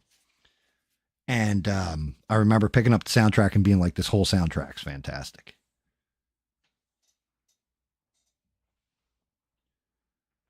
What would you guys say is like, give me some of your best soundtracks? Like you can just put them on, play them straight through. Here you go. Here's another one for you. Footloose. That's one that you can just press play and just let go. Mortal Kombat with Juke Joint Jezebel, um, by KMFDM. Yeah, yeah. The Mortal Kombat soundtrack was a banger too. Back in that had to be like early '90s, right? Judgment Night wasn't a bad one. Filter and the Crystal Method. Thank you, Eugene. Thank you. Fiddler on the Roof. Really? I don't know. I'm thinking about it, and I can hear some of the songs in my head, but I don't think I ever owned that one.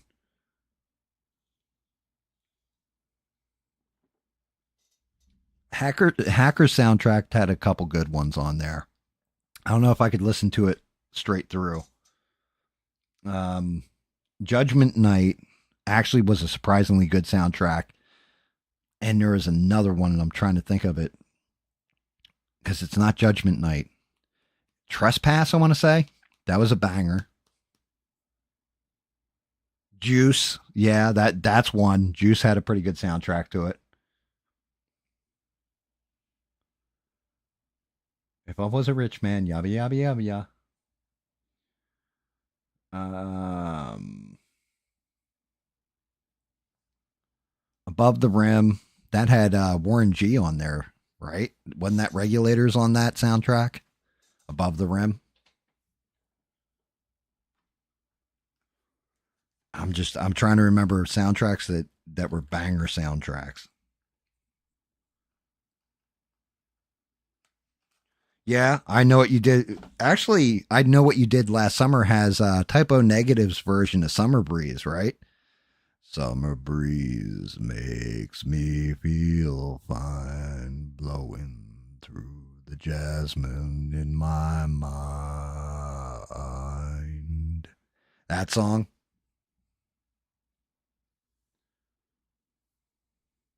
What did the fox say? Very nice, E Rock.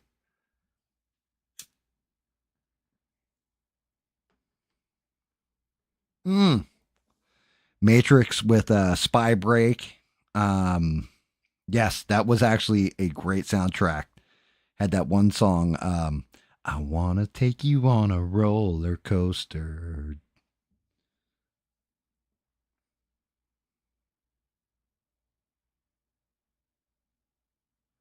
Soul in the hole, or is it hole in my soul? I don't know.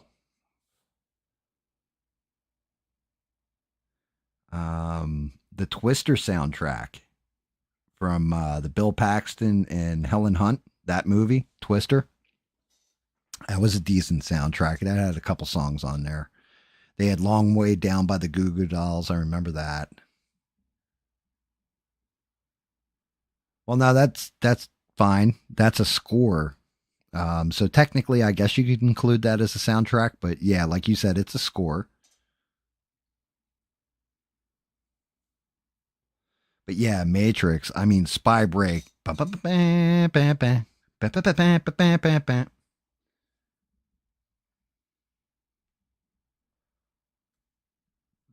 Anytime you heard that song, all you could picture in your head is the Matrix lobby scene where they're like bouncing off the walls and shooting guns and everything.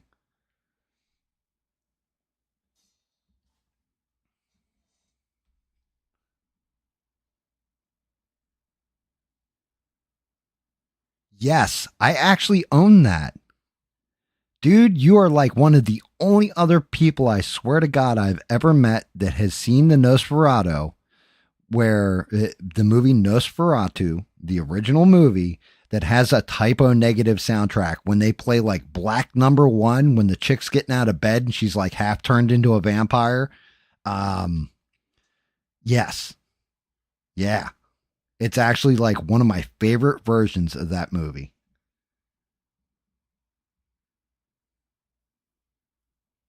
But yeah, I swear to God, E Rock, you are one of the only other people that have even seen. Because I'll say that to people and they're just like, I've never even heard of that. What are you talking about? And I'm like, dude, I'm telling you, there I had a DVD and it was Nosferatu and the soundtrack was typo negative. Like instead of you could switch the soundtrack from that or the original organ playing in the background over it. And what's even crazier is this. You bought that at Blockbuster. I ran a Blockbuster for years there, so maybe that's where I got it. I don't know where I picked that DVD up, but they advertise a movie on that DVD, and they say it's a ink block test for the mind or a Rorschach test for the mind, and it's one of the creepiest films ever. And it's like these black and white images that are all creepy as hell, and they have like this heartbeat rhythm in the background while the guy's like hyping it up. And I can never remember what that movie is called, and I've never seen it.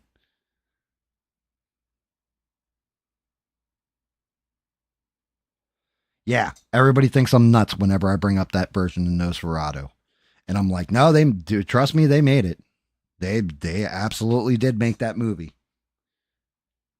Like, or make that put out that version of the movie with typo negative soundtrack. Because Black Number One's on there.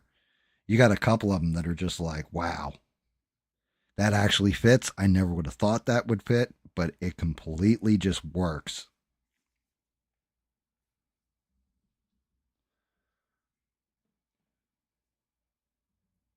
Yeah, typo negative. Um, let's see, what did you have? What were the albums? I know you had October Rust. And I'm trying to think. Black Number One, Death in the Family, Machine Screw. What the hell was the name of that album? Bloody Kisses. Purple Rain soundtrack is a classic. That is actually a good soundtrack, Beans. Good call. Yeah, yeah, yeah, E-Rock, you're not wrong. The music just, it lines up brilliantly with what's going on in the scenes.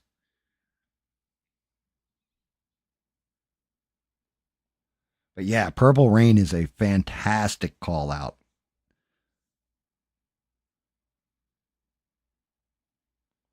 And yeah, Eugene chimed in with Bloody Kisses after I had already called it. But yeah, Eugene, you're right there with me on it. You're right there.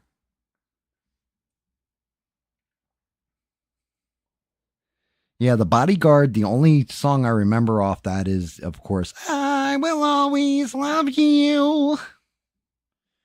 Whitney before the crack use. That's still a sin what happened to that woman. Hey, is she wearing leggings? Hey, I got stiffed on her leggings. She doesn't have leggings on. You bastards. Whoever modeled this is fired.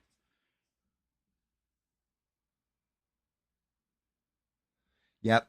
Steve called that one out. Above the rim. I'm not a fanboy of Typo Negative, but I Bloody Kisses was one of those albums that we always had on because there was a debate between all of us when that came out if Peter Steele was a vampire or not. And of course, he died not long after, so no, he wasn't a vampire. Yep, New Jack City's a good soundtrack too.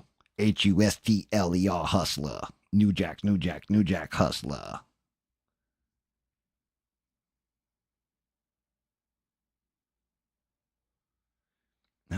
Three Musketeers. The only song I remember off that soundtrack was Rod Stewart, Brian Adams, and I can't remember who the third singer was. Sting. Was it Sting? They did All for Love. They did that song. That was like Robin Hood, Prince of Thieves. The only song that I remember is Everything I Do It For You by Brian Adams on that one.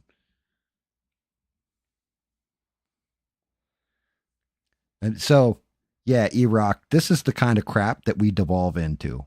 Like, we just went from, like, talking about bombs going off in Israel and Iran and stuff, and like the dichotomy of our governments and all this kind of craziness, and just broke it right down into what's some of the greatest soundtracks of all time.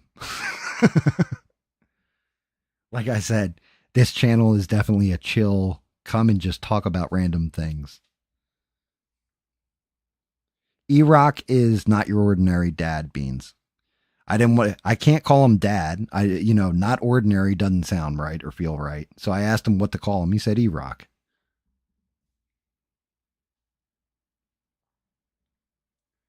Um, Kiss from a Rose by Seal was on that one, and that would be Batman Forever, I want to say. It was Batman Forever. That was the sound.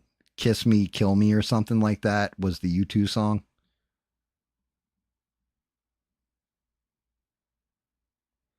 I don't know. I don't remember what was on Sister Act. Actually, here's one that we haven't named that I love the soundtrack for the movie. The movie's cracks me up anytime I watch it. Um, it had George Clooney in there, John Turturro, and another guy, and they all escape, and it's like back in the day. Oh brother, where art thou? I think is the name of it. I think that's the name of the movie. But like they escape from prison and all that, and then they cut a single all together, and like it hits big on the radio and all that.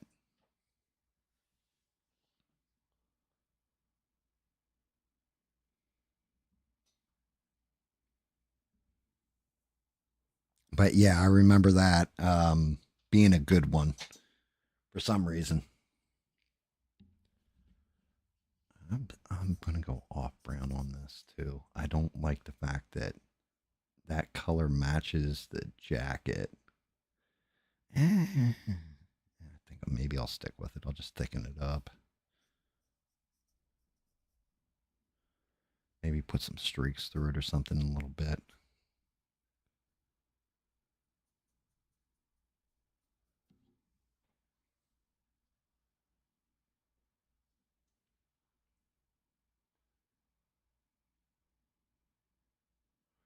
Boomerang was okay.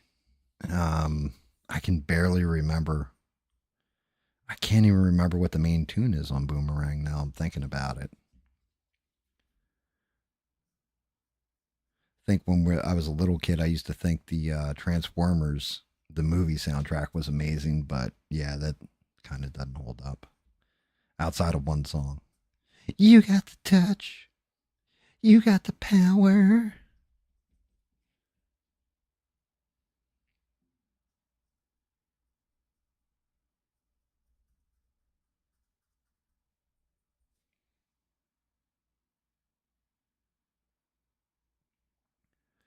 Hate to tell you this, Beans.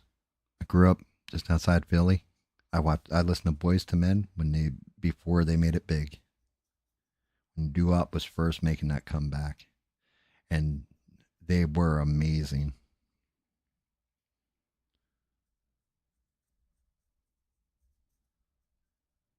Amazing.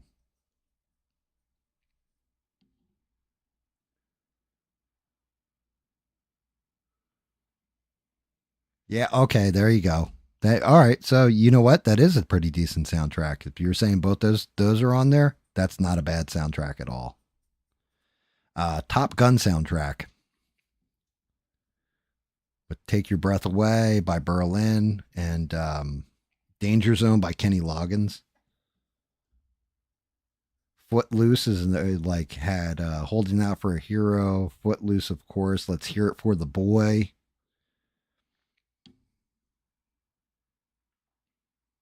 Yeah, Eugene, that's right. On Transformers, the soundtrack did have Weird Al's "Dare to Be Stupid."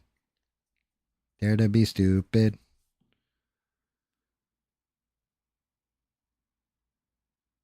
Caddyshack, yeah, nice. Um, Actually, here's one that I don't know why I didn't mention it. Had ready. Let's see if you guys can name it. I won't give you the main title track that hit major, and as far as I know, it's the woman's only big hit. But it had a song on there called "Maniac." It had another one by Laura Branigan called "Gloria." And then, of course, like the biggest hit was the main title track from the album. Yes, Flashdance. The Flashdance soundtrack was actually a banger back in the day.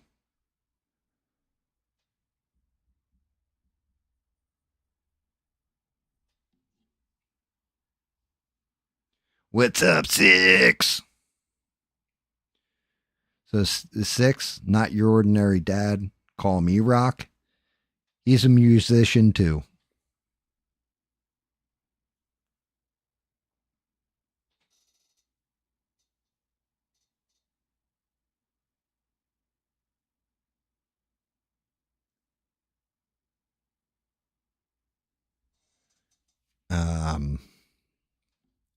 Yeah, man. Like I said, we have some banger soundtracks. Like they just don't, man. It's kind of like that song says. They just don't write them like that anymore.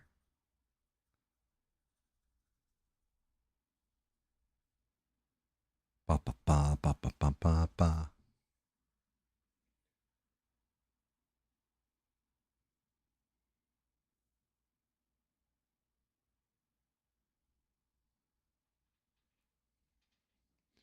Yeah,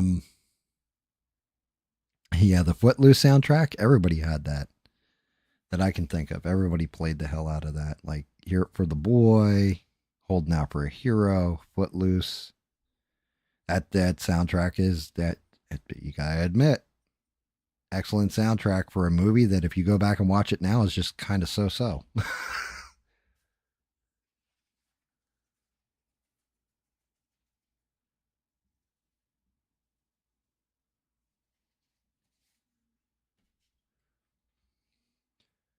You broken up about an hour ago. Ba, ba, ba, ba, ba, ba, ba.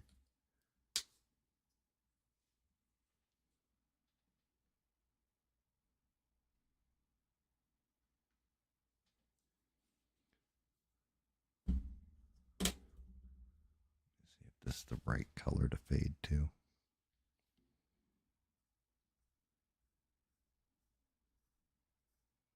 Yeah, I'm gonna have to cross pollinate that.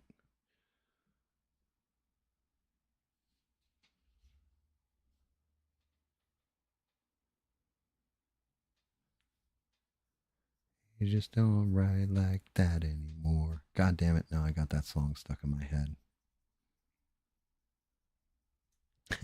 Actually, another soundtrack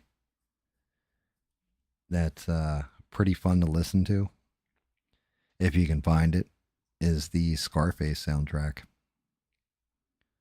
You had Rush, Rush, get the yayo. Buzz, Buzz, give me yayo. Coco. Yo, yo, got my yayo.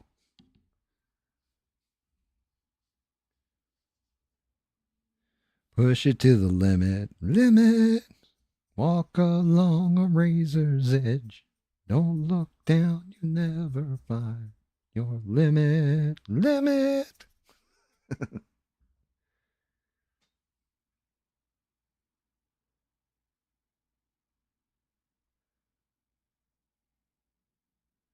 Oh my God. Are you guys talking about the E-Rock? Are you talking about the interview?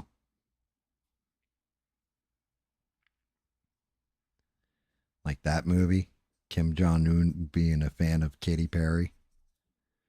I thought that movie was funny. I don't know what it is about that movie. It's a stupid movie, but I always thought it was funny.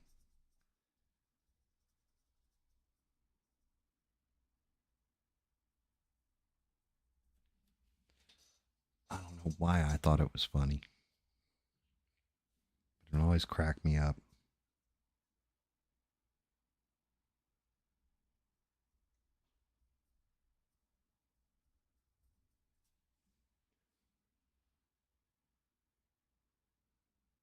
No, actually, it was GTA 3. It wasn't Vice City.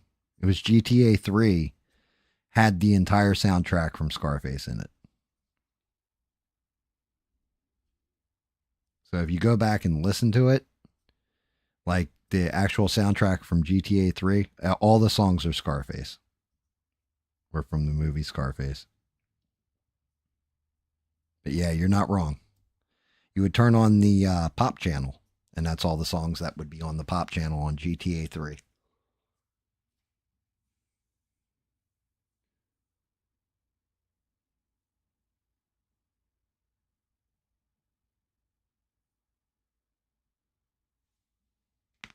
No, I mean the whole running joke through the interview that makes it funny was the fact the honey dick joke. Like you were trying to honey dick him, and the whole time he was honey dicking you. Like that whole end of it.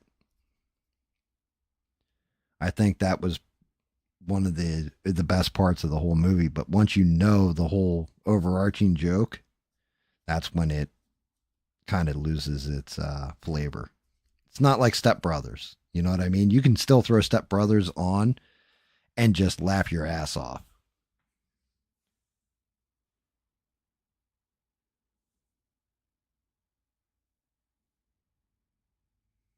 Electric Dreams. I don't know that soundtrack. I don't know why I don't know that soundtrack. Um, but yeah, I don't know. We have to look into that one. Still a call out, good call out though forever. Especially if it's like, ooh, how did we overlook this? I'm not really feeling this color on her tail. Then again, it's not smooth yet.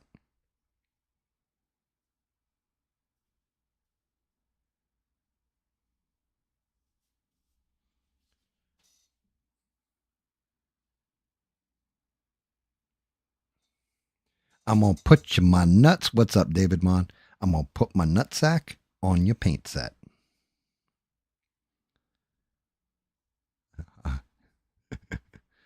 That is the best part was when he pulls it. He actually, granted it was prosthetic or whatever, but he pulled the nuts out and put it on there. That and boats and hoes, the Nina, the Penna, the Santa Maria. I'll do you in the bottom while I'm drinking sangria. And they're like wrecking the boat, and he's like, "Dad, shut up! You're ruining it! You're ruining it! That's my boat." Boats and hoes, boats and hoes. I gotta get me some boats and hoes. I used to be able to watch Wedding Crashers like that, and I don't know, it kind of lost its flavor. Although old school, in my opinion, still holds up for some reason. Maybe because I'm old and I can understand Frank the Tank.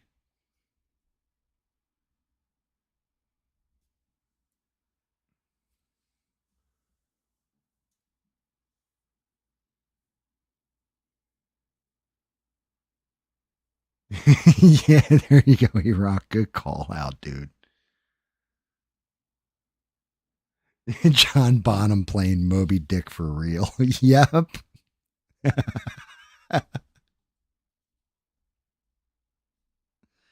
That's just like that line that's in the Airheads.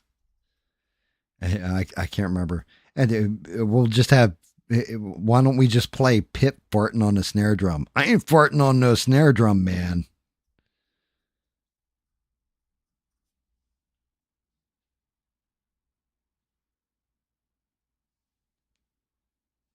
Super bad. I watched it, and like everybody told me going into it how funny it was and how great it was and everything. And I watched it and I was like, it was okay.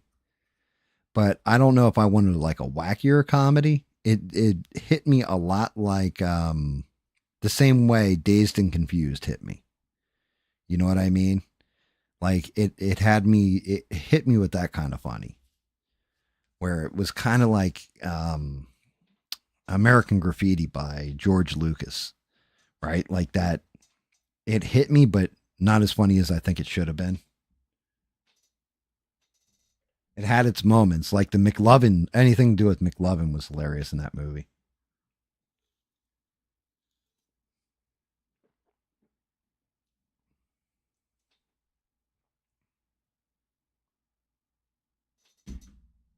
Well, I think I can't remember who said it. It might have been Steve, but we were doing the one stream, and he said, "Can you blow me where the Pampers is?" I mean, was that you, Steve, who said that, or was it Six? I can't remember who said it. I think it was Steve. But like, can you blow me where the Pampers is? And like, still cracks me up to this day. Can you blow me where the Pampers is? From PCU. Yeah, it was Steve. Yeah. Can you blow me where the Pampers is? What? Can you blow me where the Pampers is? Huh? Can you show me where the campus is? Oh, it's right over there. Because that's what you call it, Steve, isn't it? I think I said this before too. PSA: marijuana affects the memory. Um, That's John Favreau, isn't it? Before he was like a director and all that, like when he was young.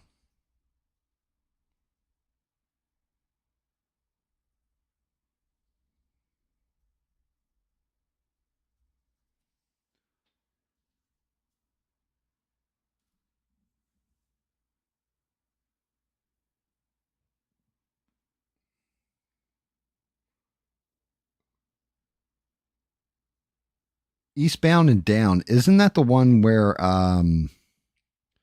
dude goes to play baseball or something in Mexico?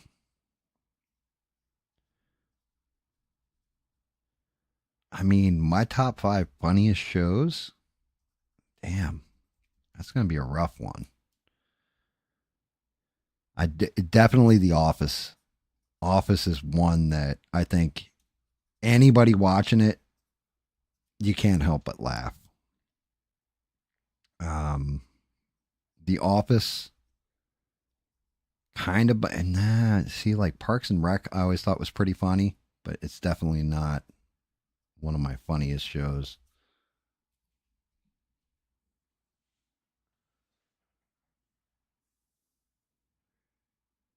There you go, Six. Yeah, that's what it was. Six told me who the hippies were. Steve told me, said the blow me where the Pampers is line is, though. That's what it was. Ha ha. Marijuana may affect the memory, but it's easy to bring that memory back, huh?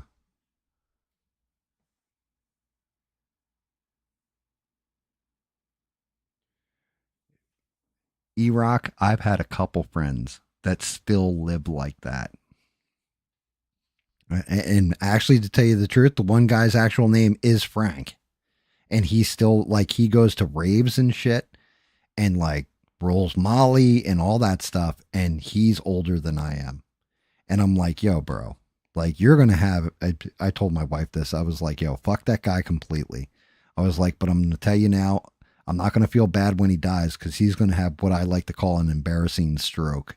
She's like, what do you mean an embarrassing stroke? I'm like, he's going to do drugs with those kids one day and he's going to stroke and they're just going to think he's really fucking high and think it's hysterical. And he's going to be laying there in a puddle of his own piss and shit. And they're just going to be like throwing beer cans at him and making fun of him, pointing and laughing and taking pictures around his corpse. Like, it's going to be an embarrassing stroke. Be like, oh, the old man finally fell out. And like literally, like just use him like a prop in the background till they figure out he's dead. And they're just going to like leave him in whatever hippie tent or whatever the fuck they're chilling in.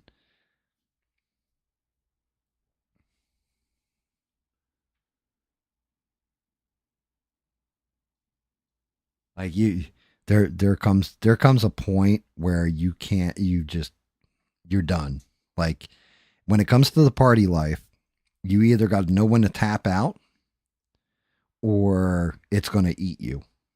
It like something severely bad is going to happen. You're going to stroke, you're going to whatever.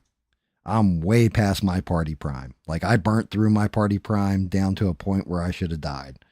And I'm not going to lie at all. Thank God. God bless my wife for saving my ass and pulling me out of that line before I crossed it one too many times. Because as a wise man once said, the only way you know where the line is that you've stepped over it before. And so therefore you know where that line is. I was a habitual line stepper. I would go over that line on purpose and come back. And rolling dice like that eventually is going to take you the hell out.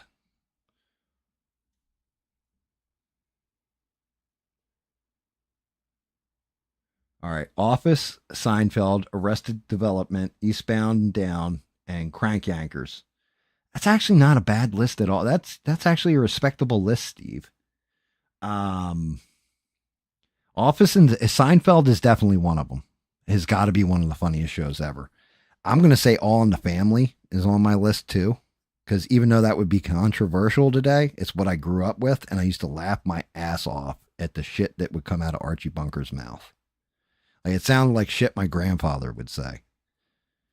You know, like same kind of same kind of shit that Archie Bunker would say.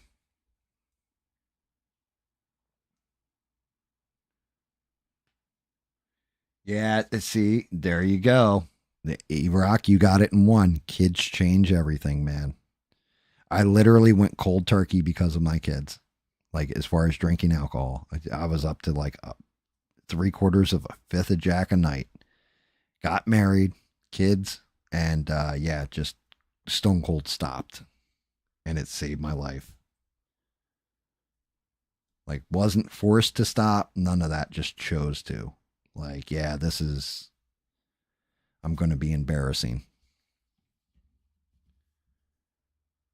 and everybody knows that guy. Like I said, it's that guy who hangs out that little bit too long. Eventually, time catches up with him, and it's not pretty.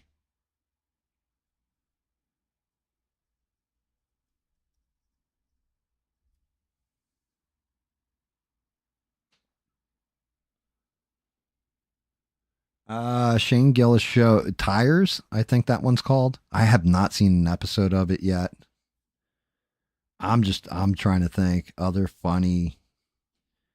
Like for me when I was a kid, one of my favorites was Three's Company, but it didn't hold up.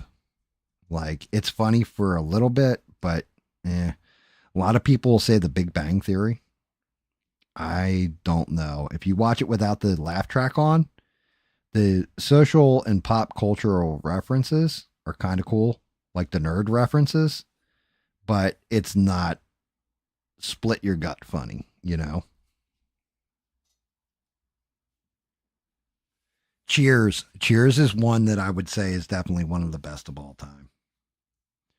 Cheers is that's definitely a classic. Still holds up. You had some long running jokes through the whole thing. Early 90s, for me, it's always going to be original cast for SNL.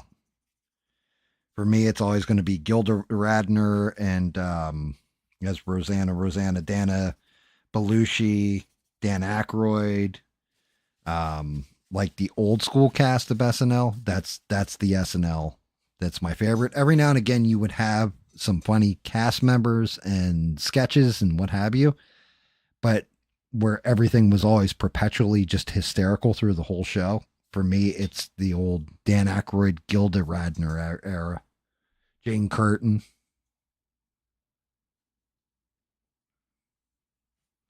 Golden Girls is a classic. It really is. No pun intended. That's actually a good call. Yeah, I mean, Iraq, there's nothing wrong with it either. You know, I have one buddy who he was like, "Oh, I don't drink hard liquor anymore," right? Now, like you said, I drink a few Sam Adams here or there. That's fine, right? And hey, look, if you're still, I can power them down. God bless you, right? So I don't pass judgment on anybody for any of that kind of shit. But I will say, like, I have one buddy. He's like, "Yeah, I don't drink hard liquor anymore. I only drink like a case of Budweiser a night." Like, dude, what the fuck are we talking about here? It's a case of beer a night. Like, what are you talking about? Like, you don't think that's not damaging? Like, well, it's not the hard liquor anymore. I'm like, brother, it's like drinking a beer here or there. Yeah, you're fine. You sit down and power back like, a 24 pack of ponies a night. That's a problem. You got an issue. You need to seek help for that issue, sir.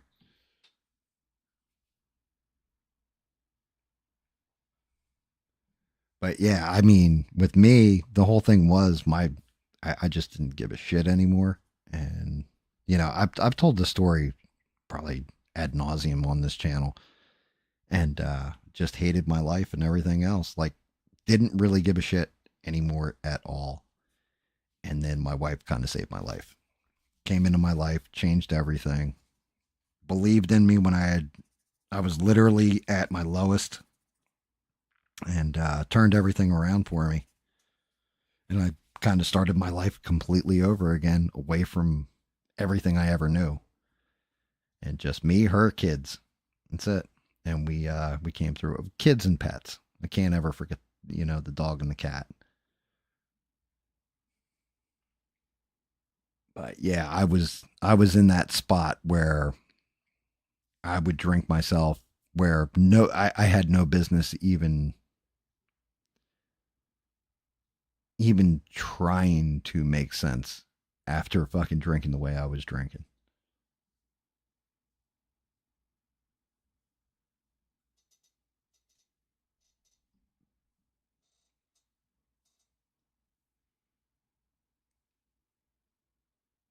Oh, I'll make sure she gets her flowers. But yeah, seriously, like it, I will always be thankful to my wife because no matter what, and I've always got her back, and she had my back at my lowest, and not many people can say that.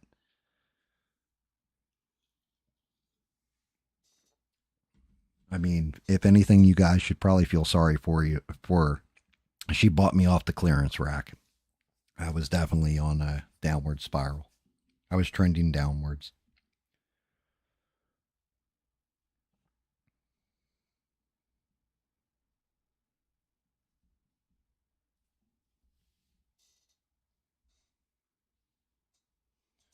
Yeah, Iraq, getting to that point, you sometimes, man, life intervenes at the weirdest points. Um, and you gotta like, as long as you're smart enough to recognize it, like, oh shit, I started to go off the cliff, and I was headed towards the rocks, and all of a sudden I caught a branch on the way down, and it stopped me from falling or whatever. I better straighten the fuck up and pull my head directly out of my ass, that kind of thing. There's people that they catch that branch and then go, yeah, well, you know what? I got lucky, so I'm just going to let go of this branch and keep falling. I bet you I hit the water instead of the rocks. Like, what are you doing, dude? You got lucky.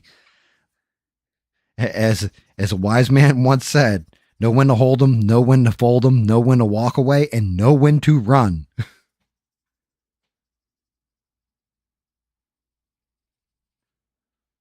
Yeah, it really is, Beans. I mean, you guys, like me doing this kind of crap, you guys have been nothing but supportive, and I thank each and every one of you. You guys tune in, you listen to my stories, um, add to my life, and I appreciate every one of you guys for it. You guys are awesome. Could be anywhere doing anything. Instead, you're listening to Gam talk, run his mouth, and paint things. And watching me paint things is the way I probably should say that, huh? Hit the rocks, the crack rocks. I didn't have any friend. Well, any friend that I had that really got hard into stuff like that, we kind of just like wrote them off because that was not our scene. Like that was one thing I can say. We did have friends that did go down that route and fell off a cliff, and it's a shame and sucks and everything else. But you can't correct people's paths all the time either.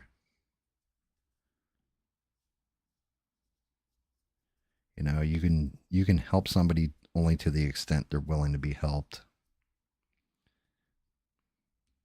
They got to want to help themselves too, and also realize the gift of somebody helping them, or else it goes real wrong.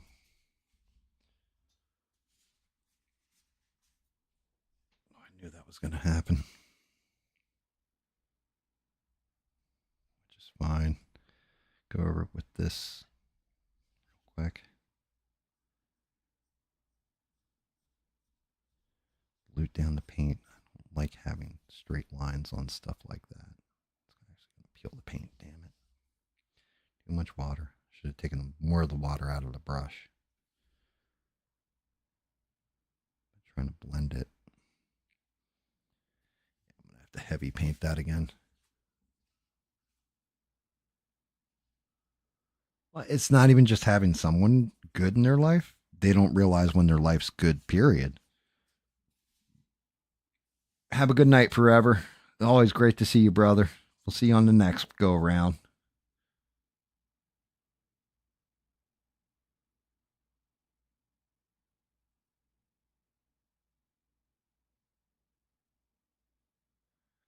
Yeah, and that's just it. The whole thing is, Iraq, you'll never forget it either.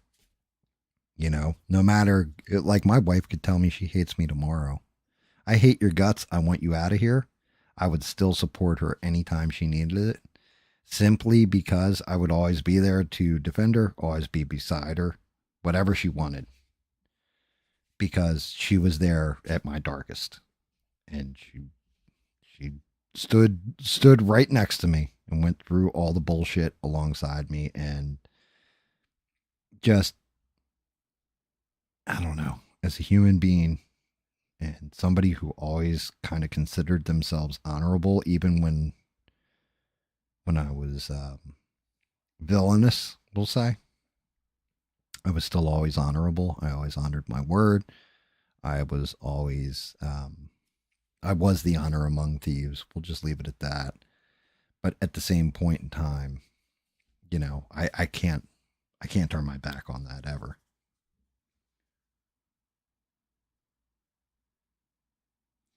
It's water.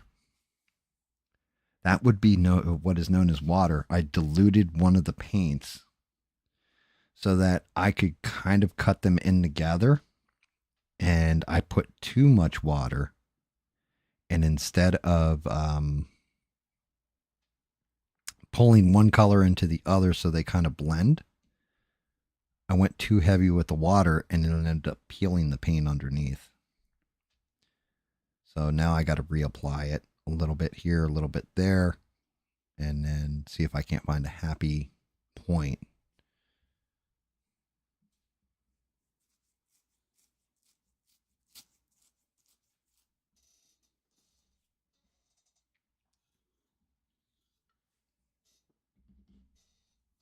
Here's something I wonder about, guys. Maybe you guys can help me with this.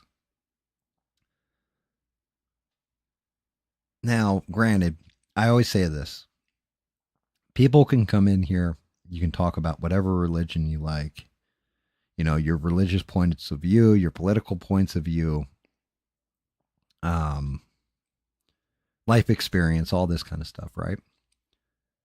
People that are hardcore Democrats, what the hell do they talk about when they all get together? Do they just sit around and talk about how bad life is and how Donald Trump sucks and stuff like that? Like, what are those conversations like?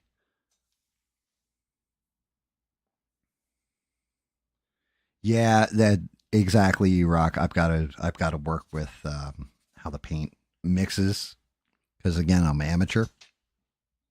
I know what I wanted to accomplish, and it is still isn't pulling what I wanted to accomplish out of the paint. Which is why this one will be take a little while. Like, I'll be honest with you, I wasn't in the mood to paint Squirrel Girl. So when I'm not in the mood to paint a figure and I still pull it out, sometimes it works out, sometimes it may not, and I have to like take it back to square one, repaint it or whatever. Some of it's working for me. Other parts of this, yeah, I'm not in love with it. Like the mold on it, the whoever designed the model for it did a great job. They got a lot of detail in there. I'm kind of not feeling different things to do with it. So I'm just trying to layer in one color kind of heavy to give myself a outline going forward of how I want it to come out.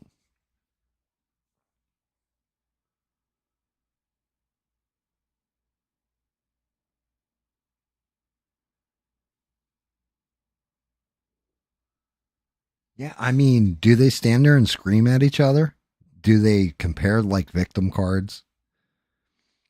You know, do they sit here like, "Hey, Sheree, we're also sorry for you. We're white and we've oppressed you for so long, and we're sorry about that. Please let us wash your feet." You know, do they do stuff like this? You know, somebody like Beans walks in the room like, "Yes, you know, I immigrated over here. I completely love this country. I swore an oath to this flag and I love this place." And they're like, "Wait, you like this government? Kill it with fire. Kill her with fire."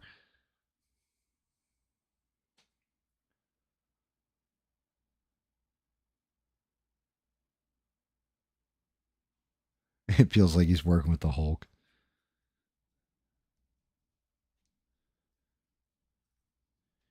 But it's just one of those curiosity things that I have. Like, I mean, just think about all the people who went to the No Kings protest. Like, look how self important we are. Look, we're changing America by holding the sign and standing here saying no kings, no kings, no kings. Do they actually feel like they've accomplished something? Or because me, I was just like, okay, you guys went outside and stood around together. Why don't you join hands and grab Coca-Colas and start singing that song?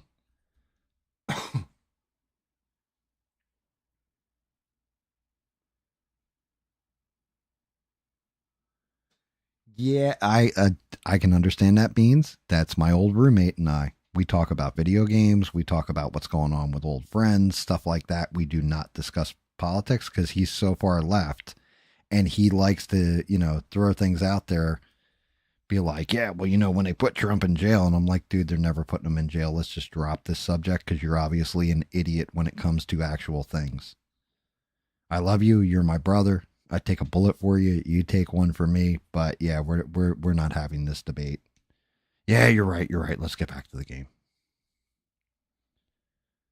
Like, it's embedded in him.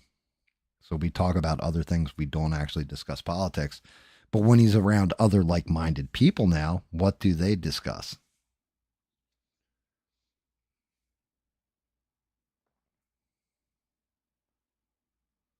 Yeah, and that's just it. Some people you just don't discuss politics with.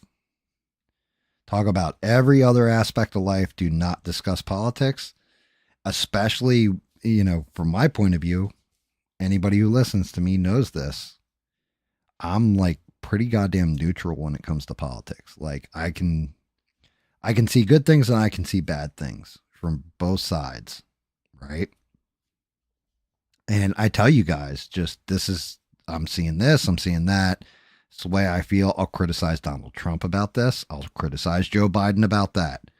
I don't fucking care because to me, they're horns on the same goat. Like they're the same evil, just different people. One side may be more evil and gnarled than the other one, but at the same point in time, the shit that they're actually in agreement on is usually, hey, we're going to give ourselves a raise, and which country should we bomb, and which one should we give money to? Pretty much it. That's the only agreements they seem to be able to all come together on.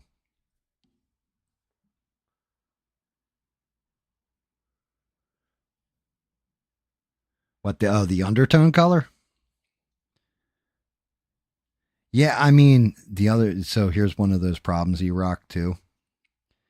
The color you're seeing on the camera doesn't exactly line up with the color it is in real life because my camera is cheap and I haven't upgraded it, and I honestly too lazy to look into which one would probably be the best camera replacement for it. So it's funny, but sometimes the color will look good on screen, but then when you're looking at it, it comes out like total crap. The only thing is this top coat. See this brown? I'm not sure I like the way that hits that flashy line. Like it matches up with the character model, right? But I don't know that I like it. Like I feel like I should be blending it more. But I am stepping down colors. Like the color I'm using here is two shades lighter than here. So I am stepping it down, and then I got to go to, I want to say like a white almost, like whatever the lightest brown I can find. I might even have to mix white in with one of these browns to get that step down effect, to get the gradient effect to her tail. At least her hair, she's a ginger, but she's like a strawberry blonde ginger. So that's going to be rough. Slingshot's just wooden. So as long as I leave a little bit of the black in there, should look good. Shoes should be all right. And then the bitch of it is going to be hitting the paint for the skin. Skin always gives me an issue.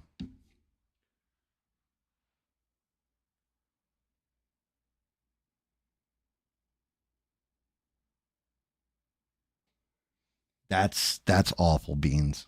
But you know what? I will I will say this when it came to the jab, right? I can have all the information in the world. I am not somebody's physician. I am not a medical expert. It's not for me to tell them. You could have somebody with an immuno disorder, like something's wrong with their immune system. They have to get the jab, even if it gives them a heart attack or makes their eye stop working or whatever. They're still, if they catch COVID, they're dead. They have to get the jab. It's fucked up, but you're rolling dice either way. So, unfortunately, medically, I'm not a clinician. I have no MD next to my name. I have no NP next to my name for nurse practitioner. I am not a medical expert. I can't give that kind of advice to people. Now, granted, if you're a healthy younger person and you got it, probably smack the shit out of you. But, like, what the fuck are you doing? But everybody's got to make their own choice. Yeah, I believe that. But why didn't the doctor tell her that before she took it? You see what I mean?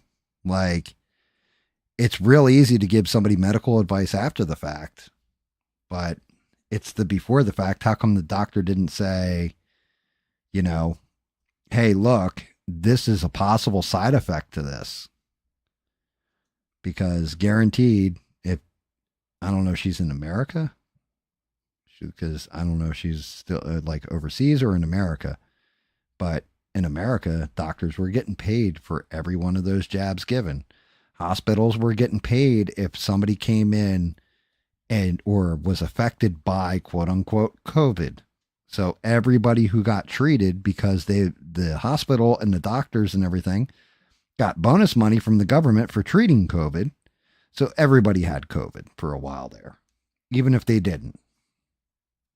Oh, you just got a standard flu? Well, no, we're going to say you had it with COVID, and then I get an extra $5,000 in my check.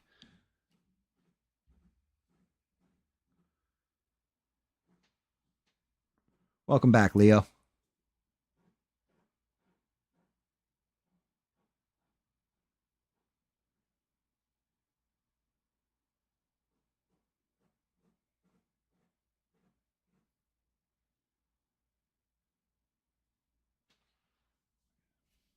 Yeah, I mean,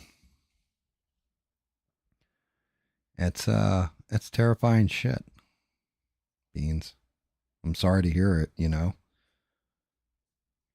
Yeah, my mom's actually reacting well to radiation.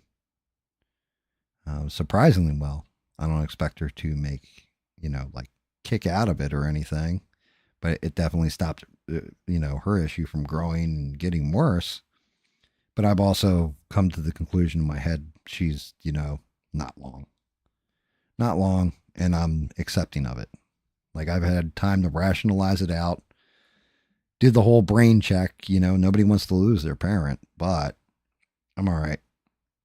Like life is just like that sometimes. I'll take that over hopping into an Xbox and finding out, my friend's had a stroke and is dead or like in a coma.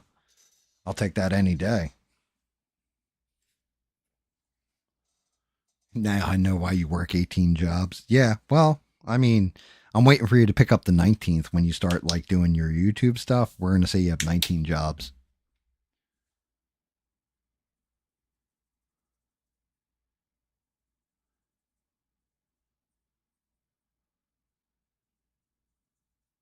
Yeah, I mean, that's just it. I didn't get jabbed. I don't fault people for getting jabbed or not getting jabbed, but me personally, I'm old, not too old. I smoke a pack of cigarettes at least a day. Um, I see enough sunshine where I'm at. I'm not really around the public or people, but maybe once a week when I go out food shopping and everything. Other than that, I'm pretty much homebody or working in the yard or whatever. If anything, I feel bad for COVID if I ever caught it because that virus, I wouldn't have COVID. COVID would have me. And yeah, I think it should be scared at that point. I know where I've been.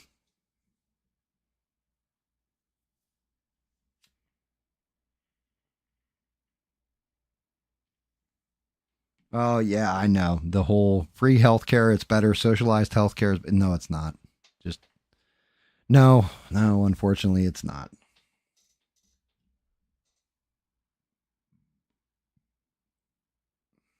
Yes, that counts as a job. So four, you're up to four now.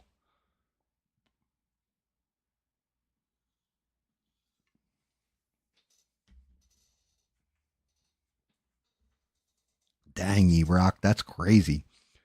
The worst one I ever saw was, and he comes in here every now and again. This guy we used to play this game with. His name was Dark Skull. And we used to play an online game all together. And Dark Skull, and he's older than I am by a decade at least. He came. He was on the mic, and he's just like, "I'm not feeling good, guys," and like we could tell, like he sounded like shit. And this was about 2 weeks before, the big, oh God, COVID's hitting the US and all this kind of crap. And he's like, yeah, I don't feel good and all this kind of stuff. And like, he was close to where they're like, should we take him to the hospital? He almost died. And they couldn't figure out what was wrong with him. They were just like, oh, you got the flu real bad. And then like I said, like a week or two later, it was, oh no, COVID hit in the US and all this kind of stuff. And it was like, we all figured out it was COVID. And it was like, damn, it almost wiped him out. Like, it was the worst I've ever heard. But he was telling us the whole time, like, guys, I feel like I'm going to die.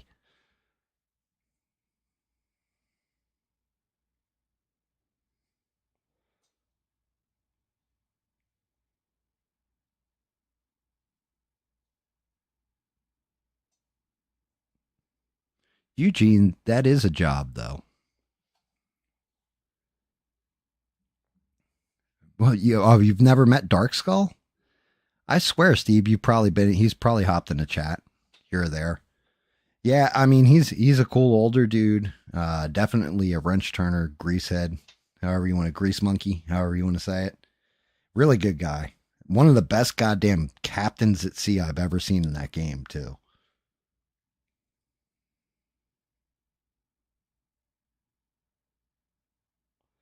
Beans, that's a hysterical comeback.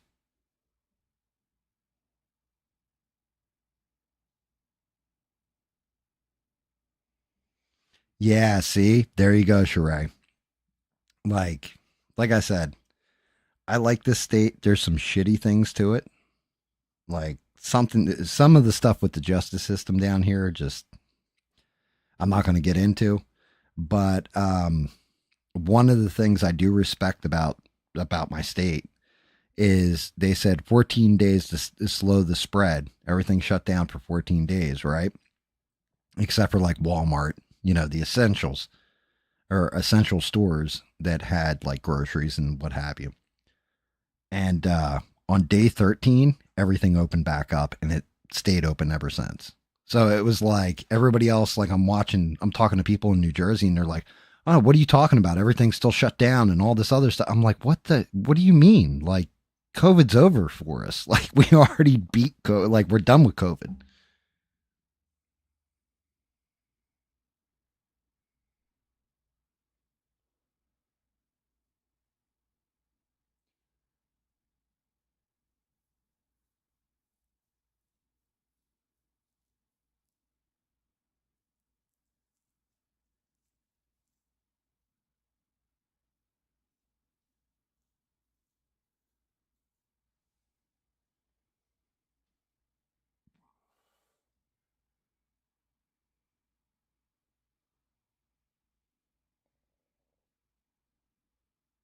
Very nice, E Rock. His first meal back was a Baconator.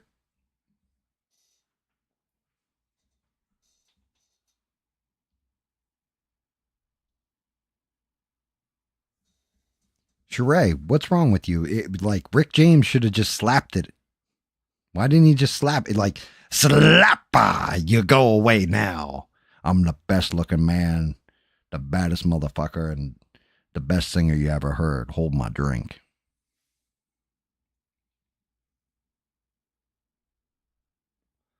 Yeah, yeah. I'll be honest with you. No, see, I wouldn't have met you back then. I'd be heartbroken now if something like that happened.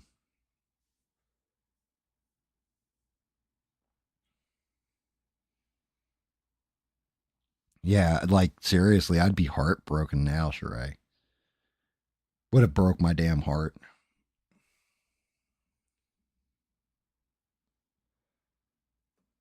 Like, I always say you're the greatest minds on these interwebs, right? But you're also one of the greatest people I've met on these internets.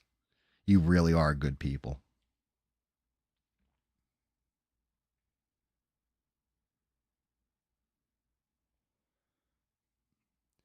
And well, you know something, Beans? Don't knock it till you tried it.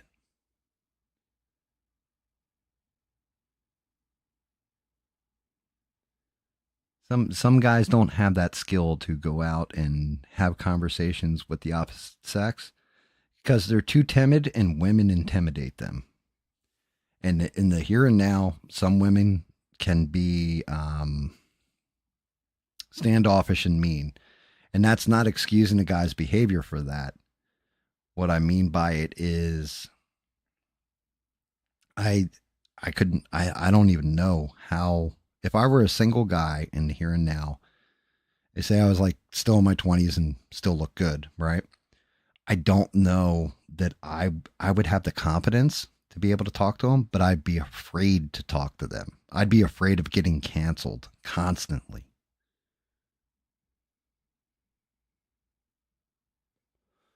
Oh, why?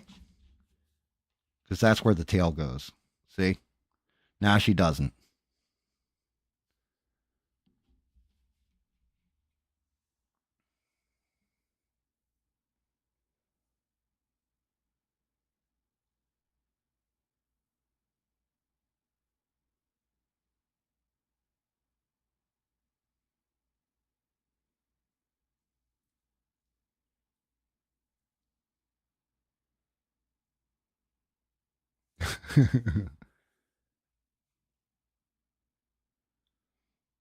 um, yeah, that's just it. Whole thing is the brutal part is I don't know how often you're out in the sun either, Sheree, but definitely vitamin D played a huge, huge role. And like I said, if you're a smoker, believe it or not, it actually prevented you from getting COVID for some reason. I don't know the medical knowledge on that or why. Maybe because viruses like to infect healthy tissue versus, half tarred up, charred up tissue. But yeah, I don't, if I ever caught COVID, I don't know.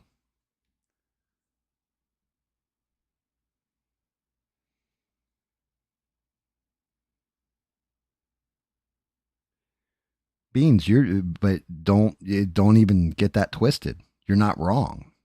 Like, I'm not saying you're wrong either. Um, and you're right. People do feel alone and depressed. There's people that come through on this channel that have told us that they feel alone and they don't want to feel alone. They come here and they hang out with us so they're not alone. And that's kind of where I'm at with things is if we can all like provide a place for people to come and not feel so alone, then everybody must get stoned. No, just kidding. Um, not feel so all alone and realize that you're not alone in this world and there's good people out there that you can have a conversation and discuss life with. Maybe that's a step in the right direction with reuniting people with society or reality.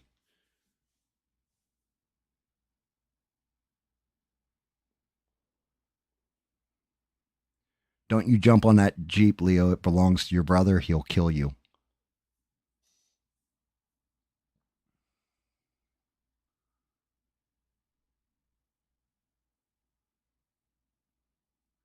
Yep. You miss 100% of the shots you don't take. And and sometimes some of those shots go in the wrong place. But I digress.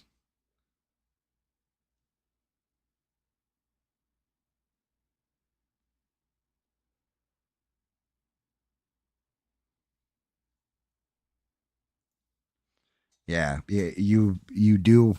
Trust me. When I was young, I always shot. I took every goddamn shot I could, even when it was a failure. I learned from that failure and kind of picked myself up and kept going. But that's just it. At the same point in time, sometimes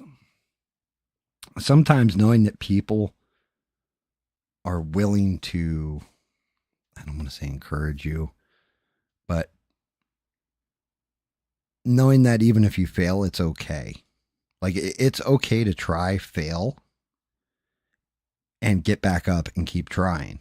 It's not okay to fail and hit the ground and lay there and just die because you failed. Like, well, I tried 99 times. Well, the 100th time I succeeded. Hey, man, like you said, got to keep taking them shots.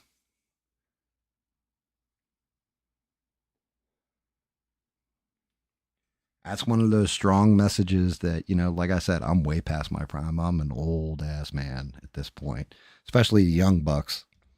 But if you believe you can do it or you can't, you're right. And,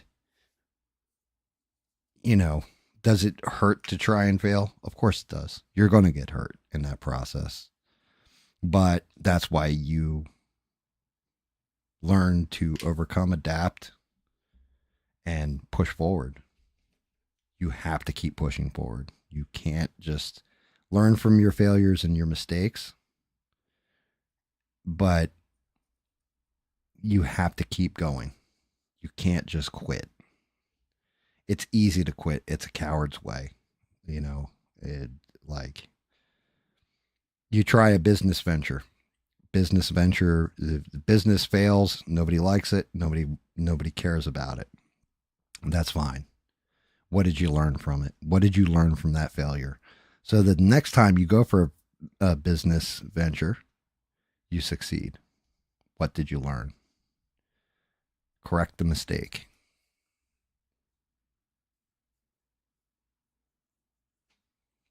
And like I said, when you're young, you think it's the end of the world. That's the biggest problem, in my opinion, is that you think I tried so hard, I put my effort into it and everything else, and it failed. That's it. It's over. Never going to get another shot. Life is short. Life is also very goddamn long. Um, and it sucks. Like a lot of life is going to suck. Not everything's going to be a success. You're not always going to be the star player. You're not always going to be the greatest or the best at everything. Learn that you can be the best at some things. You can at least be. I mean, the way I always say it is I was never the strongest, wasn't the fastest, wasn't the smartest. Um, but I always was one of the more clever. And I always had the aspects of some strength, some intelligence, some speed. The only thing I was always fearless. And sometimes that is the way to go. But that worked for me. Doesn't mean it's going to work for somebody else. You've got to figure out what your hidden thing is.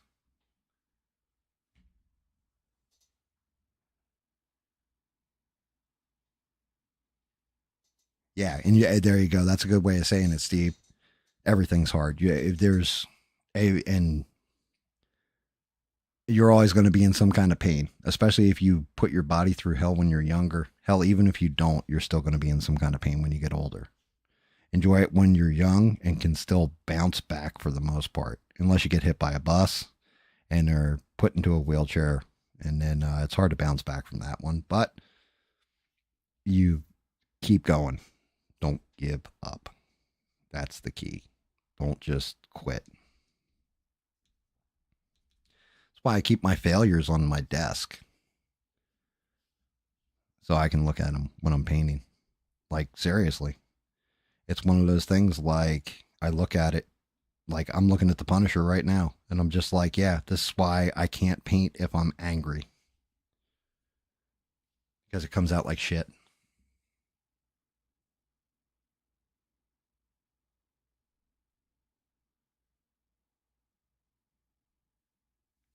Yeah. You got to be careful though, living like that too, where you just go nuts. Um, because there is a price to be paid when you're old. Like there's days where I wait, and I've said this before, and you guys are probably sick of hearing me saying it, but there's times where I wake up and my knuckles hurt. My whole hand doesn't work, right? And I'm like, God damn, what's wrong with my fucking hand today? And then I go, oh yeah, car accident where I got into it at 65 miles an hour, um, punching a guy in the jaw, knocking him pretty good, but breaking my hand, and then punching him again, and knocking him cold. Like, and just kept fighting, like thinking about this, like, oh, doing martial arts training with like Bubba and Joe and a couple other guys and Guido and stuff, and like hitting me with the staff, and like, oh, I missed the block here and this hurt, and just thinking of all these different like damages that I did to my body when I was back in the day that nowadays I would never even attempt again. Like it was funny because the other night, in the Discord, I put in like I all the damage I did to my hands when I was a kid, and David piped up. David Mon piped up, and he was like, "What are you talking about? You're talking about like how you damaged your hands when you were a kid. You were just punching a brick wall 8 months ago while you were doing like boxing training, like or trying to get yourself back in shape." And I had a laugh. I was like, "Yeah, but I was wearing gloves. Like when I was a kid, I used to punch trees like just to toughen my knuckles up." And I was like, "Oh, but David's kind of not wrong too." I was still seeing if I had that brute blunt force trauma left in me where I could hit something hard like a brick wall and still like endure the shot and get the shockwave off my hand. I can. Um and that's why I didn't like continue doing it every day for the next like 6 months like I would have back in the day. Because it was like, oh, I can do it still. Yeah, I don't need to do it anymore. 'Cause it hurts. Next day, my whole wrist and my knuckles hurt.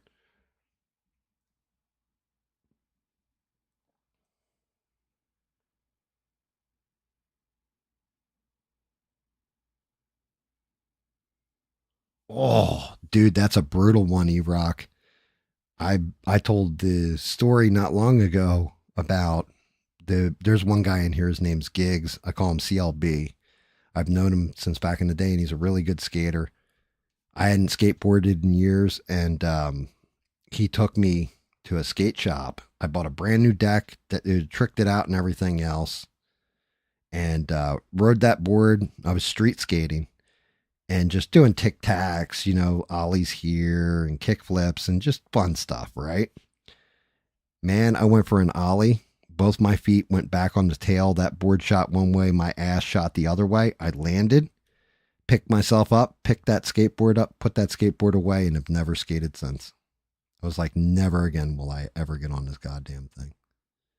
Because when I hit, it hurt. And I was like, it didn't used to hurt like this when I fell. I was like, yep, my time of skating is unfortunately over.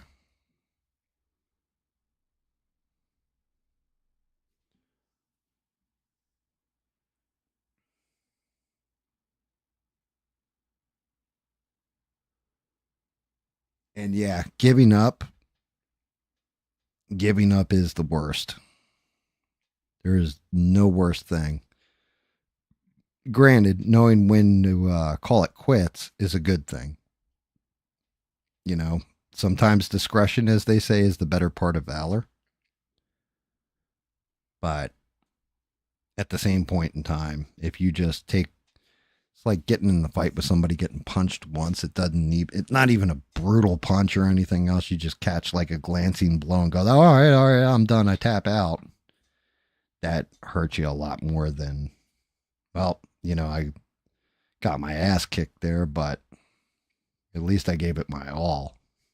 At least if you're going to do something, try and go all out with it or the best you can.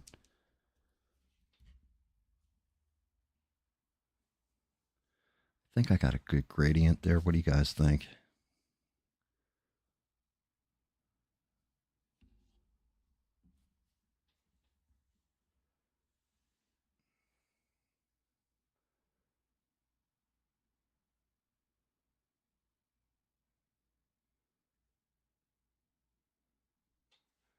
Yeah, you can't force people to hang out with you or like you, Eugene.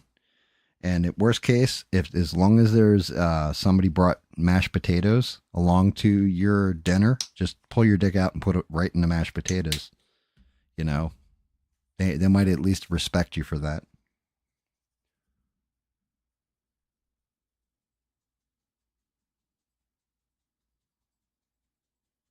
What they say, E-Rock, I'm definitely interested. And Beans, you're right. Those aren't your people. You got to find your people. Same thing with my wife, right? My wife, for some people, wouldn't be able to hang with her or all that kind of stuff. She's my kind of crazy. I'm her kind of crazy. You got to find the right kind of crazy for you, not just in your significant other, but also in your friends. You've got to find the right kind of crazy that blends with you, even if it's somebody who's completely opposite personality of you. Sometimes you just mesh. Like Steve, I can tell you now, if I ever hung out with Steve, we that could probably be a problem, right? Because we get along too good, and next thing you know, we're like doing shit like, "Hey, Steve, I bet you I can hit this golf ball through that guy's window over there." Nah, $5 says you can't. Like,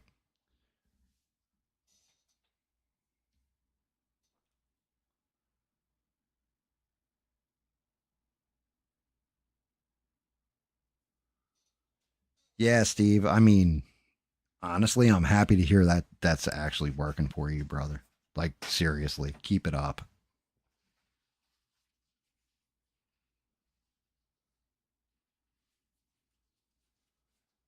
Yeah, I know you told me you're like they had us painting in crayons or something, and I'm like, bro, like it's good stuff. That's kind of the silliness you need because it takes your mind off other things, makes you think different and all that. And you seem to be adapting to it very well and enjoying it. So stay with it, man. Stay with it. I'm not. Steve, you may be a good influence. I'm really, really not a good influence.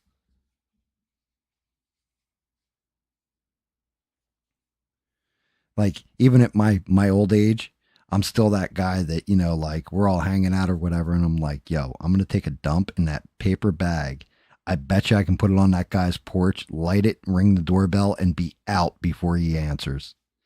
Watch this. But yeah, dude, you got a whole crew of people here that all really are pulling for you.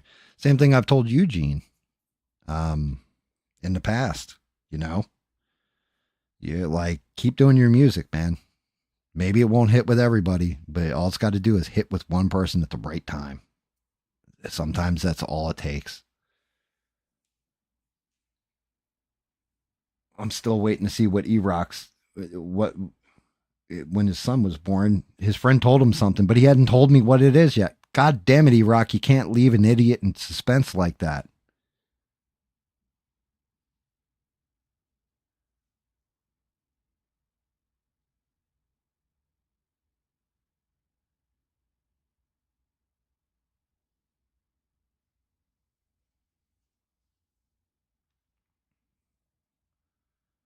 Yeah, well, yeah, but you still can play in bands. You can still do that. You can balance out those responsibilities. And that's just it. That's because what they're saying to you is, oh, well, you can't come out partying with us afterwards. Like, no, but I am going to go home with my goddamn responsibility. Doesn't mean I can't come out and have fun and play music with you guys and enjoy life for a minute. Like, so your friend's like, I get where he was going with it, but it just means you can't enjoy the rock band lifestyle.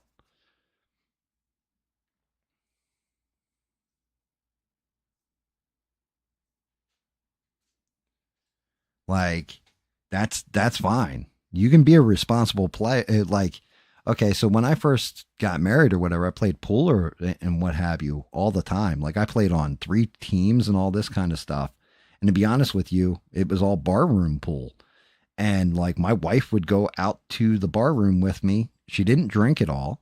So I always had a designated driver, right? She'd bring her work that she was doing with her and do work while I was shooting pool, stuff like this. I quit the team because I didn't want to be around like the bar scene. Like I couldn't handle it without having a shot or, the guys, we'd win the game. Oh, come on, I'm buying a round of shots for everybody, that kind of thing. I don't want to be around that anymore. I didn't want that lifestyle. Years later, my son's playing pool because he's learned to play on my table in the back room. And I go out to the bar with him and I shoot pool and all this. And it ended up getting on another team. I never had a drop of alcohol. People trying to buy me beers, shots, everything. No, I don't need it. Why? Because I'm not that guy who needs to drink while he's playing pool anymore. I had to learn it, but I got it under control,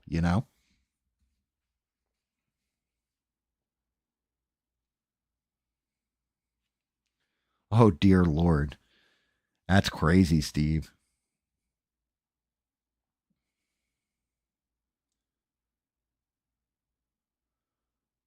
It's actually a hilarious one. I think I told you about that with the one time I was DJing and the guy was hustling the table. I won't go too deep into it, but he ended up trying to beat me for my loot that I won off of him because he didn't realize that, I actually sharked his ass. And I took off my sock while he's telling me how he can't pay me and all this stuff, dropped the cue ball in it and broke his clavicle. Took all his loot out of his pockets and, yeah, kind of ran when the cops came.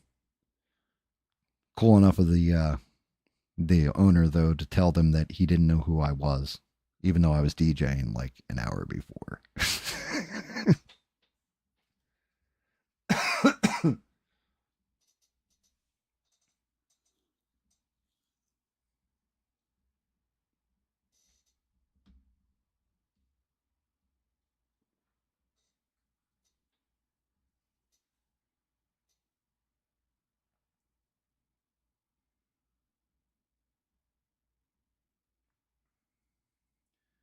I'm not sure because that's actually it was Eugene and Beans was giving Eugene advice. E-Rock, you meant Eugene there, not Beans. Yeah, Beans was trying to help Eugene through that, or see the point of you got to meet your own people. I think you got him backwards. Yeah, Beans was actually giving him like pretty damn sound advice. Yeah, he read the situation either mixed up the names, Beans, or read the situation backwards.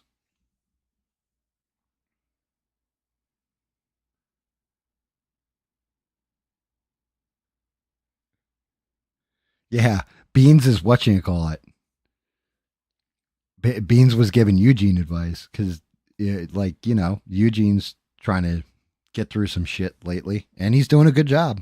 Got to give him everybody give Eugene props because he actually put out a new song, like really working on things, which I'm happy to hear.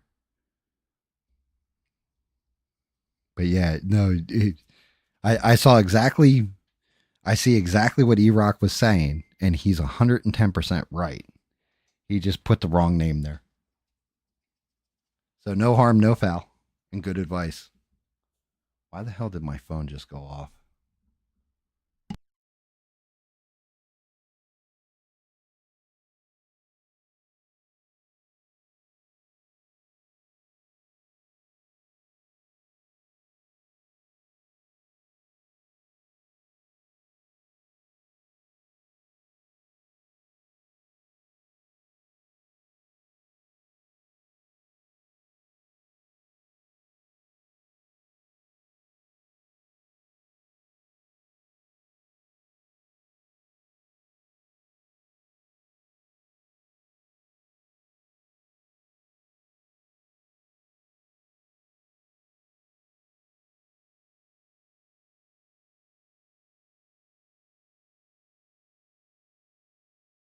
When you hear your phone go off and you jump up and you're looking around for it like a jackass and still can't find it.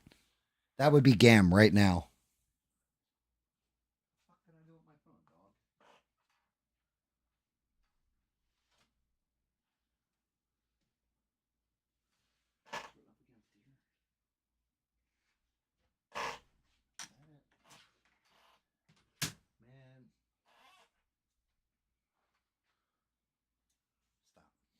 Stop, Pupper.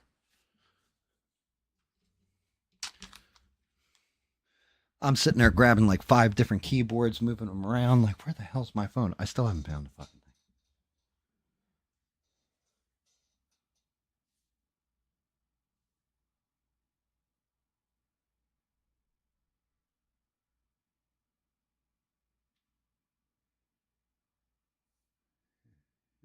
thing.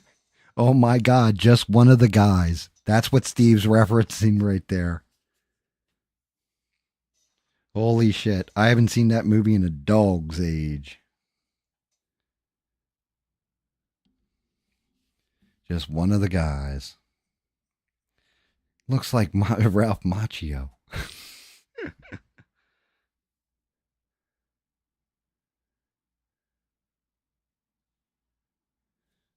Some call me the keyboard gangster. Some call me the asshole of love. Some people call me Maurice, 'cause I speak of the pompatus of love.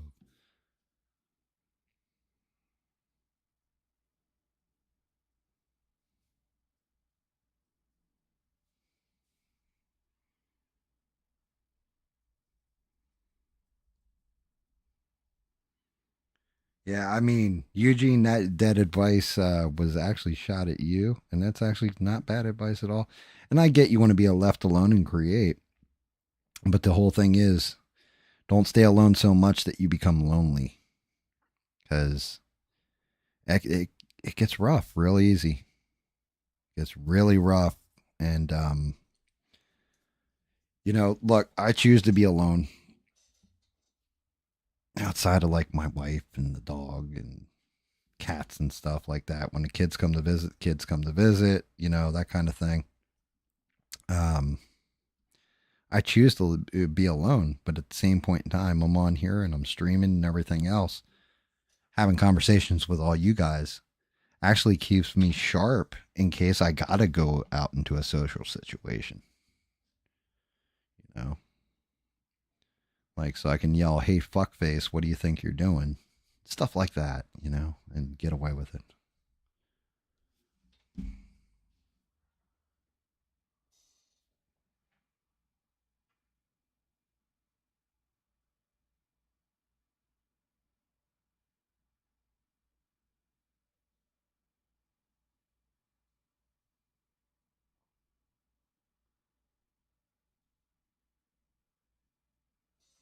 Yep. Yeah. Just one of the guys.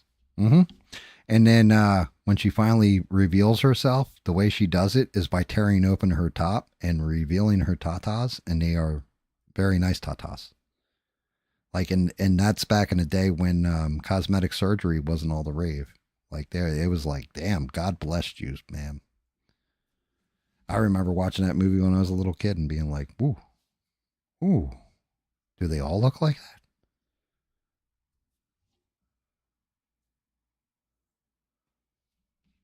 Yeah, and that's right. She did hang. That dude was all obsessed with James Brown.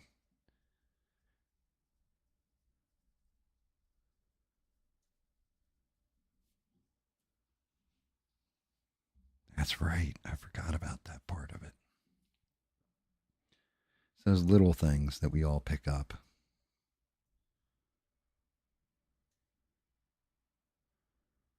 Like there was actually a movie that I used to get a kick out of, and now I'm flashing back in my brain on it. I think Jeremy Renner was in it. I think it actually was Jeremy Renner back in the day in it. It was called National Lampoon's Senior Class Trip.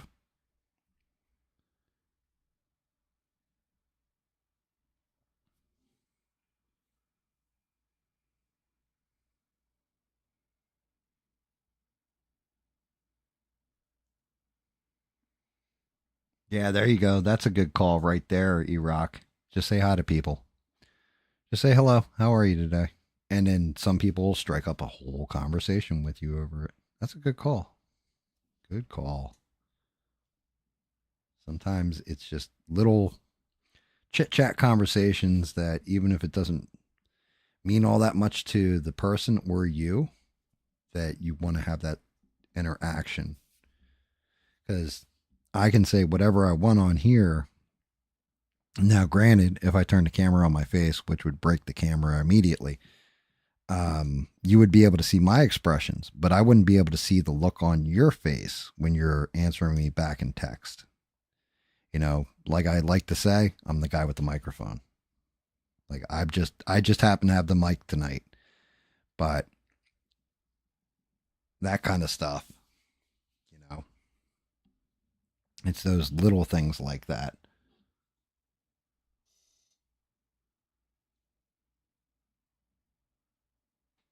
Yeah, you remember that one where the one dude was like seriously obsessed with Star Trek?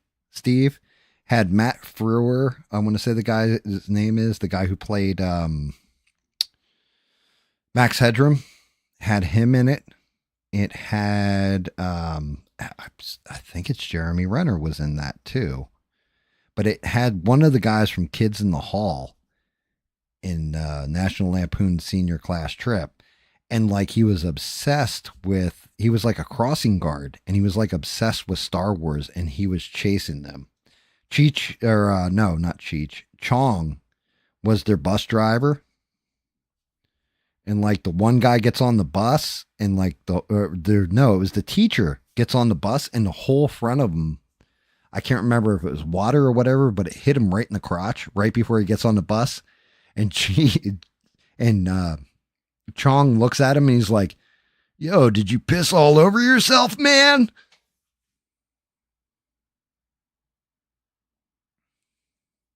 Better not touch that Jeep, Leo.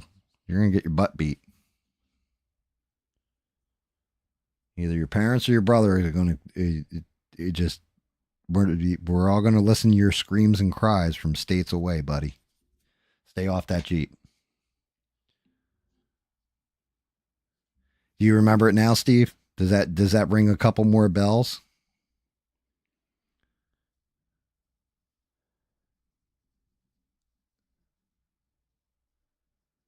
Like, and then Chong, he's the, like I said, he's like a bus driver or whatever, and he's got almost like Otis from The Simpsons, right? Like bus driver like that, and he has the old school Walkman headset, and he's like, "You're on the magic bus, man," and then he turns on the music on the headset and puts it on his ears, and he starts going, "Mama talking to me, trying to tell me how to live." Dun dun dun dun dun dun dun.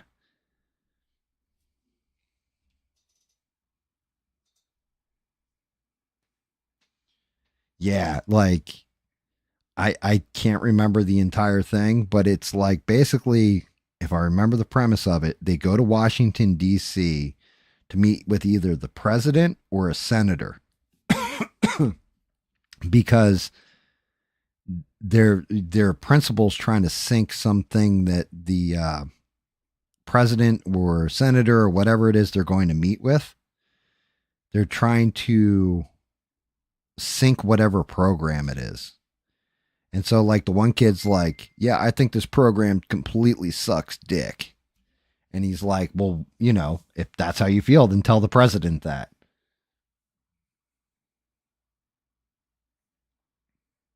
Yeah, Otto, that's his name.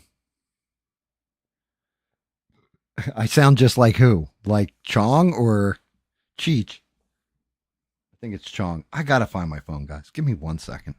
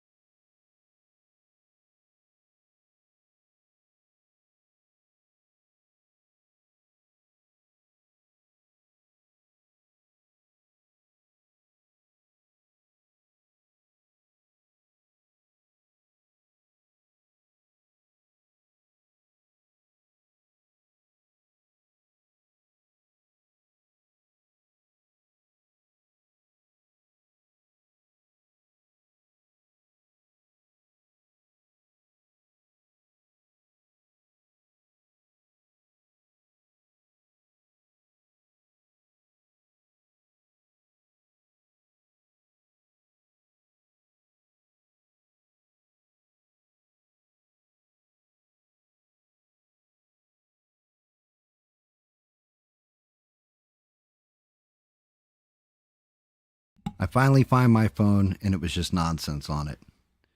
Even my screensaver says it's just nonsense. This is why I don't turn the goddamn ringer on my phone and just leave it on vibrate constantly.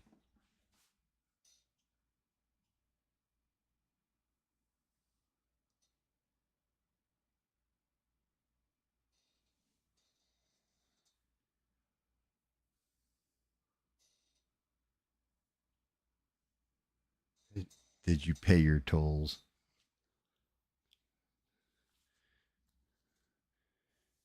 Man, I hope your dick's bigger than this. Zabka was also the bully in just one of the guys.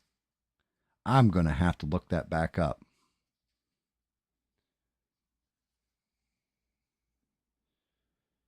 I'm going to have to look that up.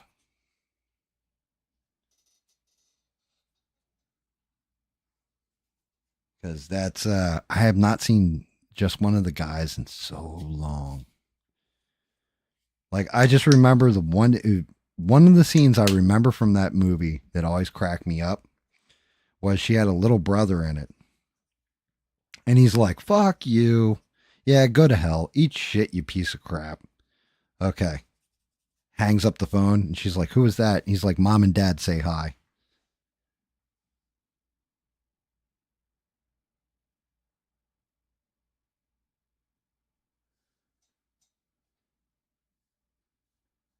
Yeah, he was the chick's brother. No. I don't think it was William Zabka that was the chick's brother. He might have been the bully in it because I don't remember him being the chick's brother.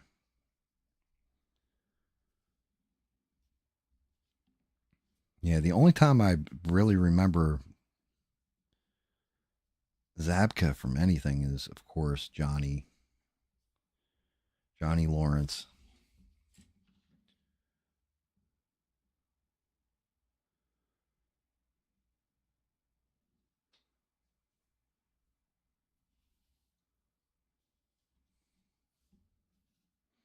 Yeah, I mean, he really kind of was the stereotypical 80s kid. That is kind of how we all sounded and acted back then. Not wrong.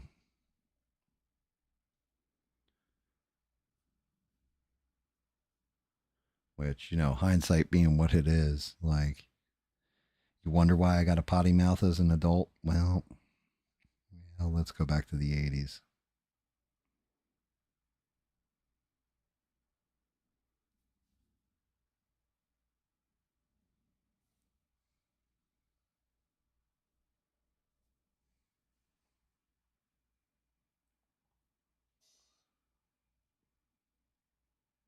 Yes, I wait, was he the bully in Back to School? Yeah, he was because he got like the cramp going up the ladder. I think you're right there. I think that was him.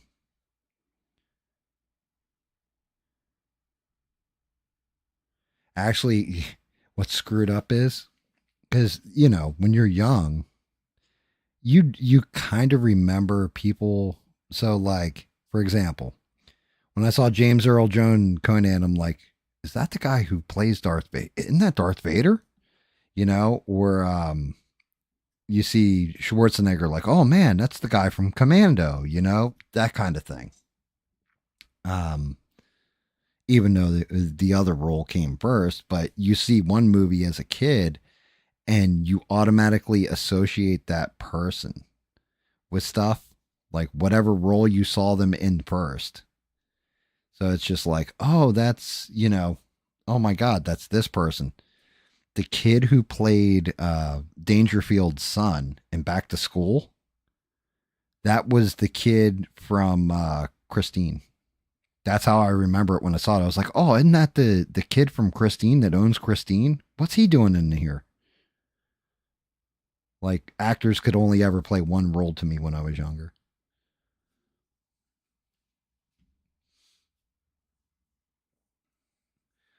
I saw the Arnold on the View. He was like, so the immigrants, when I come here as a legal immigrant. I get to have sex with Maria Shriver.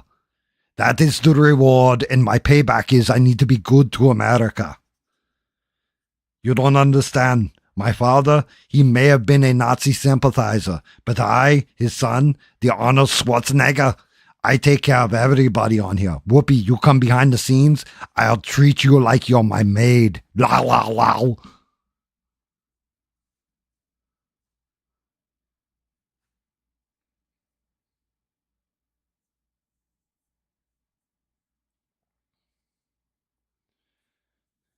Let me show you.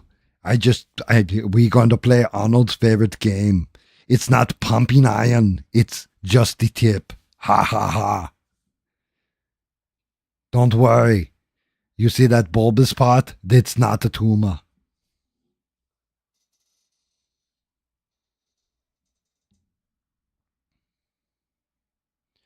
Whoopi, I hear you make it with Ted Danson. Let me show you what I am all about.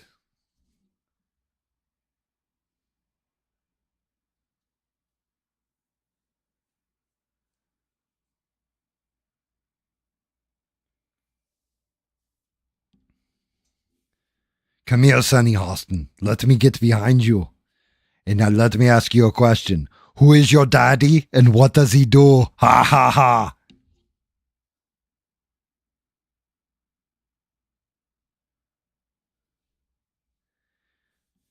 It is very nice of you to discuss on the internet. You come here, you must play by the rules. And the rules are this. You have to take this and let me know just how it goes. Because remember when I told you I'd take you last, Whoopi? I lied.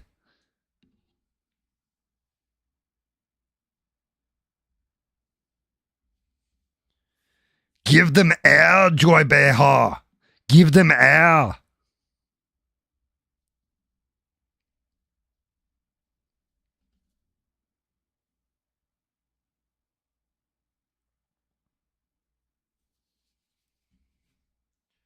I was once the governor of California. I was not a girly man like this Gavin Newsom guy. He gives me the heebie-jeebies. He reminds me of this one guy, Bennett, I got in a fight with one time. He's just terrible. Had perfect hair, but terrible man.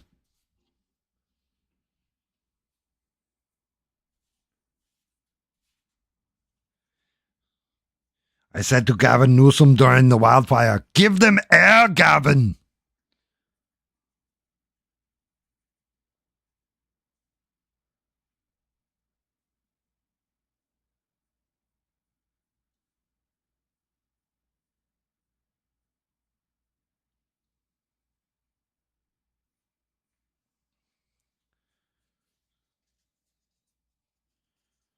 Yes. So me and FDR, we are kind of related because I used to have sex with his cousin.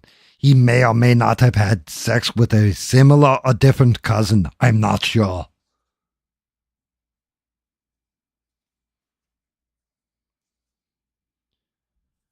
When I have a baby, I like to take him. I go, these, that, these, those. These are my fingers. Those are my toes.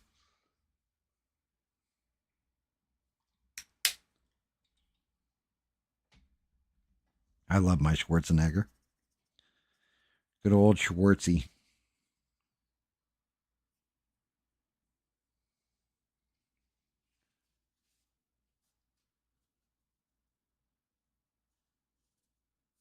Yeah, you're right, Six. He was on Parker Lewis Can't Lose, but I can't think of his damn name. But yeah, you are not wrong. He was on a whole bunch of stuff.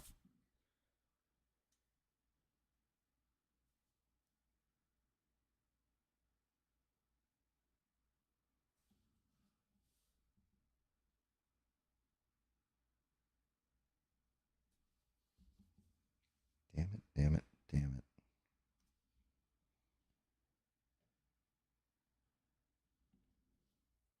Hey, you know this one guy I ain't seen tonight. Where the hell's Smurf been at? He's out there hiding somewhere. Maybe he's working his normal job. It's kind of late, but Smurf works the graveyard, so you never know.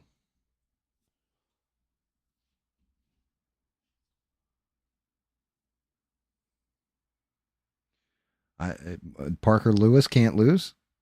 It was all right. Wasn't huge on it.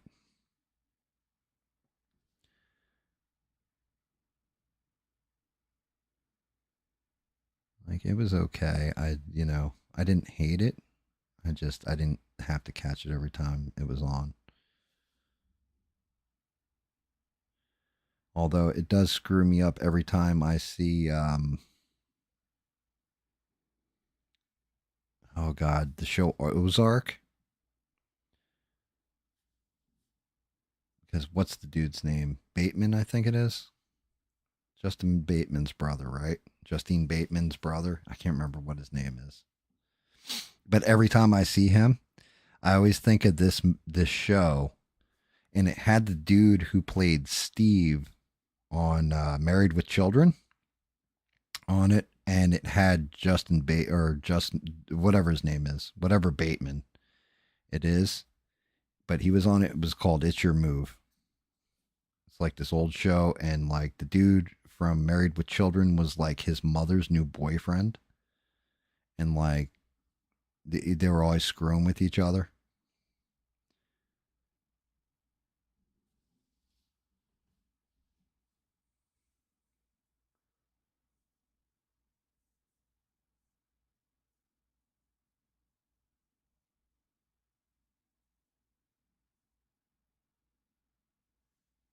Oh yeah, you know what? The whole new Silver Surfer, it looks terrible.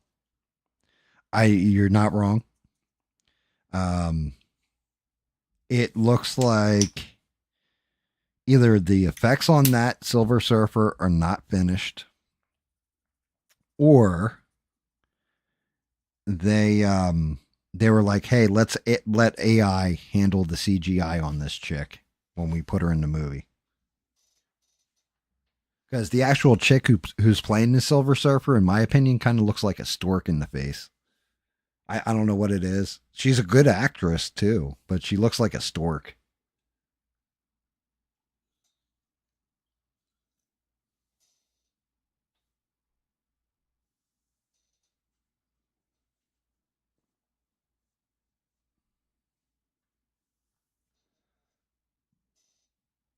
Yeah, it's actually the one chick from Ozark is playing the surfer in the new Fantastic Four, and I have no hopes for that movie. It's going to suck.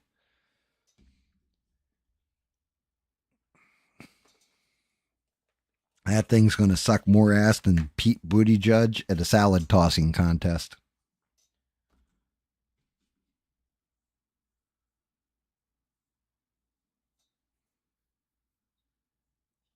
Like, no lie. It's just everything I've heard Sue Storm is the head of the Future Foundation, which is completely contradictory to the comics where it's Reed Richards. Apparently, the way they beat Galactus at the end of the movie is going to be Sue Storm and the female Silver Surfer girl power up, and the Silver Surfer turns around with some kind of like magic box, like think the Matrix and Transformers, the Matrix of leadership, and puts it in Galactus's chest, and that's what beats him.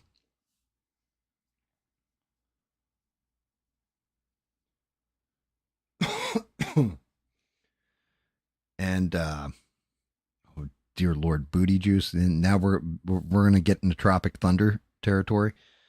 Um, yeah, it like I said, it's gonna suck more ass than Pete Buttigieg at a salad tossing contest because all these things, like it's just all these little things. Like in the comics, it's Reed Richards with the ultimate nullifier that scares Galactus off the planet. But the Silver Surfer does betray Galactus, and Galactus punishes the Surfer by making him stay on Earth. Apparently, they're going to have, like they talk about her being pregnant. She's apparently going to have the kid, which would be Benjamin Richards. I think that's his name, Benjamin Richards, who is the like he's got like super powerful. Like I think is his name Ben Richards. I can't remember what the kid's name is.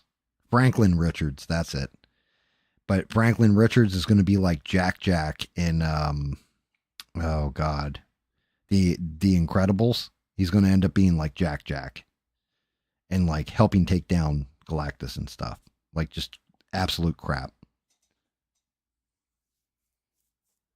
Mr. Fantastic's Reed Richards. Now their son, like Sue Storm and Reed Richards, well, actually, technically Sue Richards and Reed Richards. Their kid's name is Franklin Richards, and like he's super powerful in the comics and all that. He can alter reality, but he's still going to be like a little baby and taking down like Galactus or popping holes in the Galactus. It's going to be like god awful. Like it's basically, and don't take this offensively, guys, but when it comes to the comics, I like my comic books. Just stick to the fucking story. It's easy. But the big dub has been that this has been the MCU, and because you're replacing like Hawkeye with Kate Bishop, you're replacing Hulk with She-Hulk, you are replacing, name your character, and you're pretty much replacing the guy with the girl for the most part. And that's kind of what they're doing with Fantastic Four. Reed Richards and the Thing are going to be like background characters in it, and it's going to be Sue Storm and Johnny Storm's going to have a little bit more to do, but it's really going to be about the female Silver Surfer. What's her name? Shanala Ball, I'm going to say. And Sue Storm are going to be the main good guys.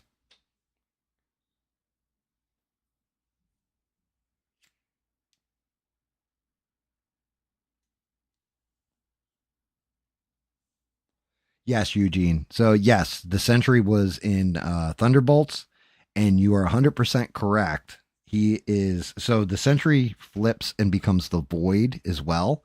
But the whole thing is, he's got, I want to say, is it called agoraphobia? The phobia of where he's afraid to go out of his house. And he can flip. He's got like dual personalities. So, he's Sentry, and then he's also the Void. And the Void's like the destroyer of everything. And I guess that was the bad guy in the movie. And they have to convince Sentry to come to terms with himself, basically. Like give him a pep talk to switch him back to Sentry. But yeah, Sentry is as powerful as it was Marvel's answer to Superman. And I'm just like, I don't want Sentry in there. The only reason why you bring Sentry in to any kind of Marvel movie would be if you do Planet Hulk, including World War Hulk, where Hulk comes back to Earth and just wreaks havoc and, like beats the hell out of the entire Illuminati. And he fights Sentry basically to a standstill. They're both like gassed at the end of it and almost kill Sentry. But he's all beat up too. Like, it's just, man, they get stuff so wrong.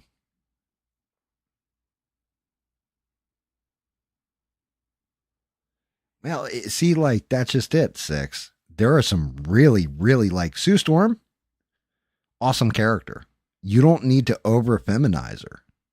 You don't need to make her a girl boss. Like, she's an amazing character on her own. Squirrel Girl is another one. She's a goofy, funny character that she's beaten Galactus and she's beaten Thanos with her squirrels. And she's taken down Doctor Doom, too, if I remember correctly. Like, you don't need to, like over feminize or anything else. I don't know what it is and why they pander this way. Maybe it's the people that are working on the productions or what. I don't know. I don't know. But, I think, here you go. Would you rather see, I'm trying to think. What the hell's the kid? JD or DJ Qualls. You guys know who JD or DJ Qualls is, right? He was in The New Guy, real skinny kid and all that. Would you like to see him as Superman? Or would you rather see Henry Cavill? Simple question. Which one would you rather see? But DJ Qualls is in touch with his feelings and all this other stuff. No, you want to see fucking Henry Cavill shirtless, for the most part. And either that or else just flexing in the suit. Sorry, guys and girls both. It's a no-brainer. So why do I want to see a miserable shit version of Sue Storm? I want to see young, plucky, being the mother figure for the family, a strong fighter on her own, smart but not Reed Richards level smart because he's one of the smartest fucking people on the planet. I don't want to see her being able to go toe to toe with the Thing. I want to see the Invisible Woman, quote unquote, that sits there and looks at somebody like a Doctor Doom, goes, "You do realize I can put a force field bubble in one of your arteries and just stop your heart right now, sir, right? Yeah, then don't ever talk to my husband like that again." Hey, that's what I want to see.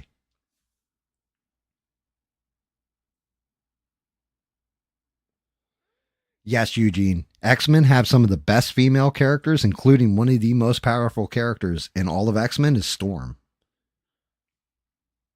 Storm is like, god damn, is that like she's Omega level. She controls the weather. She can wipe an entire planet out.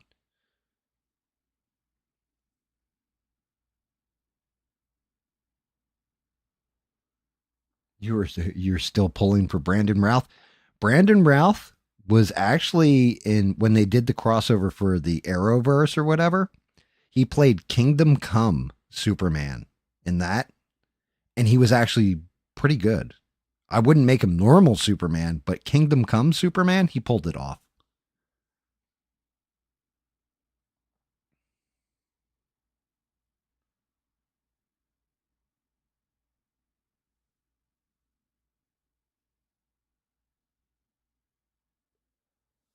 Doctor Doom, look, you got one shot with Doctor Doom with me.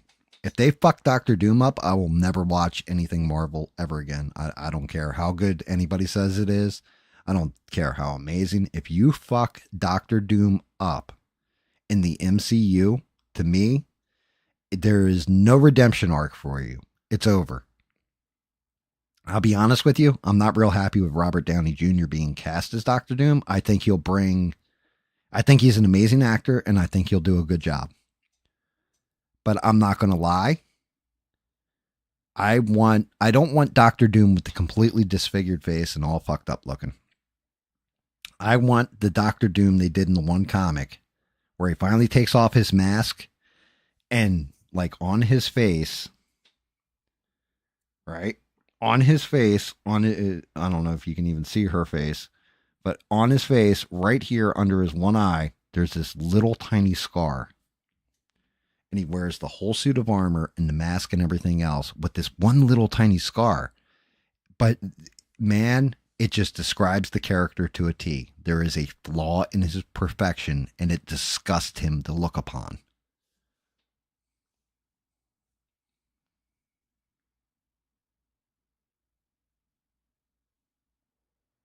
X-Men 97 is pretty damn good. Like that, the cartoon wasn't bad. It had some preachy messaging in there if you pay attention, but otherwise it was pretty good. Like not a bad show. I didn't like the fact they made Magneto look like a lesbian gym teacher in it, though. That was my biggest complaint. That and they killed Gambit. You never kill Gambit, god damn it.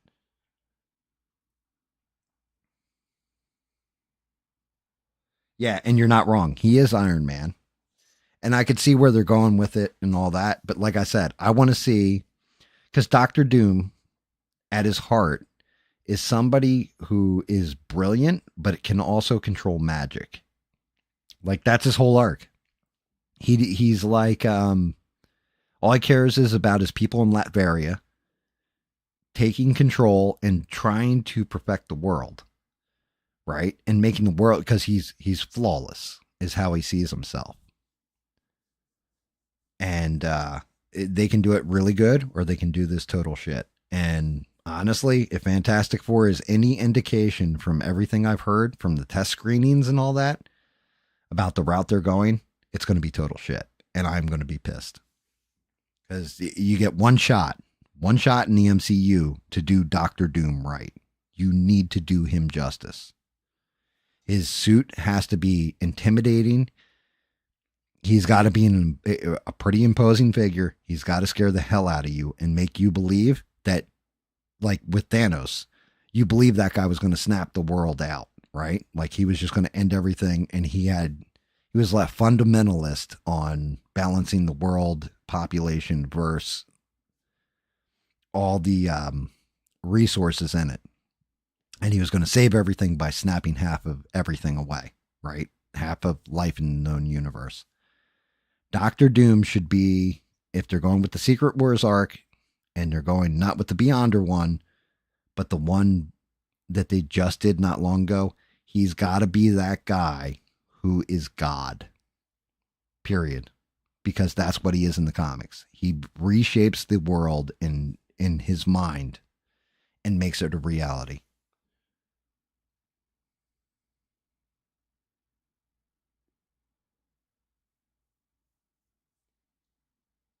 Yeah, and he played Iron Man 25 years or something, right? Tony Stark. And he was perfect for Tony Stark. He was honestly, I don't think anybody could have played Tony Stark but him. But I'm also way under the belief of you got one shot at Doctor Doom. One shot as far as I'm concerned. And there's people that have played him in the past. The old school original, not the Harvey Korman, but Jessica Alba, Michael Chiklis. Actually, the guy they got to play Reed Richards, and that was pretty good cast. But the way they played Doom in that was pretty good. He was more like an underhanded, dastardly villain, which doesn't speak to the character, but he wasn't terrible either. I don't think the armor looked quite right. And then what was it? The Fortastic or whatever the hell it was. Fanforstic, whatever the hell that movie was they did where Michael B. Jordan was the Human Torch and stuff. That movie sucked.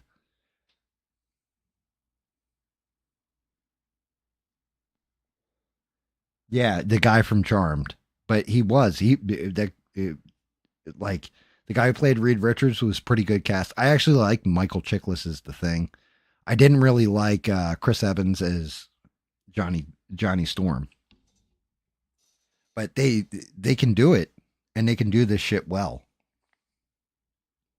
They should have gone with the male version of the Silver Surfer and had him be voiced by Lawrence Fishburne. I think that would have been epic.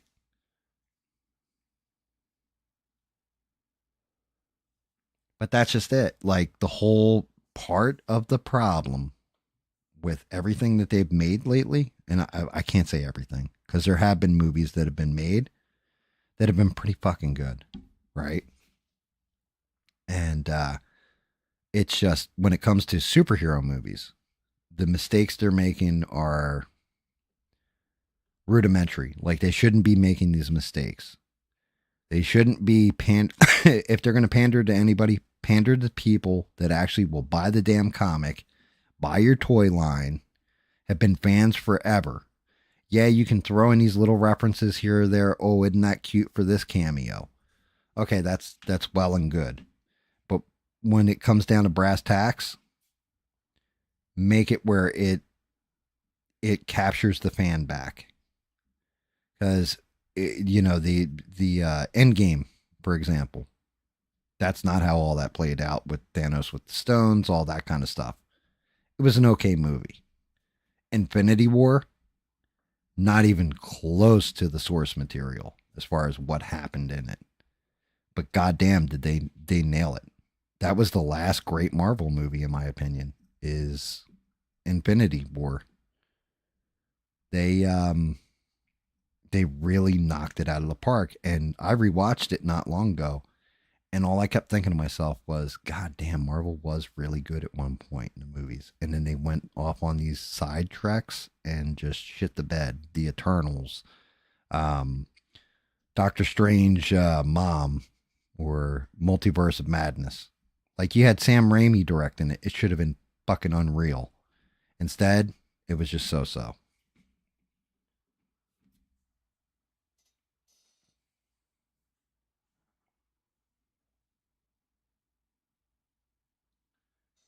Yes, they did fuck up Daredevil, the show. Did you see the Daredevil? I don't know if it's Reborn or I think it was called Daredevil Reborn, the one they just did on Disney Plus. Man, let me tell you something. They have fucked up Daredevil. Now, Netflix didn't fuck up Daredevil, Disney did. People always get this part confused too, because they're like, oh, yeah, the vision was, the vision for Marvel was a cinematic universe from the beginning and all this other stuff. No, it wasn't. No, it was actually quite a happy accident because Iron Man, the first Iron Man movie, wasn't a Disney movie. Disney didn't own the rights to Marvel yet. Same thing for the Incredible Hulk, which is why one of the deleted scenes in Incredible Hulk, you can see it's basically the Hulk trying to commit suicide. Bruce Banner, and he turns into the Hulk and shoots.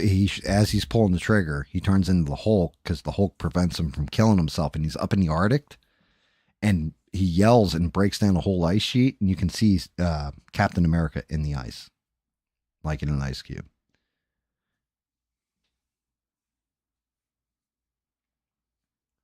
But yeah, Reborn, yeah, they fucked up. So Muse in the comics doesn't die. He never killed anybody either. He had them all strung up and was draining the blood off them to make his murals. He doesn't die though. And instead, they had him die in the saddest way possible. Instead of him being like a supernatural inhuman, which is what Muse is in the comics, they have him as basically, what was it? One Kenpo. What the hell was it? Taekwondo master or some shit. Right? In the comics, he actually has supernatural powers. He has inhuman powers. Much, much more badass. And he breaks his own. He gets captured by the cops that are hunting, that whole strike force.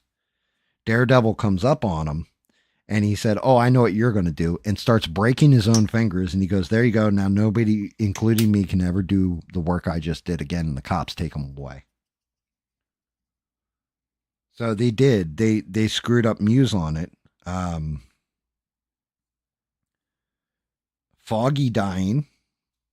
He faked his death in the comics. Now, on the show, Bullseye kills him, right?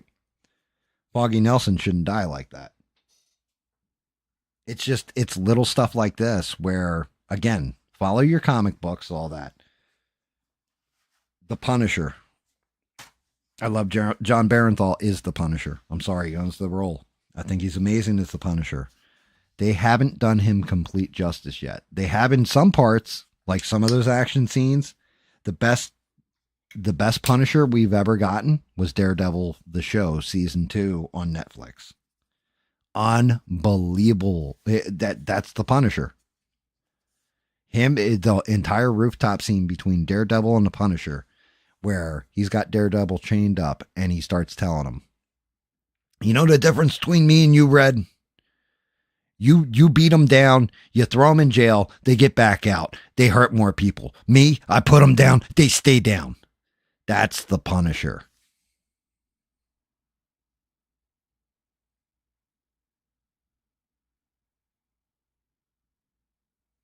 Yeah, well, that's just it. Apparently, Barenthal, they wanted to do like a side project for the Punisher, like another show. He said he kept opting out of it and saying, nope, I'm not going to come back, no matter how much Disney begged. And the reason why is because they wanted to go with the new Punisher logo, the one that looks like it's got devil horns and all that, because he joins the hand in the comic, and they, whole thing was cops started wearing the Punisher symbol and the military and all that. And Disney was like, oh, no, we can't do that. So what happened? John Barenthal said, no, I won't do it without the symbol.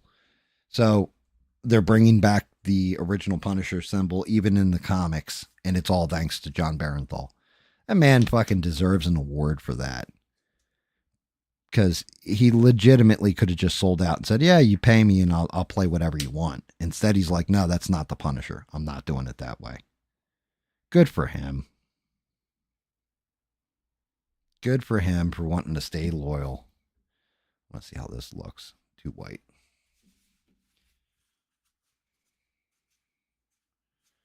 right, so this got to get. Let me see, where's my water?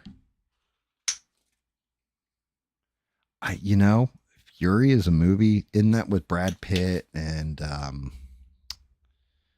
LaBeouf and all that kind of stuff? I still have yet to see that movie. Like, I kind of refuse to watch it because it's Shia LaBeouf. I can't. I don't find him to be believable in anything anymore. Not since Indiana Jones.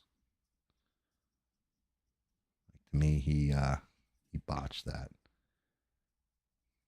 I think I might stay away from this white. I was going to go in here with white and lighten everything up. I think I'm going to stay away from it and stick to the brown, though. To that off-white brown. I think it looks better in the fur and what have you.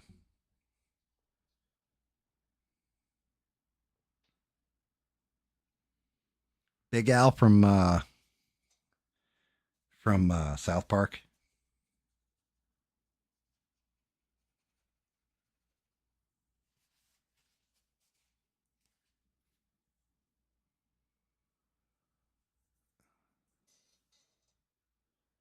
Man, this is really weird. Why would you do this? So those are like stockings on her, right? But and this is killing me. I mean, I guess I could do them as stockings still. In which case, I think I'm going to go. Let me see. I might actually use gunmetal on this. Give her a little shine back. Let me see.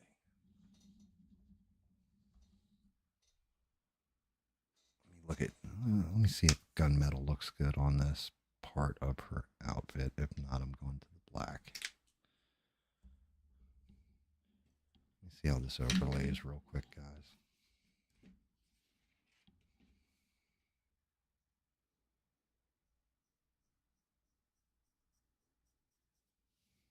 I think that'll work, actually. Normally, I probably wouldn't go this route. I honestly think the gunmetal kind of gives it that differentiates it a little. Because if I go with the sequin black,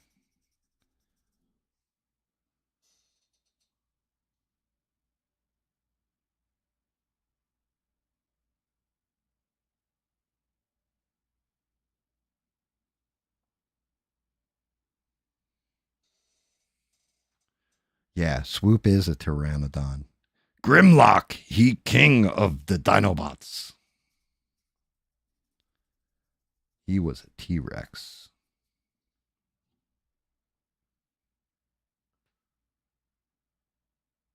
You think that's perfect color, E-Rock? I think it works. I mean, it's weird because it's a shinier color. Like it's a metallic, but I think it pulls off the effect that it looks like on her leggings. The only thing is, like I said, this guy didn't do them like their leggings, probably because he would have had to add a second texture instead of just a skin smooth texture, which, not going to lie, in modeling can be, how shall I say, problematic sometimes. So I think he just kept it to basic legs, but I'm also not going to complain because he did a hell of a job on the model. Like there's a lot of detail in it, especially in the symbol on her jacket and what have you. So I'm thinking if I keep it into that metallic kind of shade.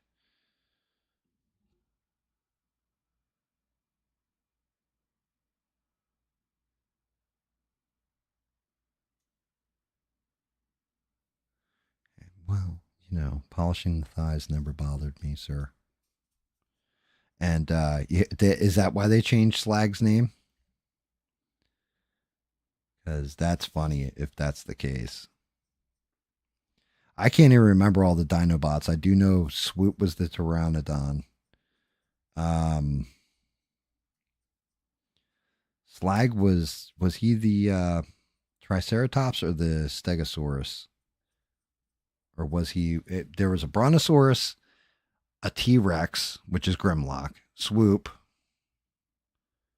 a Triceratops and a Stegosaurus. There's five of them when it came to the Dinobots.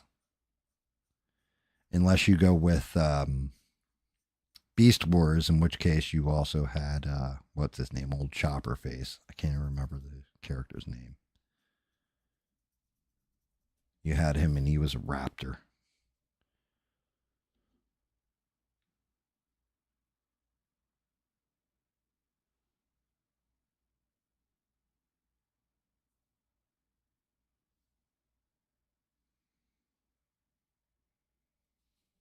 He was the Triceratops. Slag was the Triceratops. Very cool. Yeah, I can remember what the Dinobots were. I can't remember. I can't, like everybody always remembers me, Grimlock. Everybody remembers Grimlock. It's just impossible to forget because, well, he was the coolest one, right? And he was the leader of the Dinobots. Autobots, roll out. Except for you. You guys jog.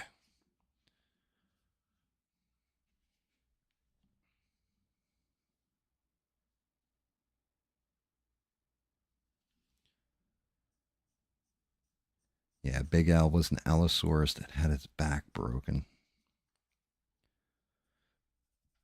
Well, that makes him a wuss. Batman got his back broken and got back up and climbed out of a well. Okay. A big dinosaur like that laying down just because of a little broken back. What are we talking about here?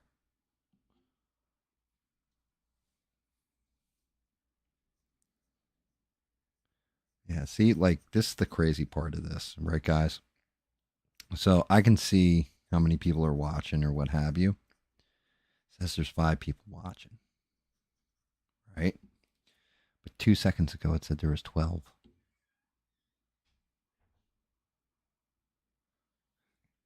The Dark Knight Rises for me was the weakest of the 3 in that trilogy, and the only reason why is because it should have been Heath Ledger, right? In my opinion, the whole thing that wasn't set up for Bane. I think it really would have been better if they were able to continue on with the Joker storyline. That's just me though, because I'm a Joker nerd. So I don't know.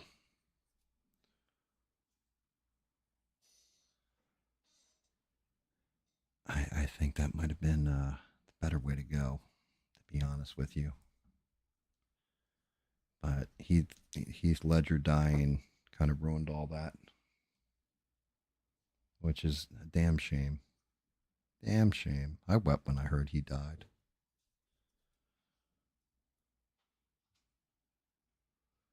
Yeah, I mean, The Dark Knight, when I first saw it, I was like, yeah, it was all right. That was a decent film. And then watching it back again and all that, I was like, wow, that actually is an amazing film. And when you really break it down,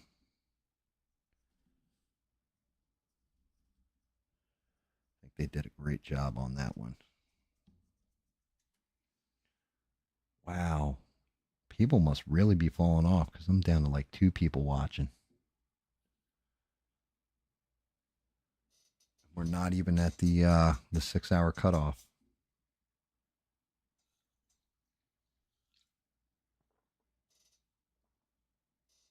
Oh, now it's back up to 5. And dude, I I don't know if it's YouTube inflating views. I don't know what the deal is, and I would love to get to the bottom of it. But it's weird how streaming works. What you can see on the creators end and what you can see on just the viewers end.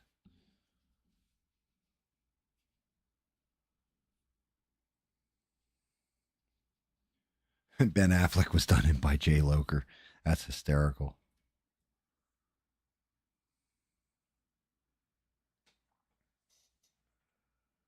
No, the best line that Tom Hardy had in that entire movie was one that he actually ad libbed, where he's just like, "My, what a lovely singing voice," And then they like attack the arena.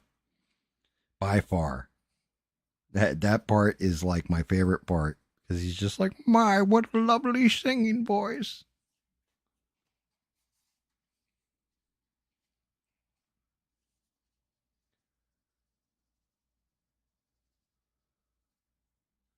When the chick dies in the truck.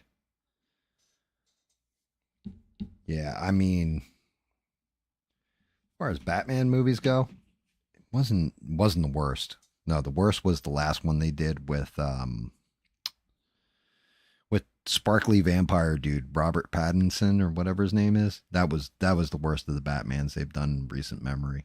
Before that, it would have been the George Clooney one. But they man, that movie pissed me off 6 ways to Sunday. At what point did somebody come up with the brilliant idea that Batman was going to say to Alfred, "You're not my father"? Like, excuse me? Like, dude, it's Alfred. Yes, he kind of is your father, you jerk. Like, Bruce Wayne would never say that to Alfred. Batman would never say that to Alfred. Alfred was the only person who was there for him after his parents died. Like, that's not how that works. Like, it's never worked that way in the comics, and it's just total crap.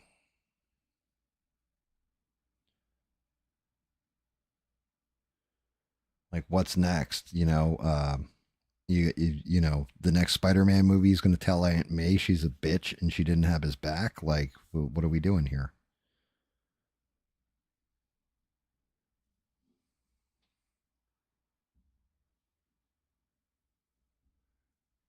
So, Batman Beyond, they had that one on the table at one point and just never made it with Terry McGinnis.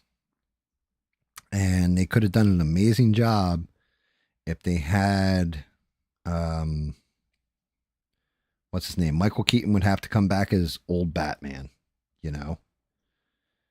And then you have Terry McGinnis, but you would have to go through the whole scene in the beginning of Batman Beyond where Batman actually hangs up the suit and why he hangs up the suit. With him having a heart attack while he's fighting the guys and having to grab a gun to defend himself. I mean, it could have been really, really good. But then again, I just watched how they handled the oh god, what was that movie? What the hell's it called? Well, it's The Flash is the name of the movie, but it's the Flashpoint arc in The Flash. And the way they did it was just so obscenely terrible that I was like, thank God they're not trying to do anything. They need to reboot this whole universe. Just throw this all out and start over because this is crap. And then they announced the new Superman, and I was kind of excited for it because Henry Cavill was coming back. And then they completely switched it up to the point where we've got some gold guy that it's like, who is this character? I've never seen them before. Not like I'm a huge Superman fan or anything, but I've not seen this DC villain ever before. And then I read up on it, and it turns out it's James Gunn created this villain specifically for the new Superman movie. And it's going to be voiced by James Gunn. I'm like, really? You're doing self inserts now. This is amazing. I wouldn't have let him play I wouldn't have let him play Batman Beyond. No. Honestly, not going to lie at all. You actually need you need somebody who's kind of an unknown to play Terry McGinnis. That's the route I would have gone with it. I would have gone with almost a complete unknown because it's going to make their career if they do it right. Need somebody who's athletic, kind of into martial arts, that kind of thing. Like, I was actually happy that they did the movie, but the movie itself was crap. They did Blue Beetle, and that could have been a lot of good or really good. They used the kid from Cobra Kai in it, And that could have been a lot of fun and really good. They kind of crapped the bed with it. I'm not going to lie a little. But there's plenty of unknown actors out there that are hungry, young, just starting out that you could get to play that role of Terry McGinnis that I think could crush it.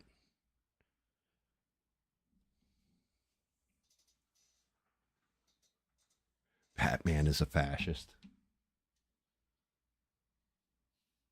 Yeah, I mean, and that's just it. Like Ted Korg, Blue Beetle would have been cool to go into, what have you. But it's the same way I didn't really like what's her name is Wonder Woman. The she was just way too short.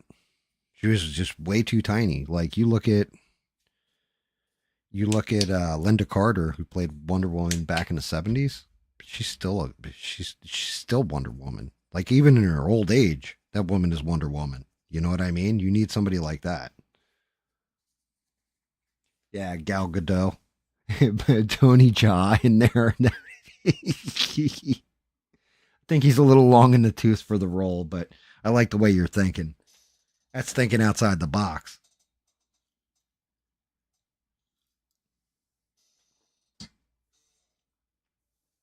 All right, what else can I work on? Let me see. What are these gloves?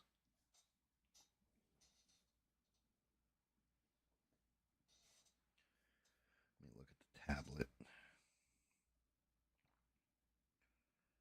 Oh, shit. The shoes actually match.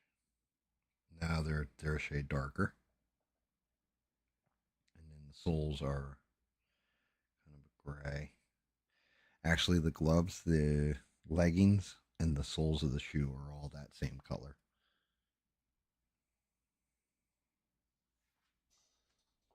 All right, back to it. Gunmetal gray it is.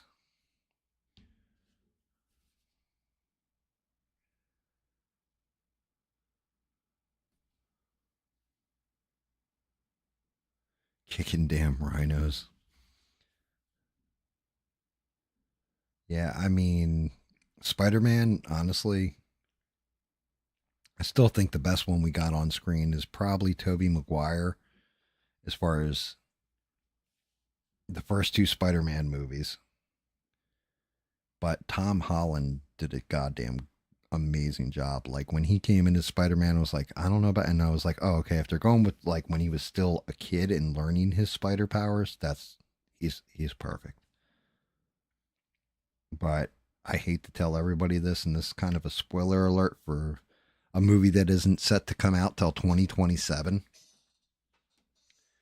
In Secret Wars, part of the entire point to Secret Wars was to replace Peter Parker Spider Man with uh well, I can't remember his name. Multiverse, the multiverse Spider Man. The hell's the kid's name? Keep wanting to say McGillis because I got that stuck in my brain. Miles Morales. Thank you, Eugene. Yes, that they wanted to replace Peter Parker with Miles Morales was one of the main points of that whole Secret Wars arc. Like they brought Peter Parker and Miles Morales in the same universe, but Peter Parker at that point is much older and owns like a whole corporation, Parker Corps or whatever. Parkour.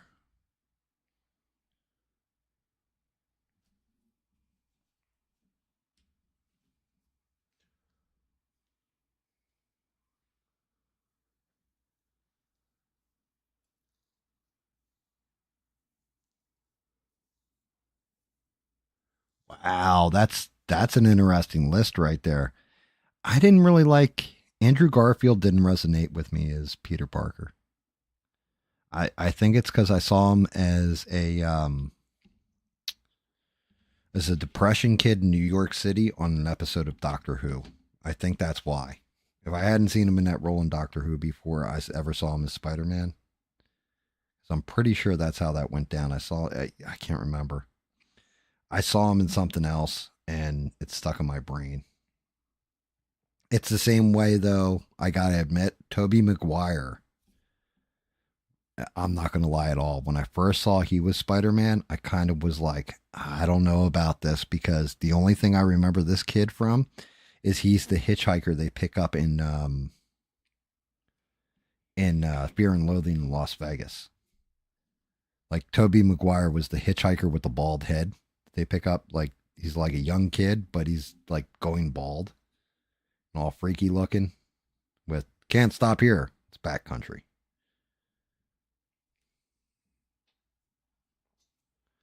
So again, I think that's one of those punishments from when I was a kid and seeing people and just associating them with things. I don't know. I mean, who knows? That's a hell of a list, though. Miles Morales, he's Miles Morales. He's not Spider Man to me. That's like saying, oh God, what was his name from 2099? That Spider Man isn't my Spider Man either. I grew up with Peter Parker.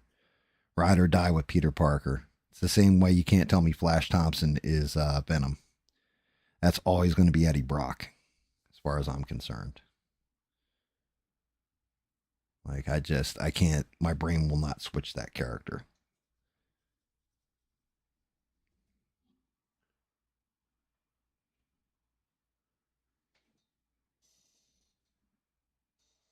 Parasocial Peter.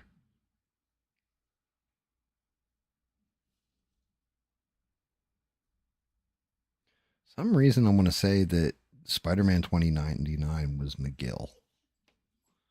Well, looks like you guys got to give me a second. I got to walk the puppy real quick. We are at 1 in the morning, so he's been holding it for 5 hours. Give me 1 minute, guys. I'll be right back. Hey, look, I even got this little thing I can throw up here. Boom. I'll be right back. Yay. Be right back.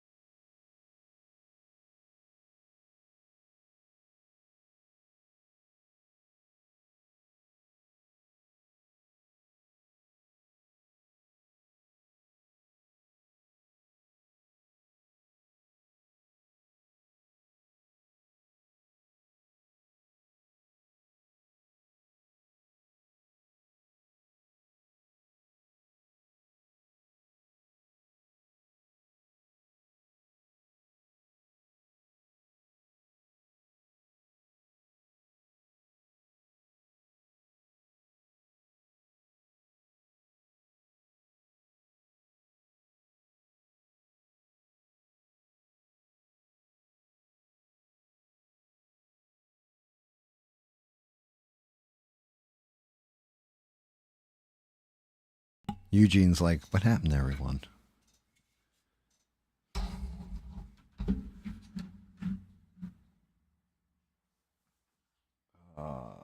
Do I like the Venom movies? No. No, I mean, they went with like the extended symbiote arcs from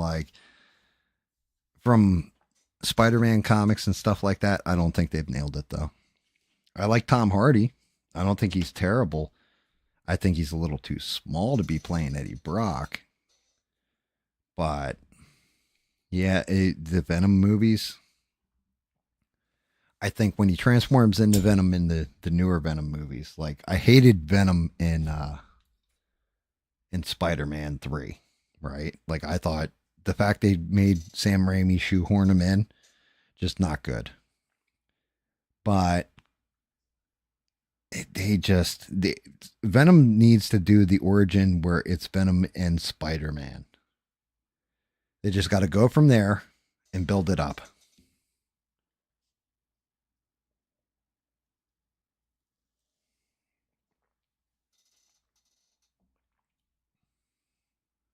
Yeah, it should have been a hard R. If you're going to make a Venom movie, especially if you've got Carnage in it, right? Like the second one was, Carnage. Man, Carnage killed like 52 or 57 people before Spider Man and Venom teamed up and took him down. So to me, it's stuff like that. Like, why didn't you do this where it was, like you said, a hard R? Like, just brutal.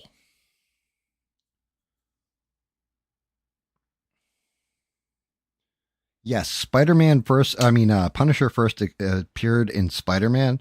The cover has Punisher standing there with a sniper rifle, and then it's like, so Punisher's like here with a sniper rifle.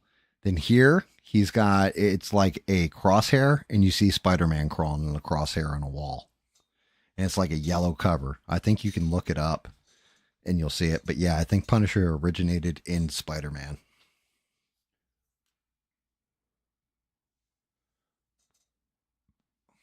I don't know about letting Ryan Reynolds buy all of it. What we really need is to get rid of Kevin Feige.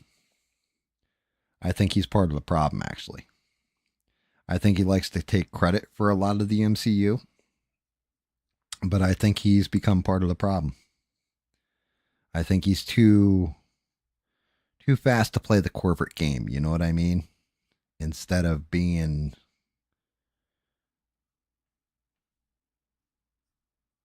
like the Russo brothers, they came in. They did a pretty good job with Endgame, Captain America, Civil War, or not Civil War, Winter Soldier, stuff like this.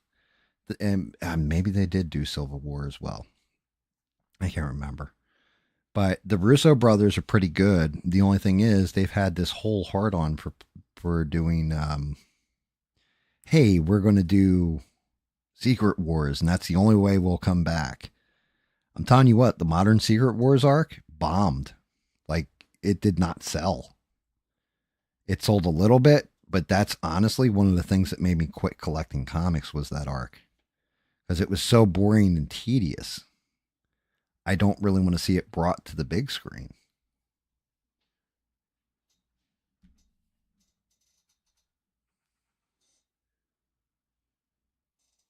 He's it's not even that. It's not that he's become some woke weirdo or something.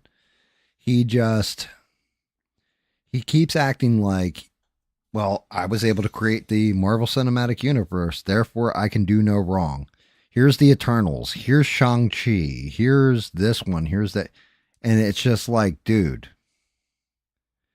these movies suck you're making and putting in the pipeline. And then, the Avengers, remember, up until old Buddy got canceled, and I can't remember the dude's name, it was going to be called the Kang Dynasty. And they were going to do Kang as the main villain. And it's like, who cares about Kang? He was like a sub crap character.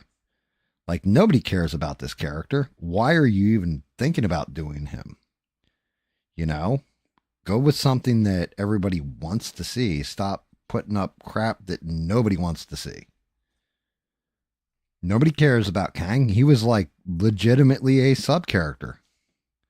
He's boring. Who the hell wants to see this?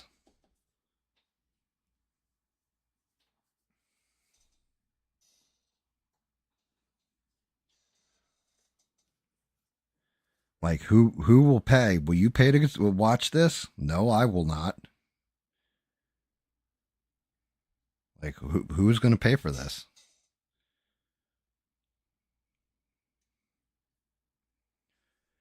Okay.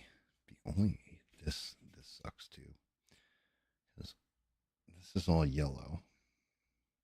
wrap on there looks like it's a yellow. That little band is going to be a yellow. This is going to be a yellow. The string's going to be a yellow.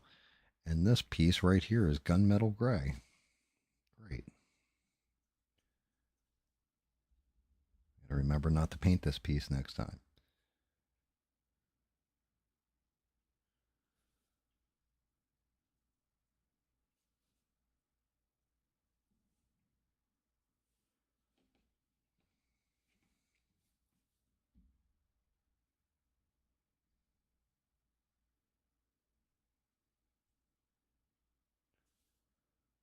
That's gunmetaled, so that's not bad. The band's all going to be yellow. That's got to be, and then this is wood.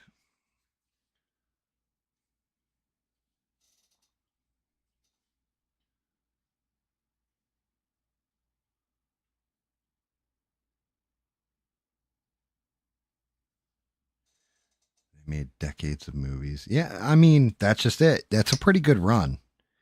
Right. And some of them weren't that great, but now you go back and it looks like a masterpiece to some of the crap they put out. Like, look at Age of Ultron. You're like, yeah, this was probably one of the worst ones they did. And then you hold that up against like the Eternals or Shang-Chi, like I said, or God, what else has come out? Black Widow. Like you hold that movie up against them and it looks like you made the most amazing movie ever in history. And that's where I think they've lost standards. I think just in a practical nature, they've lost standards over the quality of their shows. Like you had some really, really, really great shows here, and you chose to go this route with it, and you're crapping on your own legacy. And it's a shame because what did you sacrifice it for? To be socially conscious? Because I'll tell you what, your message is only valid if people actually listen to it and watch it. If nobody consumes it, who cares? You thought they thought legitimately that they could do no wrong and they would lose no fans, right? That whatever they put out, somebody's going to buy. They did the same crap with Star Wars, which is a real tragedy. Even the worst tragedy out of all of them, don't ever get it wrong, is Doctor Who. Because you're talking about something that was literally an institution in Britain. You know, like Doctor Who was like religion in there. Everybody used to gather around and watch their Christmas special and all this. And, you know, you thought, hey, we can put anything out, slap Star Wars on it, and everybody's going to love it, buy it, want 25 copies of the toy and all this. And what's crazy is George Lucas found this lesson out when he made the prequels. That the first one, before it came out, there was all kinds of crazy, we need to buy all the toys, we need to do this, we need to do that. Oh my God, new Star Wars. Then it came out, and that sentiment swiftly turned to, if the next one's this crappy, then yeah, I'm kind of done with Star Wars. And in Revenge of the Sith, which is probably the best of the prequels in my opinion, they kind of caught it back up. They kind of fixed it to an extent, but not to the right extent. Not to the extent where it's like all is forgiven now, George. It was like, dude, don't ever give us a Jar Jar Binks again. Yeah, exactly, Eugene Jar Jar.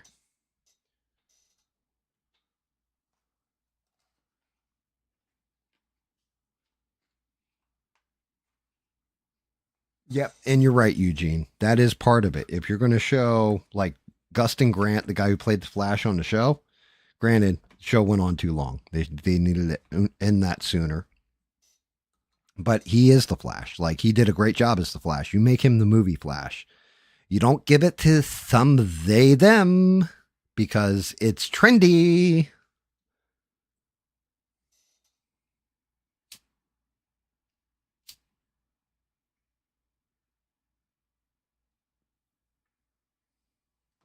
Yo, I feel bad too because the actor, you got to figure like he probably broke his ass for that role for Jar Jar Banks. And you're right, it destroyed his career. You know, it's the same way that Darth Maul, who's like in the movie for what, like 5 minutes total or something, 10 minutes total. Man, everybody knew who Ray Parks was after that. Everybody's like, oh my God. But it was the exact opposite for the Jar Jar actor. You can't even, I can't even tell you the guy's name who played him. That's tragic. And it's not his fault. It's not the actor's fault.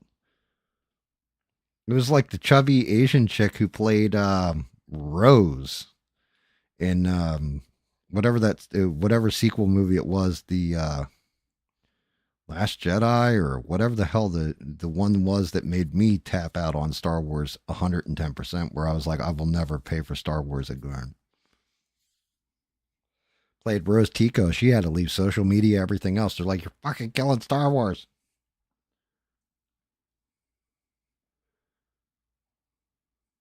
Oh, yeah, that's right. You're not wrong, Eugene. I forgot about that. They did fire that guy for making jokes.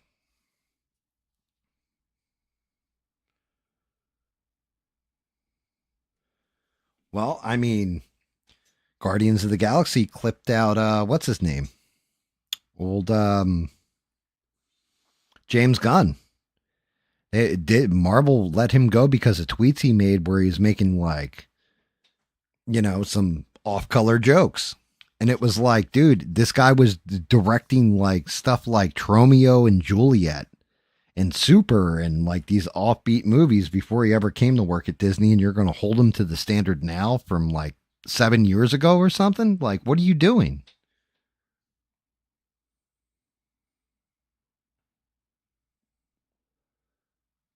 I have not seen Dinosaurs 24/7. What channel is it on? And I can't believe they fired well, no. Ahmed Best. Yes, that's the dude who played Jar Jar Binks. Like seeing his name? Yes. Couldn't remember his name for the life of me, though. I can tell you Harrison Ford was Han Solo. I can tell you Mark Hamill was Luke Skywalker. I can tell you that James Earl Jones was the voice of Darth Vader. I can tell you that Billy D, Mr. Smooth Williams, was 110% Lando Calrissian. Can't tell you who the hell the actor was that played Jar Jar Binks because I've tried to burn that part of my brain out.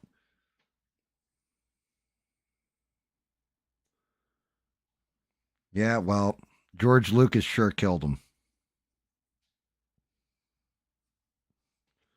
Killed his career deader than 3 o'clock. Like screwed that completely up.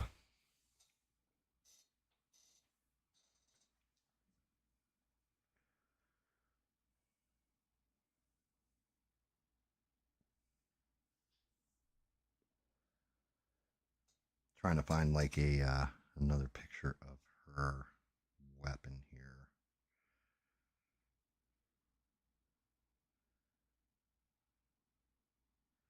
Actually, that goes to like white at the bottom wrap. What the frack?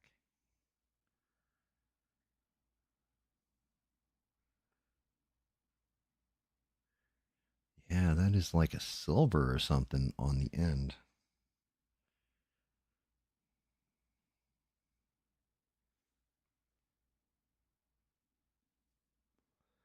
Doreen Green. Her tagline in the game is eating nuts and kicking butts. Make of that what you will, ladies and gentlemen. But that is Squirrel Girl's tagline. Actually, let me see. He didn't do it the way it's done here. Okay, so I'm going to have to go in with a yellow on that banding. But everything else is that gunmetal color.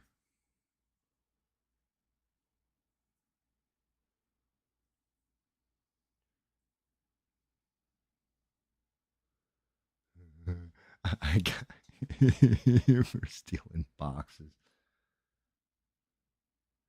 Yeah. No, it wasn't Chris Tucker's career. He wanted too much money. That's what made his career go south. Nobody was willing to give up the amount of money he wanted. Yeah, Chris Tucker's career got derailed because he thought he deserved like Eddie Murphy money, and he wasn't worth Eddie Murphy money.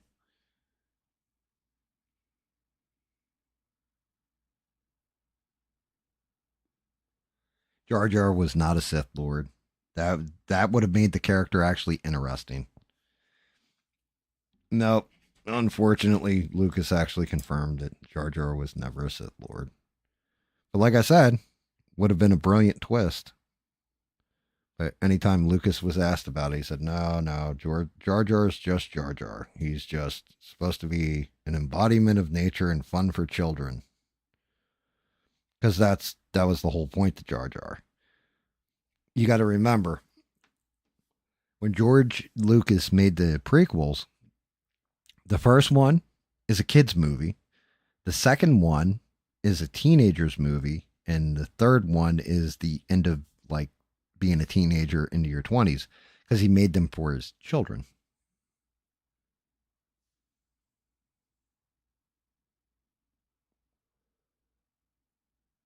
Yes, exactly, Sheree. After Rush Hour, Chris Tucker believed his own press that he was like one of the funniest new up and comers and demanded so much money from the movie studios that nobody wanted to pay it,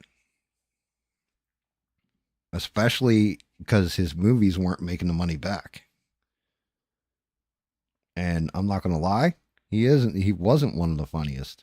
Like he was funny, don't get it messed up. He was hysterical in like Fifth Element and the Friday series, stuff like that. But he really like Rush Hour with Jackie Chan. He's good in that. But 110% not worth the amount of money he wanted. Like he wanted like tens of millions of dollars for a role. And yeah, it was. It was legitimately, I think, Rush Hour 2. I think it was Rush Hour 2 is where he started demanding more money. And Rush Hour 2 didn't make as much as Rush Hour. Like, and then you've got guys like Keanu Reeves who took a couple $1 million pay cut and gave it to the stunts guys on John Wick because he's like, look, I'm just here and I'm just acting, man. Like, whoa, that's all I really do. Stunt guys are doing all the work.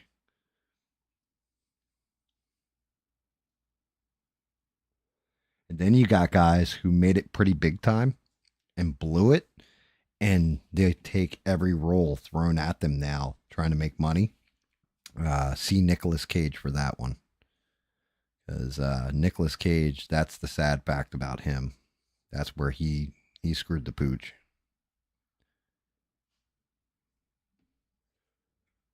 I might have to go to a different color because that's going to blend in with her gloves. Either that or else I might have to redo. No, the leggings I like.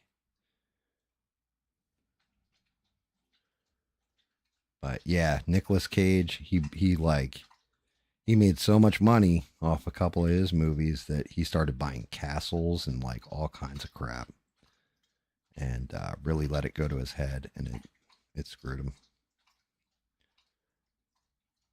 That's why I always say, if I ever hit the lottery, I only need 10 million, and I could be good for the rest of my life, and not worry about anything after that. It's all about how you manage your money and not being foolish with it when you have it.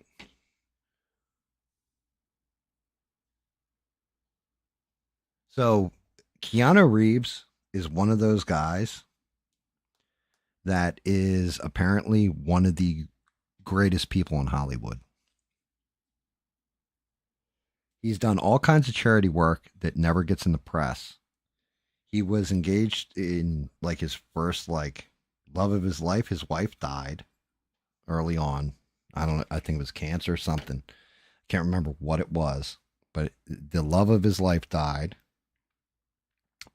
Everybody says he's a fantastic person to work with. He's very humble and all this stuff. One time, a lady backed into his motorcycle, and you can probably find the video of this. Somebody uploaded the video of it. Keanu Reeves had his like motorcycle parked, and this lady was parallel parking and knocked his bike over and did all like a normal Hollywood star would have freaked out on her and everything else. The cop showed up and all this kind of stuff and what have you. He came out, he saw she knocked the bike over. He picked his motorcycle up. He said, if I can start it, then don't worry about it. He started that motorcycle up, got it running, waved at her, and drove off. No big headline, no nothing. Very, very humble guy. Took a pay cut to, like I said, pay people so that John Wick could get made.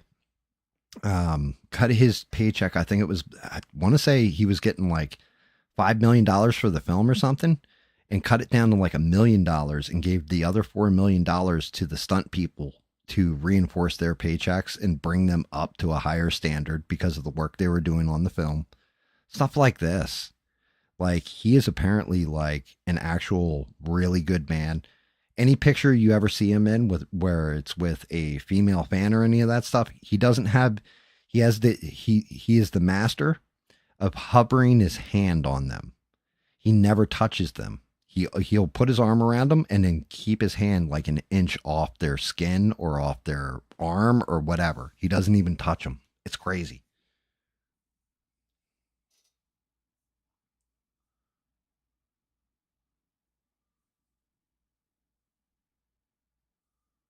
Yeah, something like that, Eugene. I do remember that story. All right, I'll have to check it out, Leo.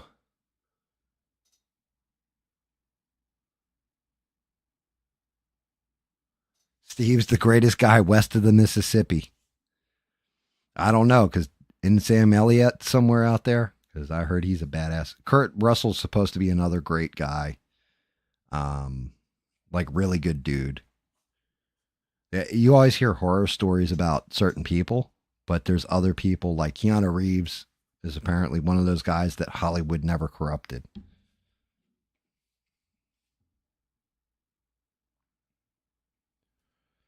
What the hell else do I feel like doing tonight and knocking out? Got most of her crap kind of painted. I mean, I can get into the boots, I guess. Actually, yeah, the sole of the boots match. I guess I can knock them out while I got gunmetal gray going.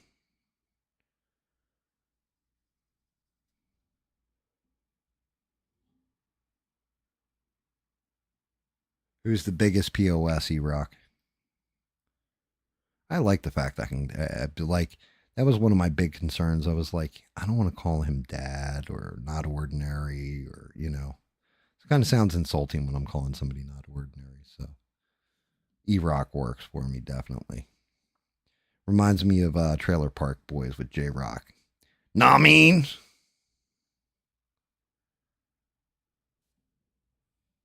Like, just a fun name.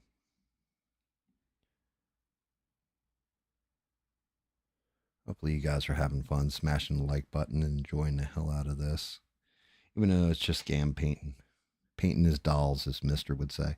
Shout out to Mister. Haven't seen him tonight. Haven't seen Duke Raoul. Shout out to him as well.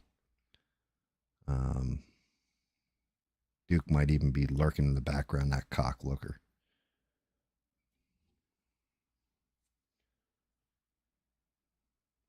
Steven Seagal is a total fucking douchebag. Yeah, you're not wrong.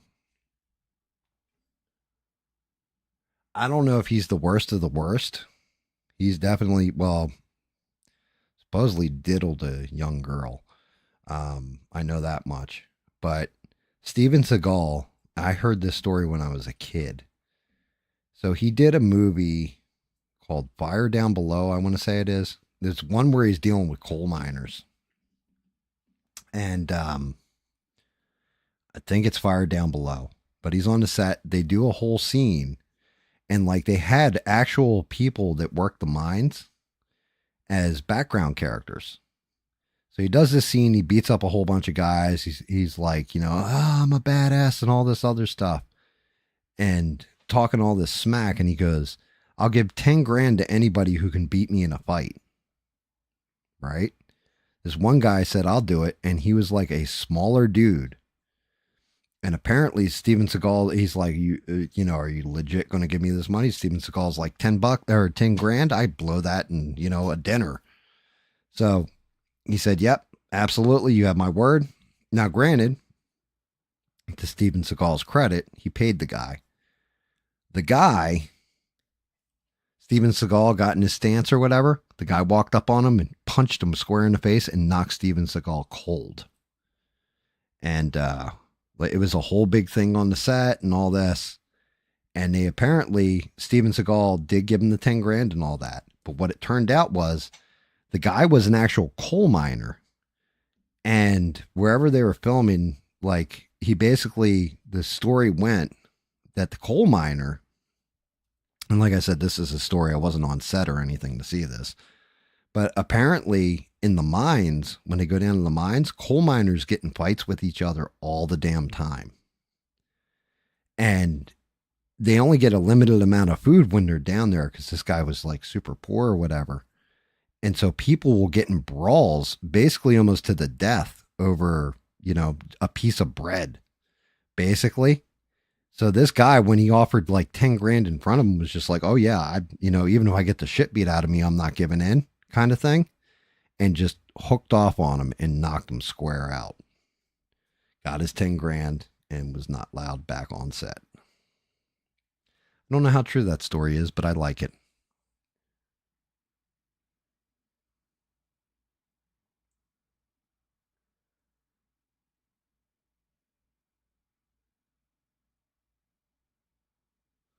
Wow, really?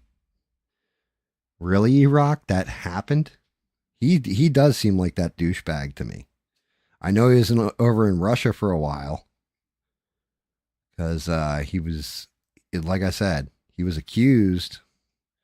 I don't know if it's credible or not, but supposedly he diddled a girl, a younger girl, a fan. And yeah, she had like a whole thing and all that kind of stuff. Because I know he became like an honorary member of some police force, right?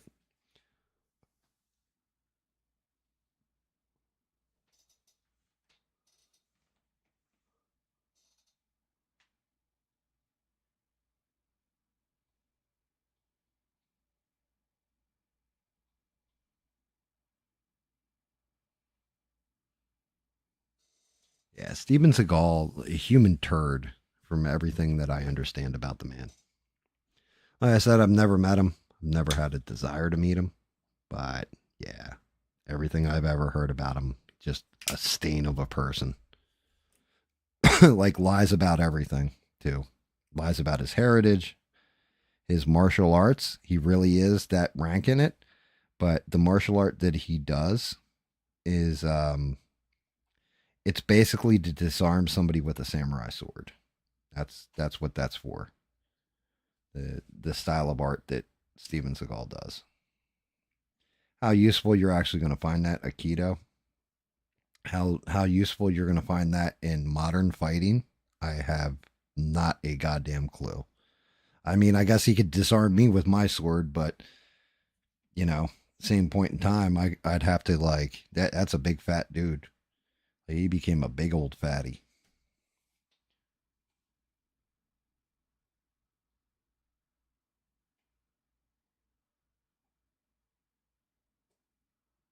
Oh, dude, that's that's just terrible.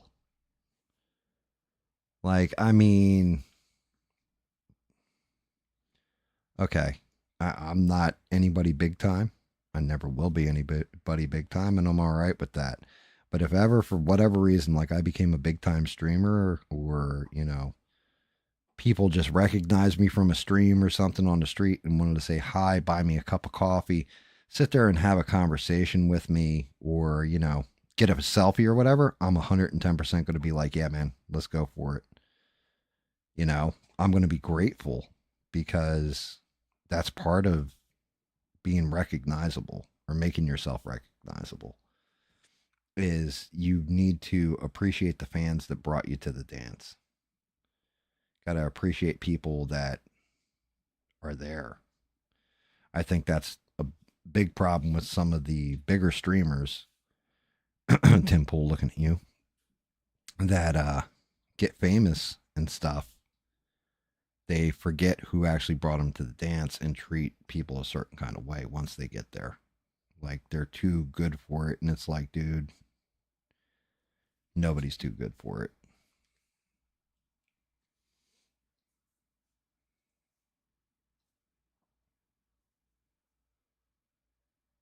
Yeah, he did make a reggae album, didn't he?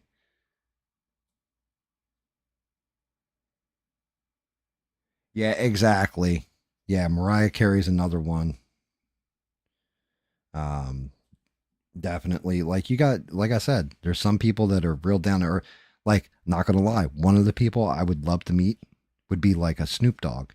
Snoop Dogg, I could see you like sitting there meeting Snoop Dogg and like smoking a blunt with him. You know, like yo, I got some really, really good, not as good as mine, dog, and then just fire it up. You know, like he seems like that dude that would sit there and at least, hi, how are you, kind of deal, and then go on his merry way or be cool. I've told the story, I think, about my buddy Guido meeting Michael Jai White in Atlantic City, and he said Michael Jai White couldn't have been more gracious, kinder. Had a whole conversation with him. Said, "You want to take a picture?" He said, "Nah, I'm good. I don't want to put attention on you." And Michael Jai White was just like, "Cool, nice meeting you. Thank you for enjoying my films," and walked off. Like that's all it took. And Guido was a lifelong fan after that of anything he did.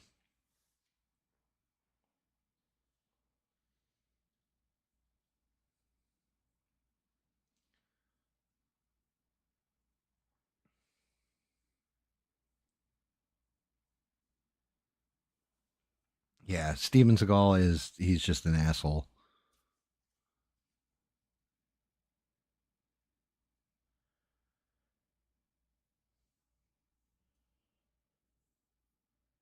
Yeah, some people get it, They understand their fans. Other people treat their fans like they're no, well, you're supposed to worship the ground I walk on, that kind of attitude, and that never sits well with me. Like, got to treat your fans a certain kind of way. Not like if you're taking a piss at a urinal or whatever. Like, oh my God, you're so and so. Let me shake your hand. Like, dude, I'm my guy. I'm holding my junk. Okay, I understand that. Like that would bother me too. Or always shoving a camera in your face trying to get a picture, but quiet interaction with a fan, especially the kind that nobody knows about, man, you've made that person's whole entire day. Don't take that away from somebody, especially not if you're a movie star. Like at that point,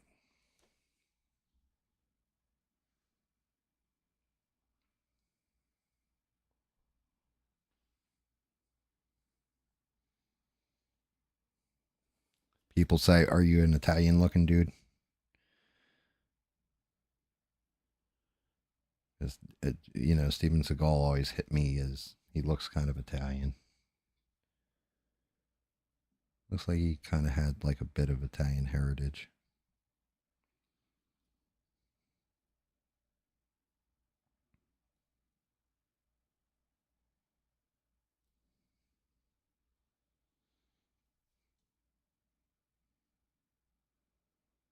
I mean, he says he's Russian. Then he said he's Japanese. Then he said he's this, that, or the other. So you can't really believe a fucking thing coming out of that dude's mouth. But there is a YouTube video somewhere on these YouTubes, if you Google them or whatever, called "The Truth About Steven Seagal" or something like that, and it goes into like the one girl's allegations against him and the whole 9 yards. Like it breaks down his whole career, breaks down all this shit with Russia, like whole 9 yards.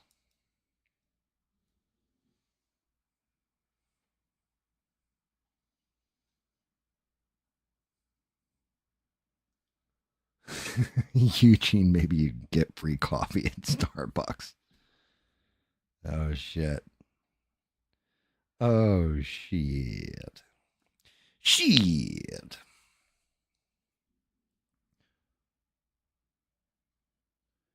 I think we lost Stranded somewhere along the way. Shout out to Stranded Lifeform. Anytime I lose Stranded, I'm going to shout her out from now on, especially at the end of the show. Because the whole thing is, I know she works hard and has to get up early and stuff like that. Still hangs in there like a trooper with me. And like, I like catching her off guard with the shout outs. Eventually, if they become too commonplace, we'll have to switch it up a little. But until then, shout out to Stranded Lifeform. All right. See what we got going on back here. Clean that up a bit.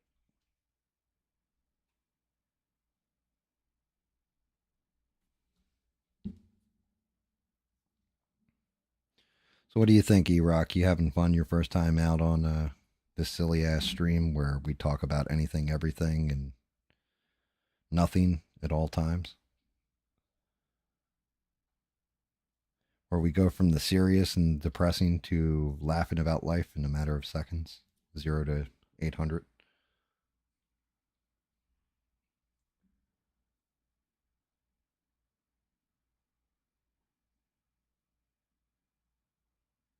Cool, cool. Like I said, I know I'll be doing like tomorrow is just a gaming stream. I just kind of talk crap while I'm playing video games.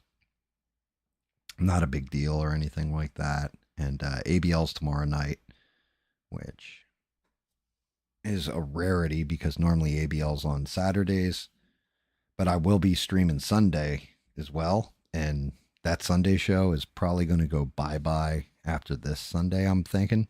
If I get her done in 2 shows or 3 shows, then it's going bye bye till I get enough prints where I can justify doing this Sunday show again. That was the whole point to the Sunday show, is to really play catch up. And unfortunately, I'm running out of shit to paint. I have to get back to making things. Well, making things, or more to the point, printing them out, like stealing, well, not stealing, because they're free common core models that I can tell you where to get this model. Like if you want this model, go to Printed Obsessions and you can download it. I don't know if he's charging for this model yet. He usually puts them up for like a couple weeks, a month, and then starts charging for the model. But I got it while it was free. If not, I can probably point you to a different model that's kind of the same. Give me a Bob Ross nickname. Actually, one of the things we've been trying to figure out is what to call the collective group, right? Because I was like, Sheree and I were talking about this, and I was like, maybe we call it the cult of GAM. I'm like, nah, that sounds too much like a fucking cult. You know what I mean? Some kind of weird, like, collective, because I don't like it when people are like, what's up, ABL family? Stuff like that. I'm like, yeah, I mean, and now you're going past the realm of YouTuber to severely personal. Like, it's almost too personal when you're calling other people family that you've never met in real life. I don't know about that one. I don't know. I like that.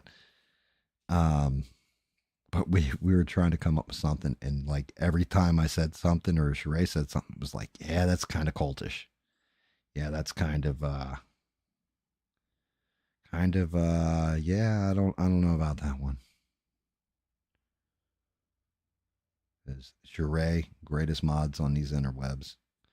She doesn't have to be up late night like this dealing with some crazy ass white man that's painting things. She does it because she's nice and she hangs out and has fun.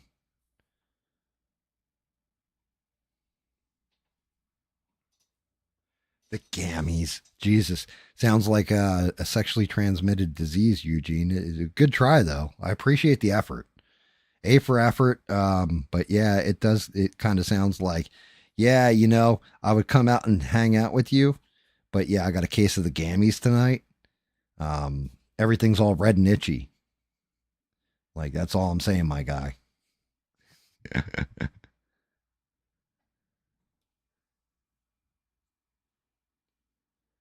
All hail Gam, king of all. What's going on there, Smurf? It's good to see you. Smash the like button. Say hi to your old friend here, huh? Stop with the 2 cents in, huh? Why are you always calling me the king? I ain't no king. I ain't hear no bell either, Smurf. What the hell are we talking about here, huh? And if you don't, and the whole thing is E-Rock, because you're new, Smurf sounds a lot like Sly Stallone in real life. I actually known him for years now. And I always joke because if I hear your voice in real life once, it sticks in my head. And anytime I talk to you, it kind of comes out like that, you know? I'm reading his words in his voice. Hey, what's going on there, Gam? You stupid son of a bitch. What's going on? Huh? What, you gonna give me some lip? I'll show you something. I'll put your head right up your own ass. How about that, Gam? Huh? Mess with Smurf. You know I'm like an inch and a half taller than you and about 4 years younger. I'll kick your ass. You got me, old man?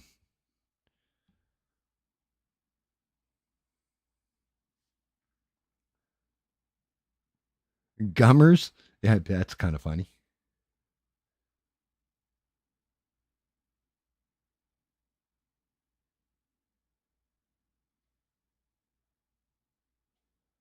Yeah, yeah, you're not wrong, Steve. Dude, yeah, Sheree was yelling for you earlier, Smurf. Like, no joke, because I said something earlier in the chat, and then Sheree yelled. She was like, Matt, where are you? Like, yelling for you specifically. Yeah, I was at work. I had to go to work, and then I had to go crack one off in the toilet while I smoked a bowl, okay? We're not going to go any deeper than that, but this is kind of what I was doing.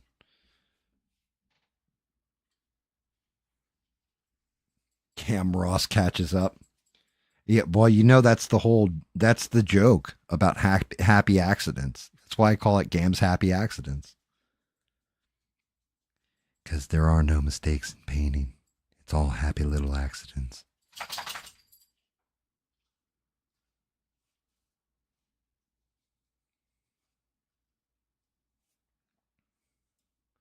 Yeah, dude, I'm not going to lie, Sheree. Smurf and I have had offline conversations about you.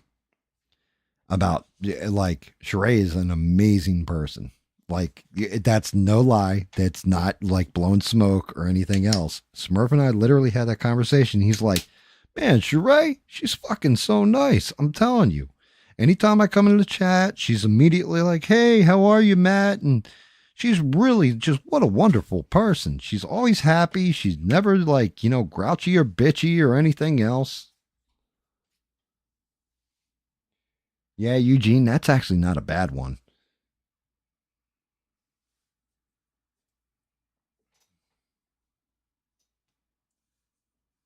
I would lay apart and lock the windows. Turn the heat up. Nice. But yeah, I'm not lying, Sheree. Like, you don't understand. Like, I'm telling you now, if, oh, look at that. We must be at 2 a.m. We're dead nuts at 2 a.m. 6 hours. Cut. Let me fire that back up.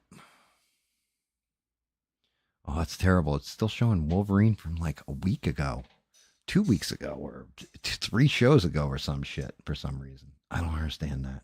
I'm gonna have to fix that. But yeah, that's one of those damn things. If you guys haven't smashed the like, smash it, please. Um, Sheree, like, you don't understand. I think if you ever quit ABL Live, there would be an outcry to bring you back. I'm not lying at all. I know here, if you ever quit being my mod, everybody would be like, yo, what the fuck's wrong with you, Gam? What'd you do to Sheree? Like one of those kind of deals. Like, oh, well, shit.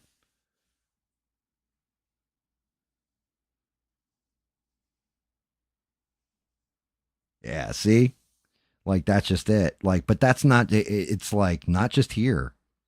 Like, here is easy because I'm a tiny little bastard in a large pond, right?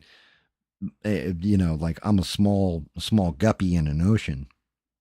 On ABL's channel, everybody who comes in if you notice, they don't say, hey, ABL, what's up? When they come in, they say, hey, Sheree, what's up? You didn't even say hello yet. They're all saying hello to you. Like, if you say hello to nobody next stream or whatever, you're going to see how many people actually say hi to you when they immediately come in. That says something.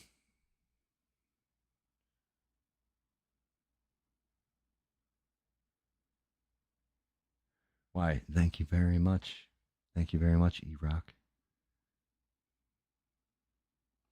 Yeah, I mean that's just it. Everybody really does. Like not like I said, no smoke blowing, none of that kind of crap. Everybody really does always comment about how amazing you are. You can tell how much you're liked or hated when you're not around and people talk about you. It's the way I was always told. And when you're not around, Sheree, everybody has nothing but positive things to say. So take it for what it is. Know that as hard as you work, it's always appreciated. Always.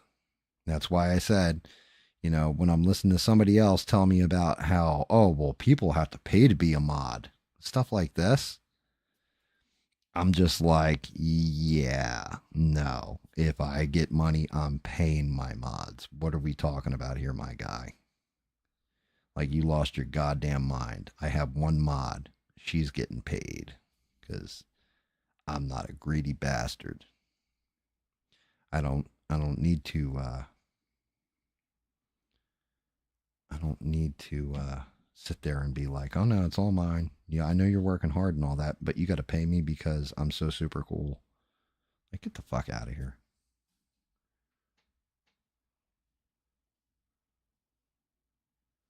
That's okay, Eugene. If you're not, like I said, I'm not.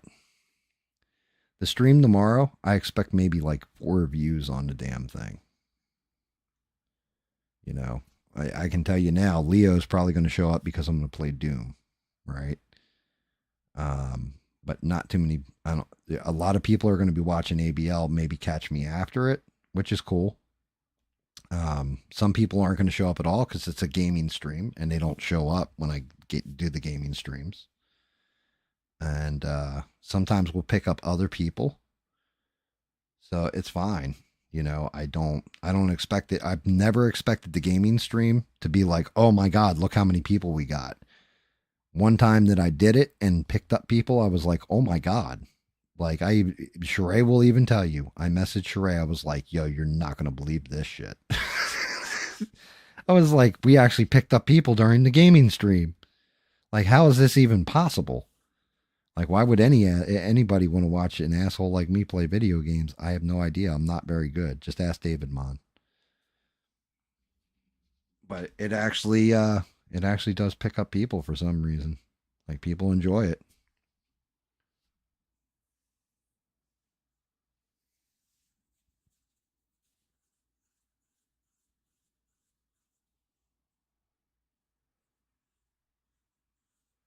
We gotta play something, Gam. You don't understand. I got Green Hell. I got a couple different games. Actually, Smurf, there is a game that we can play. I was going to make a joke right there and just decided not to because I actually picked up a game today and I had to look at and see what the title of that game is, but it cost me a whole whopping $10.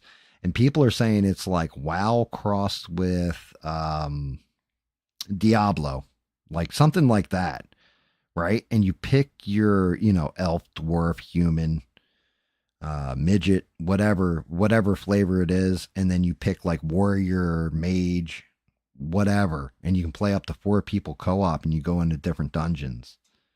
And I picked it up. It was $10. I was like, it's fucking $10. Let me try this. I looked at the reviews. Some people hated it. Some people loved it. Main thing that I saw was on even Series X, before there was an update to it, apparently there was kind of a stutter in the graphics. So I don't know how good or bad the game is because I downloaded it and started this stream basically.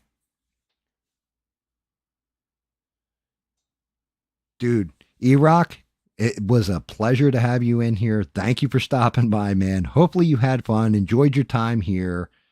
Get some rest. I'm not streaming much longer myself. Hands are starting to give up on the painting. Um, but I do appreciate you dropping in. Even if you didn't like it, man, thank you for checking me out and at least giving it a shot. You know, I appreciate you. And like I said, if you don't make it into tomorrow's stream or you don't want to be in tomorrow's stream, that's fine. Next Sunday is when I'm going to continue painting her. Yeah, I'm just doing a gaming stream though, bro. Like it's legitimately just going to be me playing video games, talking shit while I'm playing video games. Instead of painting, it's just video games on the screen while I'm talking smack and playing stuff. And yeah, I keep like my tablet on my lap so I can read the chats or whatever, so I can respond to you. And if anything, the volume might not work in the beginning. I'll have to fix the microphones again, because that thing keeps screwing up for some reason. But get some rest, brother. And, like I said, don't forget ABL streaming tomorrow, too. So if you want to go there, watch him, hey, man, enjoy it. I'm definitely not that guy of you got to watch me every time or what have you. But I will give you a shout out if you're not in my, like, if you're not in my stream and you watch a replay, a lot of times you're going to hear me shout people out. That's because some people watch the replay and it's cool to shout them out, like all of a sudden it's like, oh shit, he actually knows I'm not there. I'm back, Gam. All right, brother. Get some rest, D-Rock. Thank you again, man. Like, thank you. Appreciate you. And it's absolutely a pleasure to have you in the chat. You seem to fit right in with the rest of us crazy bastards. Hey, wait a minute. Guys. Gam's bastards.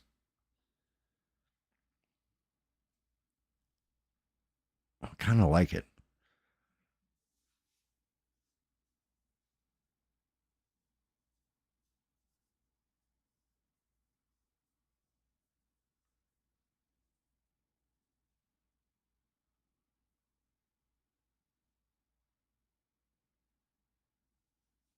Yeah, try and get some rest, brother, and we'll catch you. We'll definitely see. We'll run into each other again. But yeah, and get some rest. You bastard! I'm back, Cam. Come on, what do you got, Scarecrow? Swear to me. Just going off. You guys seem to enjoy that part of it at least. Oh God, so many pieces. Good old Doreen Green. Although I am happy with the way the tail came out. Shockingly. Thought I was going to hate that. That was actually the part I actually kind of like the most. I'm surprised. Oh, God. I forgot.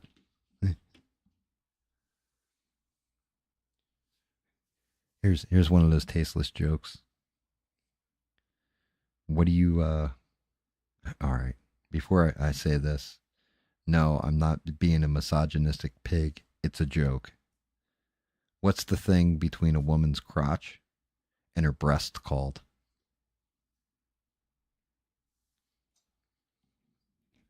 It's a joke, people. So it's legitimately a joke.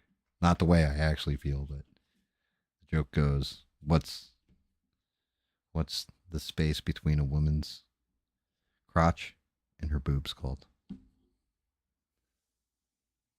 Tray oven? No. It's called a waist. It's a waist.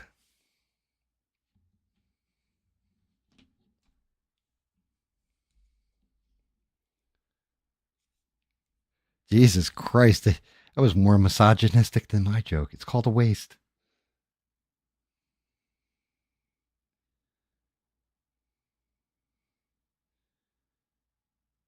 God damn. Sheree told a better joke than I did. God damn it. Better punchline.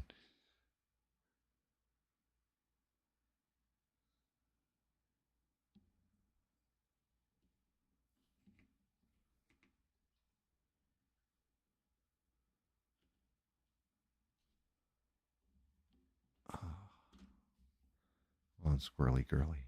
Kind of look somewhat like you mean it. And that's kind of creepy looking. Now I'm looking at Squirrely here. Definitely looks a little bit creepy. I can't get that fucking head on. Of course, the head ain't gonna set. Of course, why would you?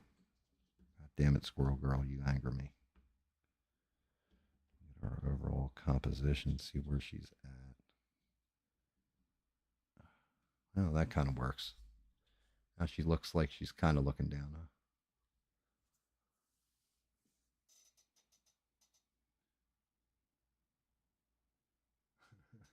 Six is trying to figure it. Six is like, wait, a waist. Oh, I get it. Yeah, dude. Depending on how you spell it, yeah. Oh, that ain't good. Oh, killing me over here. You're killing me, Smalls.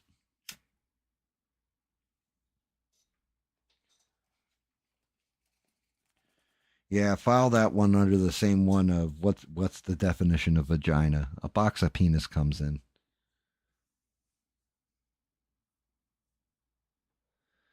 Yeah, tasteless jokes. Yeah, like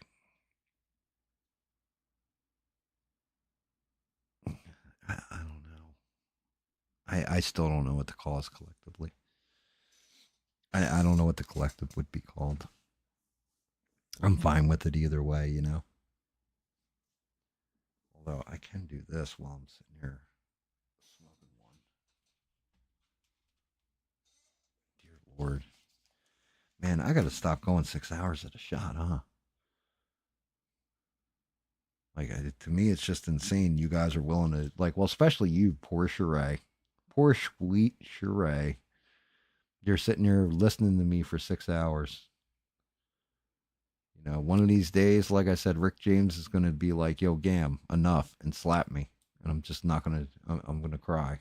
I'm going to cry myself to sleep.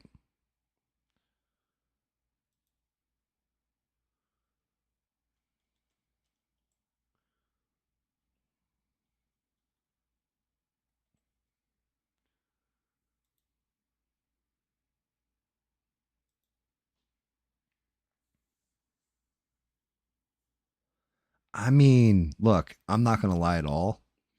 The organic growth I've seen, and people coming in like, yo, honestly, I'm super happy that E-Rock came tonight. I think he added a whole new. We got a new person in the mix that's hanging out with everybody. That's actually really. He's a pretty cool guy, in my opinion. Like, he's just chill, throws everything right in there and all that kind of stuff. And I probably should have known that, considering that I was able to trade back and forth lines out of the song "Country Roads" and laugh about it, and laughing the whole time I was doing it last night on the stream. Um, should have probably known right from then that he was going to be cool. I just had that gut feeling. Um, I'm going to say a lot of the people we pick up along the way, guys, they're actually like decent fucking people. Good Lord. If we can get a bunch of decent people together, that says something.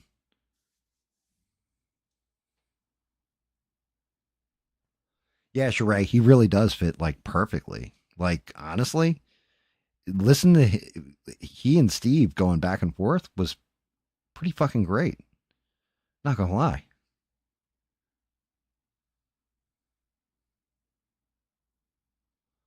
No, we're not gonna talk about Gam's nuts. Okay, that's shame on you. Gamuts, Gam knots, like Nauts, Gam knots.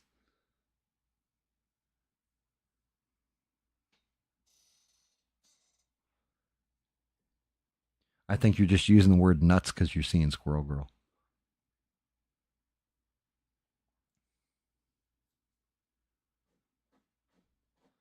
But I mean, I'm not gonna lie, guys. We're we're not at the 1 year mark yet.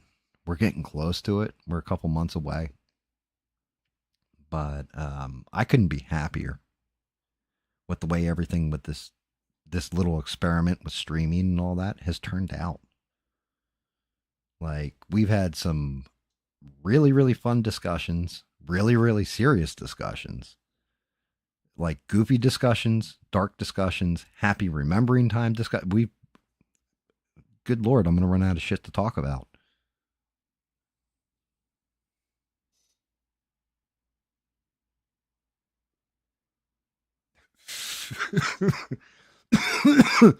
Sure, you're assuming I'll be alive in a decade from now.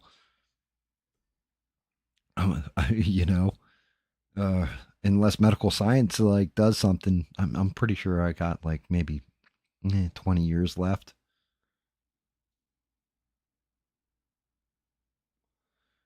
And don't worry, Sheree, they'll probably be down my pant leg and dragging behind me at that point in 10 years. Everybody will be behind them laughing and pointing.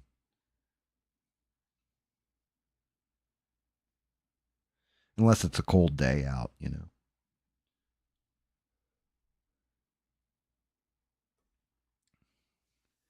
Like, seriously. Like, seriously, thank you guys. I can't say anything other than thank you, thank you, thank you.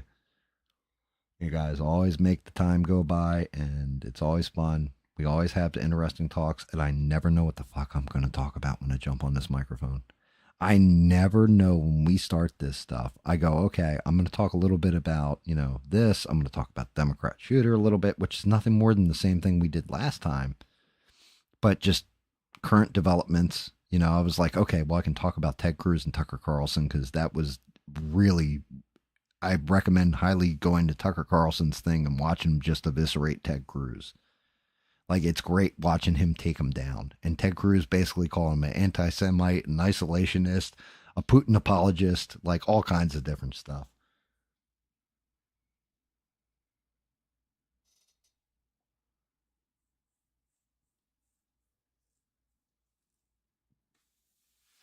Smurf. I know that's the truth too. But yeah, you know what, Eugene?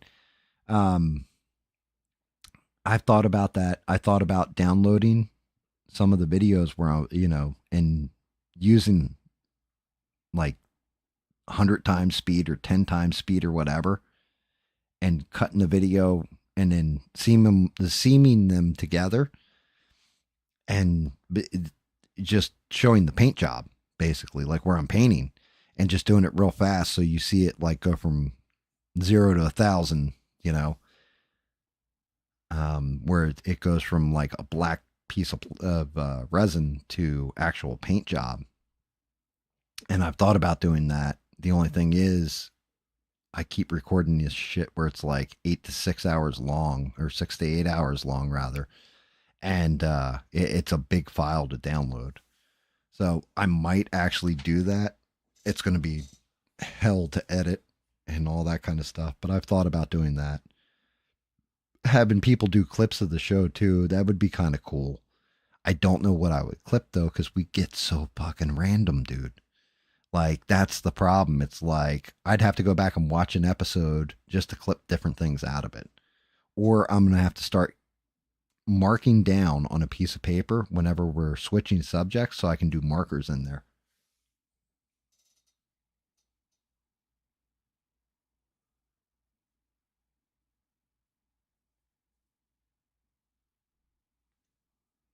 Talking balls. Fucking charade.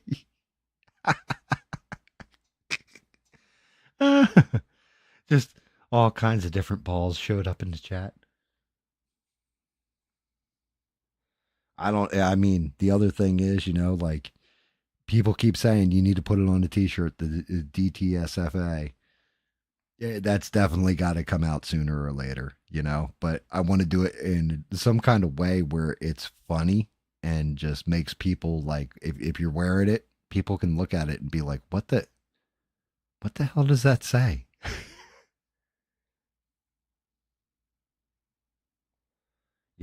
I think that's us.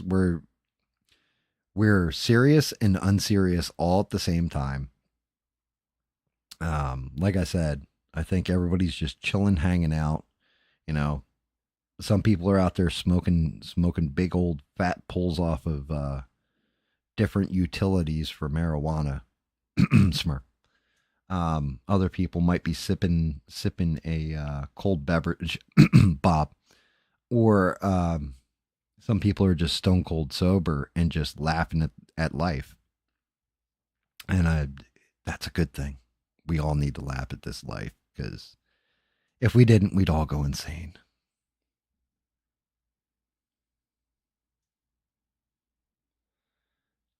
Yeah, well, I mean, you guys can tell when I'm sincerely laughing. I got my goofy ass Joker laugh that'll start up sometimes. I'm not gonna lie. When my adopted daughter, she hadn't seen her birth mother in years. She went to go visit her before she came to visit me. And the birth mother, like, she got off the plane and there was some kind of joke between the two of them. And my daughter starts laughing.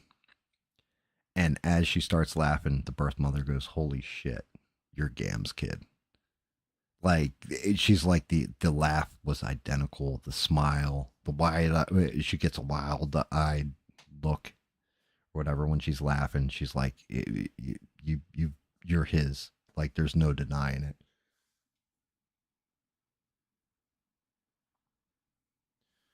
Well, that's just it. Does Rick James watch the show too, Sheree? I always wonder. Like, I never even ever asked you that. Does Rick James actually watch or listen? Because I always wondered if he cracks up when I tell some of the shit I'm saying.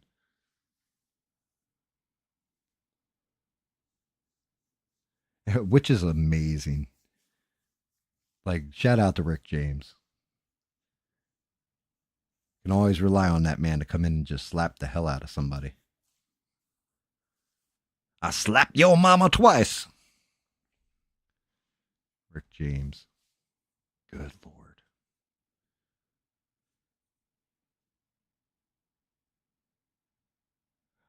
Look, guys, Stranded came back. Legitimately, I I legitimately shouted you out. It even said we're going to shout you out at the end of the show in case you watch the replay.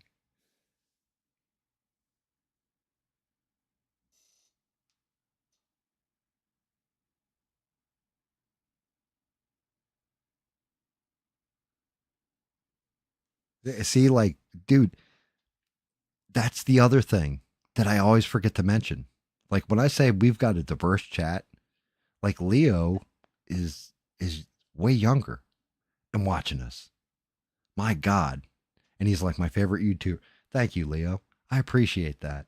I don't know why, maybe because I dig dinosaurs or I'm going to play Doom Guy or what have you. But thank you, Leo. I appreciate that, man.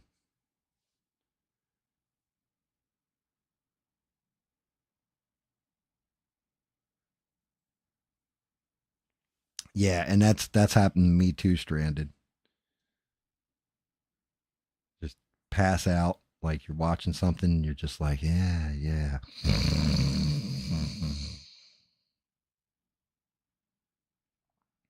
No joke.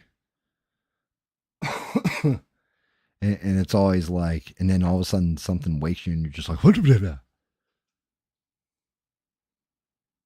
where am I again? I don't know where I am. Hey, Leo, I got a question. What do you call a group of dinosaurs? Like, if raptors are all running together, if a bunch of T Rexes are running together, Brontosaurus, whatever dinosaur, pick your dinosaur. If there's like a whole group of them and they're all moving together, what would you refer to them as? Sheree, you see where I'm going with this?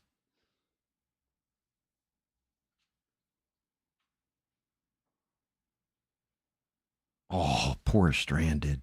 Oh, you poor thing. That's awful.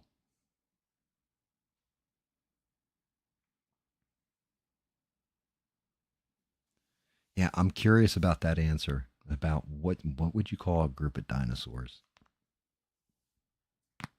Ow. And don't tell me it's Biden supporters, okay?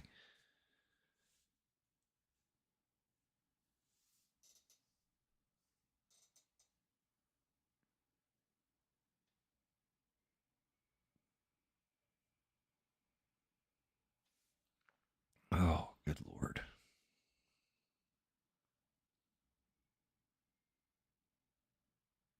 It's called Death You Couldn't Get Away. Asteroid target.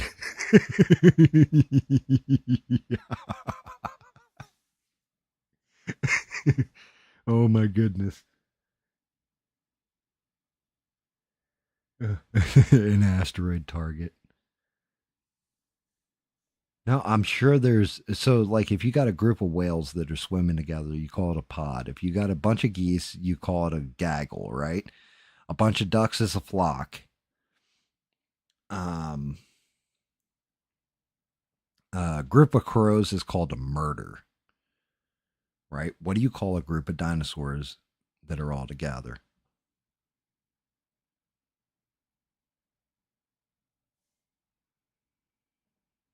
Like what would the group of dinosaurs be called?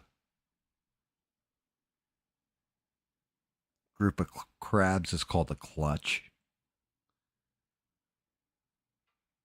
Yeah, see, that's what I'm saying, Sheree. I don't know either, but Leo is way big on dinosaurs. He might actually know. No, I didn't. I didn't say a bunch of menopausal, miserable older women. That would be called the view.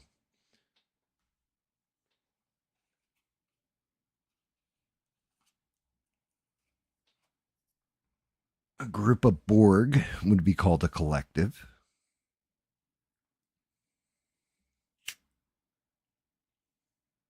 Group of bees is called a hive.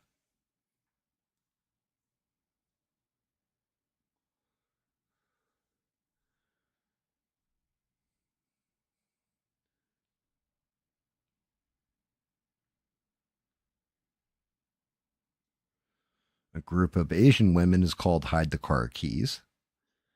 I mean,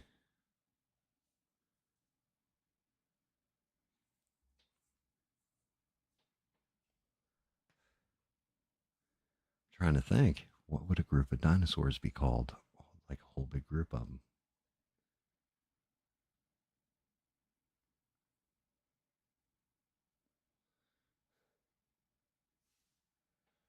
Fat chicks at a buffet.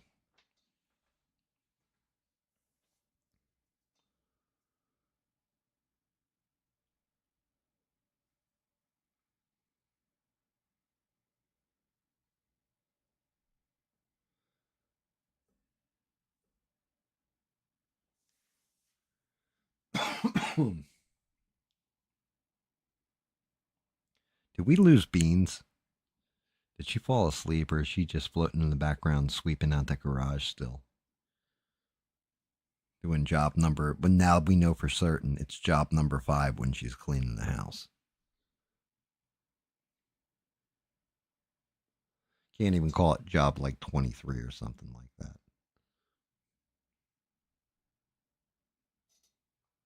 See, wolves run the pack, right? And anytime I think of a wolf pack, I think of the hangover.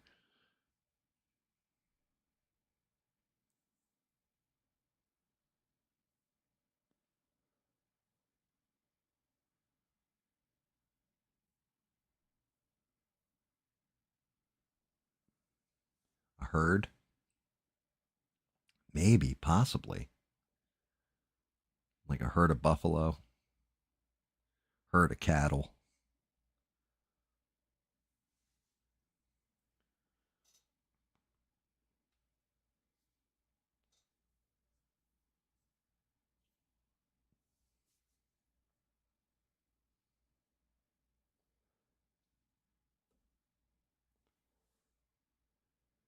Yeah, I mean, it's definitely one of those things. Like I said, I keep trying to come up with something to call all the people that we all gather here and all that. Flock. Yeah, I could see that. I mean, technically, what we are, we're a gathering, right? I don't know if that works though. It's I'm like in the same spot I am when I was like, what should my sign off be? You know what I mean? Don't take shit from anyone. I think works, but I'm trying to think what the appropriate end of things is.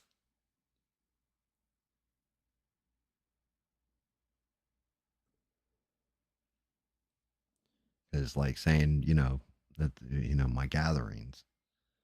That kind of sounds like almost like I hate to say it this way, but it sounds like a meeting that would happen in the South back in the day, and I don't want it to come across like that at all. I'm not about that life.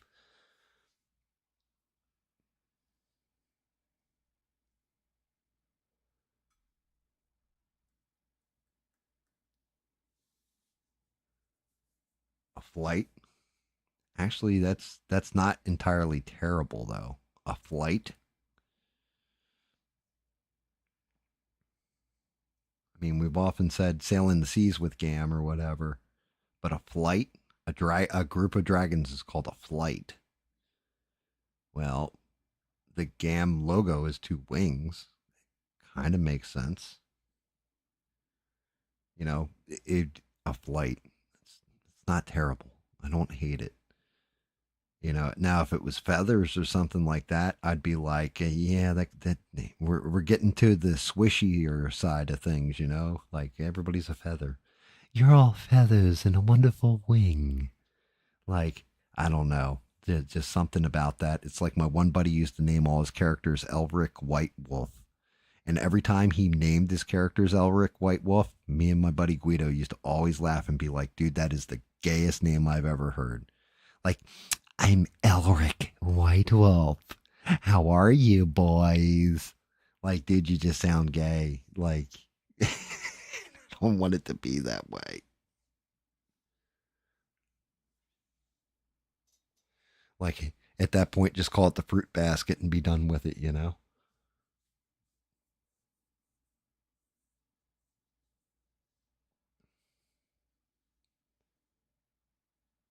Yeah, we picked up another subscriber somewhere too, guys.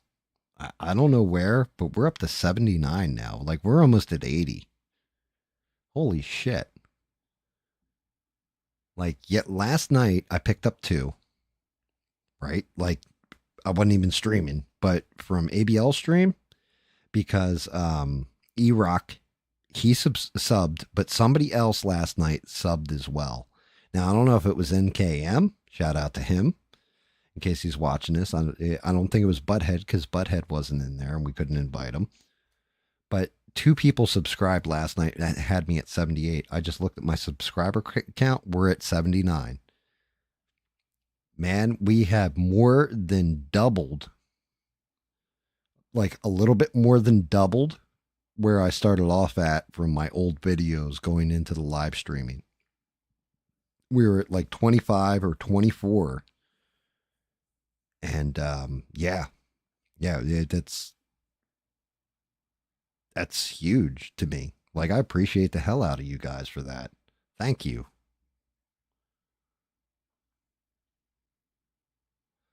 And it, appreciate that and all that. And Eugene, that is awesome because when I I know I dropped it. Subscriber number 50 is when I signed up to you. So you picked up 7 more people since then.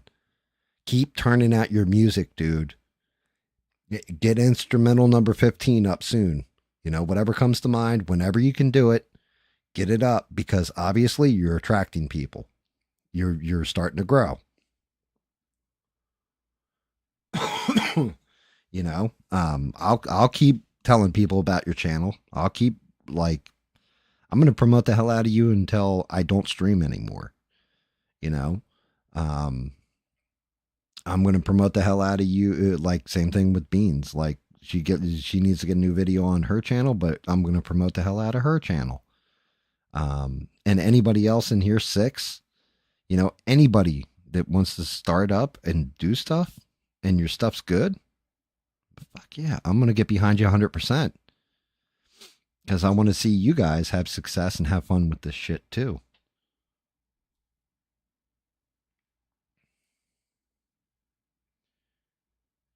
I like legitimately, like, and thank God for Sheree. Sheree keeps all that stuff simple, straight, and bam, bam, bam, bam. Look at that. Links on the screen to the three channels. I just, that's what I'm talking about, guys. That's the way to goddamn do it. You know, um, I'm definitely not one of those people. Like, if you beat me to monetization, God bless you. I want you to guys to get monetized. I want you to be, get whatever you're trying to get off this platform. I want to see everybody like rising tide lifts all boats, right? But not just that. I also want the decent people. Like whenever E-Rock gets his thing up, we'll promo the hell out of him too. If you are solid and have always been solid with me, why am I not going to promote you? Like, it's only like assholes that are insecure that aren't going to promote something that can be bigger than them and eclipse them eventually.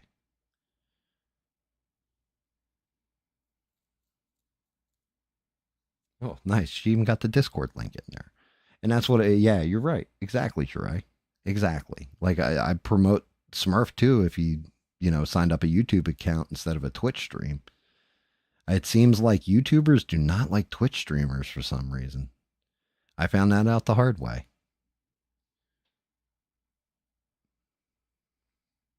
Yeah, good people supporting good people. Yeah, exactly, Eugene. Um, not just that, but legitimately, when I started streaming, I was like, maybe I can do it, maybe I can't. Maybe I'm going to fail and fall on my ass. I tried it. Eh, I'm still, I think I got a lot of room to grow. I think I can be better. Eventually, I'll get there, but I'm working on it, and each stream is fun. I think we all have fun in here and all that stuff, so I'm not too terribly worried about it. But some of you guys, especially the guys that are into music, my God, you guys, like, sky's the limit because eventually all music will be AI, right? That everybody's listening to. And actual musicians are going to be hard to find because a lot of people are going to go, well, no, AI can do it now. So I don't need to do, play the violin or beat some drums or play a guitar or any of this stuff. And they're going to fall the wayside. That's your opportunity right there to come in and go, you want an actual person who can play this shit, who can actually like give you music from a human? Dude, if you become the rarity, then honestly, you're going to become more successful, in my opinion.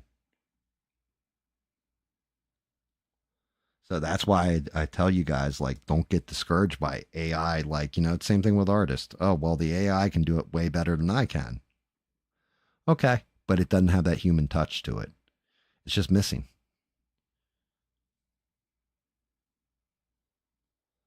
Yeah, well, people are going to push back against AI music because it's fun and it's cool and all that. Like, there's one guy, Bobo Bojangles, right? Um, I want to say it's called like Lost Albums or something. And they always do this. One guy's name's Bobo Bojangles, and he always has like, I shit my pants. Oops, I shit my pants. I shit someone else's pants or whatever. And like the songs are hysterical to me. But there's a human element missing to them in some cases because it sounds like old school 60s music and it's fun and all that. But there is this definitive, like, I'm not going to put it on. It's fun to listen to for a minute and then it's like bubblegum. It loses its flavor because there's something that humans produce, and I don't know what it is. Maybe it's an emotional connection to the music that the machine can't replicate. Yeah, and there you go, six. I wouldn't support serious AI music. Like I listen to goofy music, but I can't listen to like, oh well, this is a new rock song by an AI band. Like, okay, I'll listen to it. Let me see what I think. And then I guarantee you, it's like, yeah, but it's almost too perfect, and the beauty's in the flaw. You know what I mean?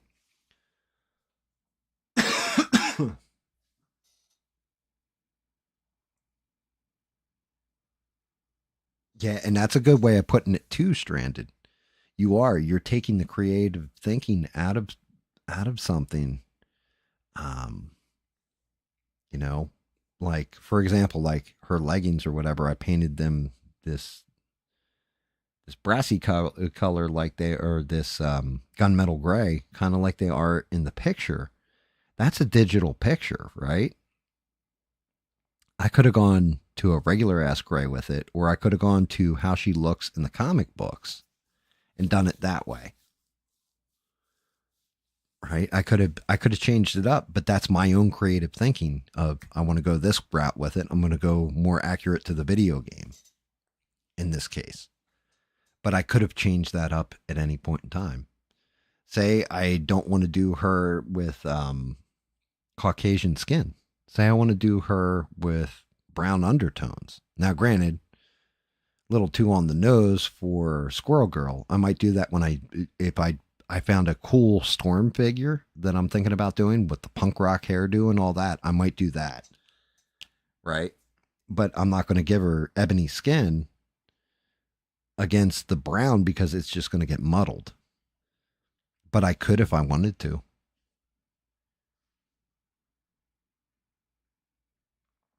And I think that's the same thing for an AI can't sit here for, well, maybe eventually in the future they'll be able to.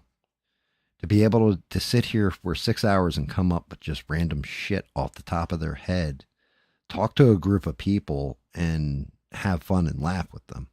Eventually, maybe AI will get there. At that point, we're going to have to do what's known as the Turing test, named after Alan Turing, to see if the AI is actually conscious. But in my opinion, I don't see that happening.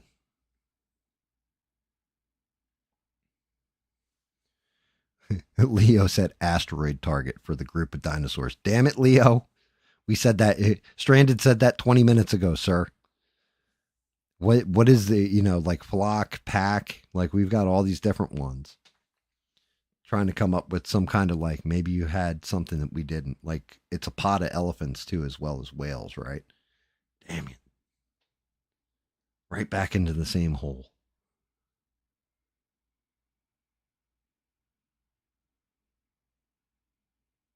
Yeah, I believe that six. Like chemistry. That's usually what I've always heard it referred to as. Like a band has chemistry with one another. Same thing with actors on a set, like a male and female actress. Um, they have a chemistry between the two actors. It plays out on set. Like no lie, that's one of the better scenes in Infinity War. Is Black Widow and Hawkeye when they're fighting over who's going to sacrifice themselves for the Soul Stone. Jeremy Renner and Scarlett Johansson actually really like each other in real life, and that comes through on the set.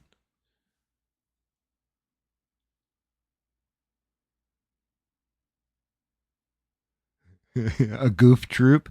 The only problem with a goof troop is Disney would sue me for using it because that's what the Goofy show with his son was called. With his son Max, it was called the Goof Troop.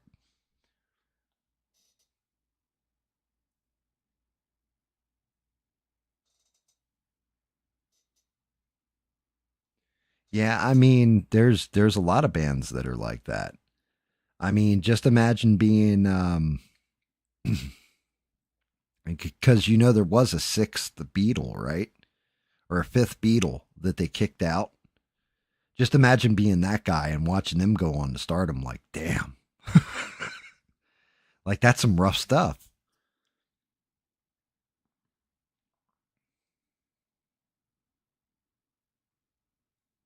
This one isn't offensive or anything else. I don't think that. Sheree, tell me if there's any kind of, racist connotation to it or anything like that. But what about the band?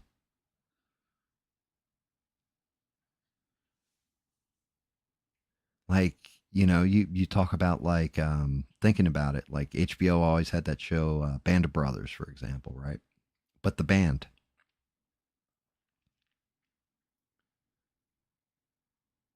I don't think there's any kind of thing where it sounds culty or anything. No, you're part of the band. Welcome to the band. Like it, I don't know if I like that or not. I mean, that's one I'm gonna probably sleep on here in about 12 minutes. But yeah, thinking about it, that's just it. I've got enough people in here. Is that insulting to the musicians that are listening? Because you guys are all part of the band, like an actual band where you play music. Yeah, well, Devin and her flute, you know, what can I say? Poor Devin. Shout out to Devin. Somebody get that poor girl some buttered popcorn. Give her some extra butter too. You like that? See, like I'd to me, because I don't play music, I feel like that would be insulting to like you six, for example, who you play drums. Or Eugene who makes music.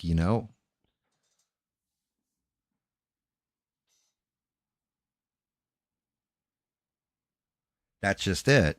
It takes a whole bunch of like look at it like an orchestra, right? That's technically a band, but it takes a whole bunch of different instruments and different people in different sections playing together to make one beautiful song.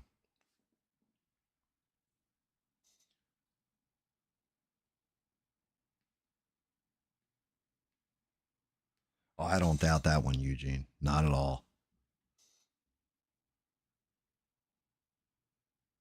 Makes you think of the Muppets from the 70s. Like like it's time to get things started on the Muppet Show tonight. It's time to play the music. It's time to light the lights. It's time to get things started on the Muppet Show tonight. Do, do, do, do, do, do, do, do, do. Man, I shouldn't have just done that because I'm pretty sure Jim Henson, one, heard me, the way I just sang that. He's probably rolling over in his grave. And then two, I think Disney acquired the Muppets, so they're going to sue the shit out of me now. This is great.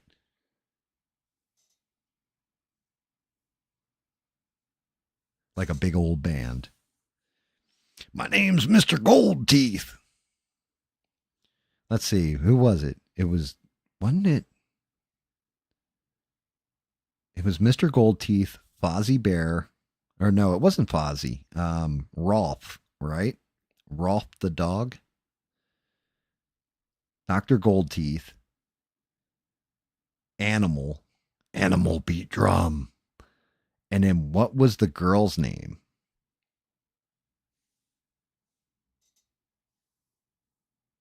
Yeah, Animal and Dr. Teeth. That's it. It was Dr. Teeth, not Gold Teeth. Dr. Teeth. Right. What was the blonde chick had a name though? Right. She's always like far out, man. Pack. Okay, so Leo's saying pack. So right, you had and then actually you had the saxophone player too. What was the sax player's name? Like I said, Rolf the dog, he played, was it keyboard? I swear Rolf the dog was in that band.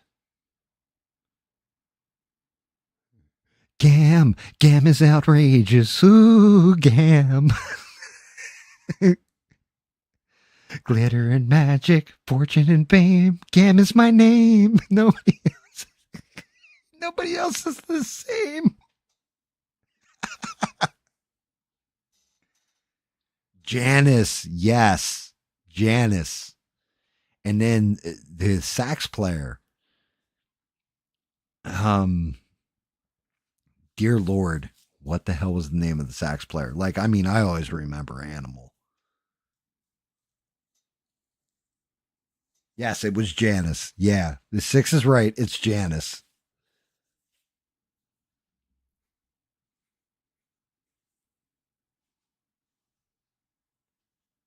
Yes, I knew 6 would would know it. It's the same way like the sax player. I know his name. Like if you say his name, I'll know it immediately. Yeah, he was like a bluer Muppet with, I want to say, sunglasses on and the hat and all that kind of stuff.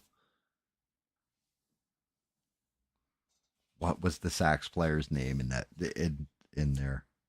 I want to say it was like Gus or something like this.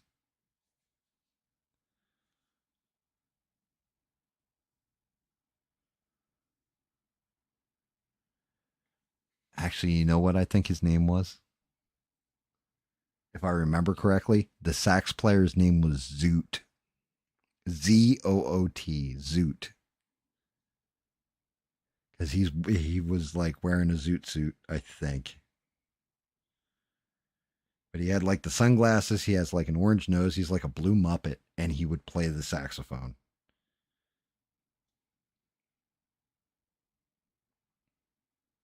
It is Zoot. Okay, yeah, Zoot. Yeah, it was Zoot, Doctor Teeth, Janice, Rolf the dog, Animal, and like, I'm trying to remember what each one used to play. What the hell?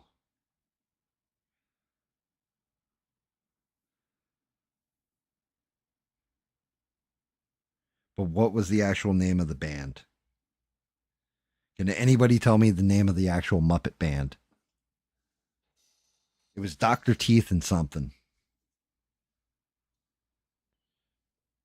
I know, like I'm probably.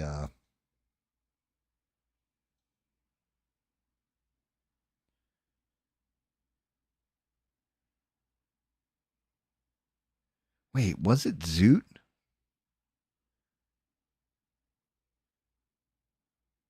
No, it's got to be Zoot. But there's another member of that damn band. There's the guy that had like,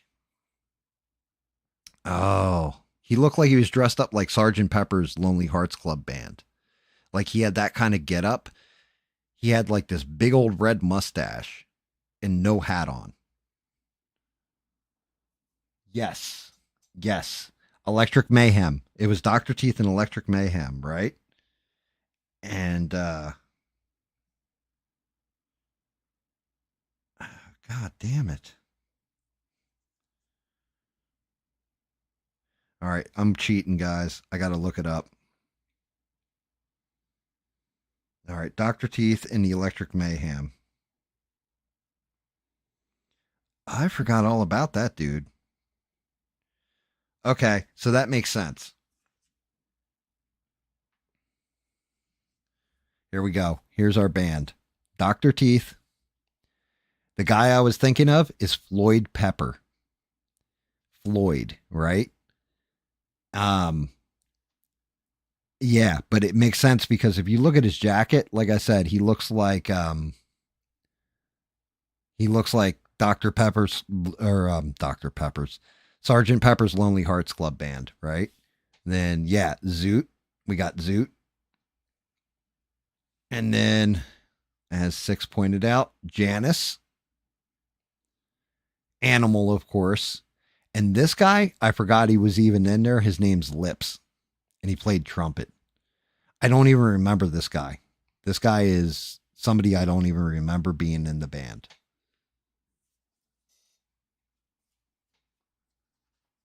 Yeah, exactly. Six. Pink Floyd and Sergeant Pepper.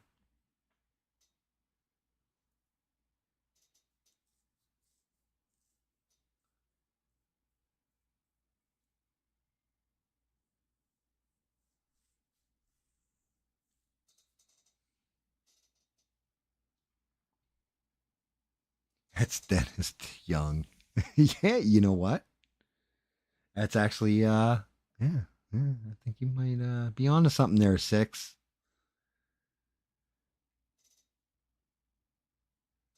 It's time to play the music. It's time to light the lights. It's time to get things started on the Muppet Show tonight.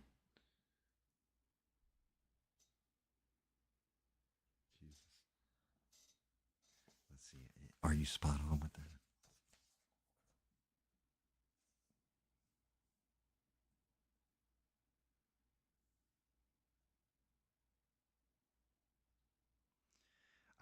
Dude, I really do think you're spot on with that.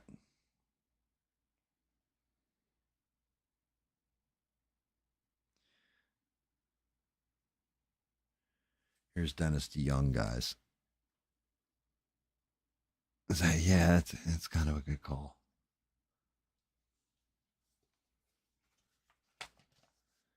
Six for the win, as usual. Ah, well, guys. Well, my merry band of misfits. Eugene's like, yeah. That's. I think we're gonna call it there. I'm right there with you, Eugene. And thank you guys. I appreciate you guys showing up, showing out, and welcome to the band, new members. I appreciate every last one of you. I mean that from the bottom of my heart. You guys are amazing. Sheree, shout out to you. You are the greatest mod on these internets and an even better friend. And shout out to Rick James too, even though, he's probably long asleep or whatever. But for always being a good dude. Um, Stranded, thank you for falling asleep, waking back up, and falling asleep again after hearing me. I appreciate you. Yeah, Merry Band of Misfits does fit well. I think that's the route we're going. Leo, don't stay up too late watching dinosaur flicks. Yeah, I'll be back tomorrow night at 8 p.m. Eastern Standard. It's a gaming stream. It's going to be goofy. Go watch ABL. Get some good news in you. Enjoy them because you're not going to have them Saturday. And then hop over if I'm still streaming or whatever. Jump into my stream and check me out. Smurf, always, man, always, brother. Get some rest. Steve, wherever you are, get some sleep. 6. Keep rocking in the free world, brother. Everybody out there, thank you. Thank you again. I appreciate every last damn one of you. You guys are epic. Try and enjoy yourselves for the next couple days. I'll be back on, tomorrow, Friday, 8 p.m. Eastern Standard gaming, and then we'll continue with good old Squirrely Girly here on Sunday. And then I might not be streaming Sundays for a minute. I don't know. We'll have to see how far we get on Squirrel Girl and how much I get printed. Thank you again, Sheree. You're epic. I like my little band of merry misfits. Everybody get some rest, and thank you again. And until I talk to you guys again, just remember, don't take shit from anyone. Good night, guys.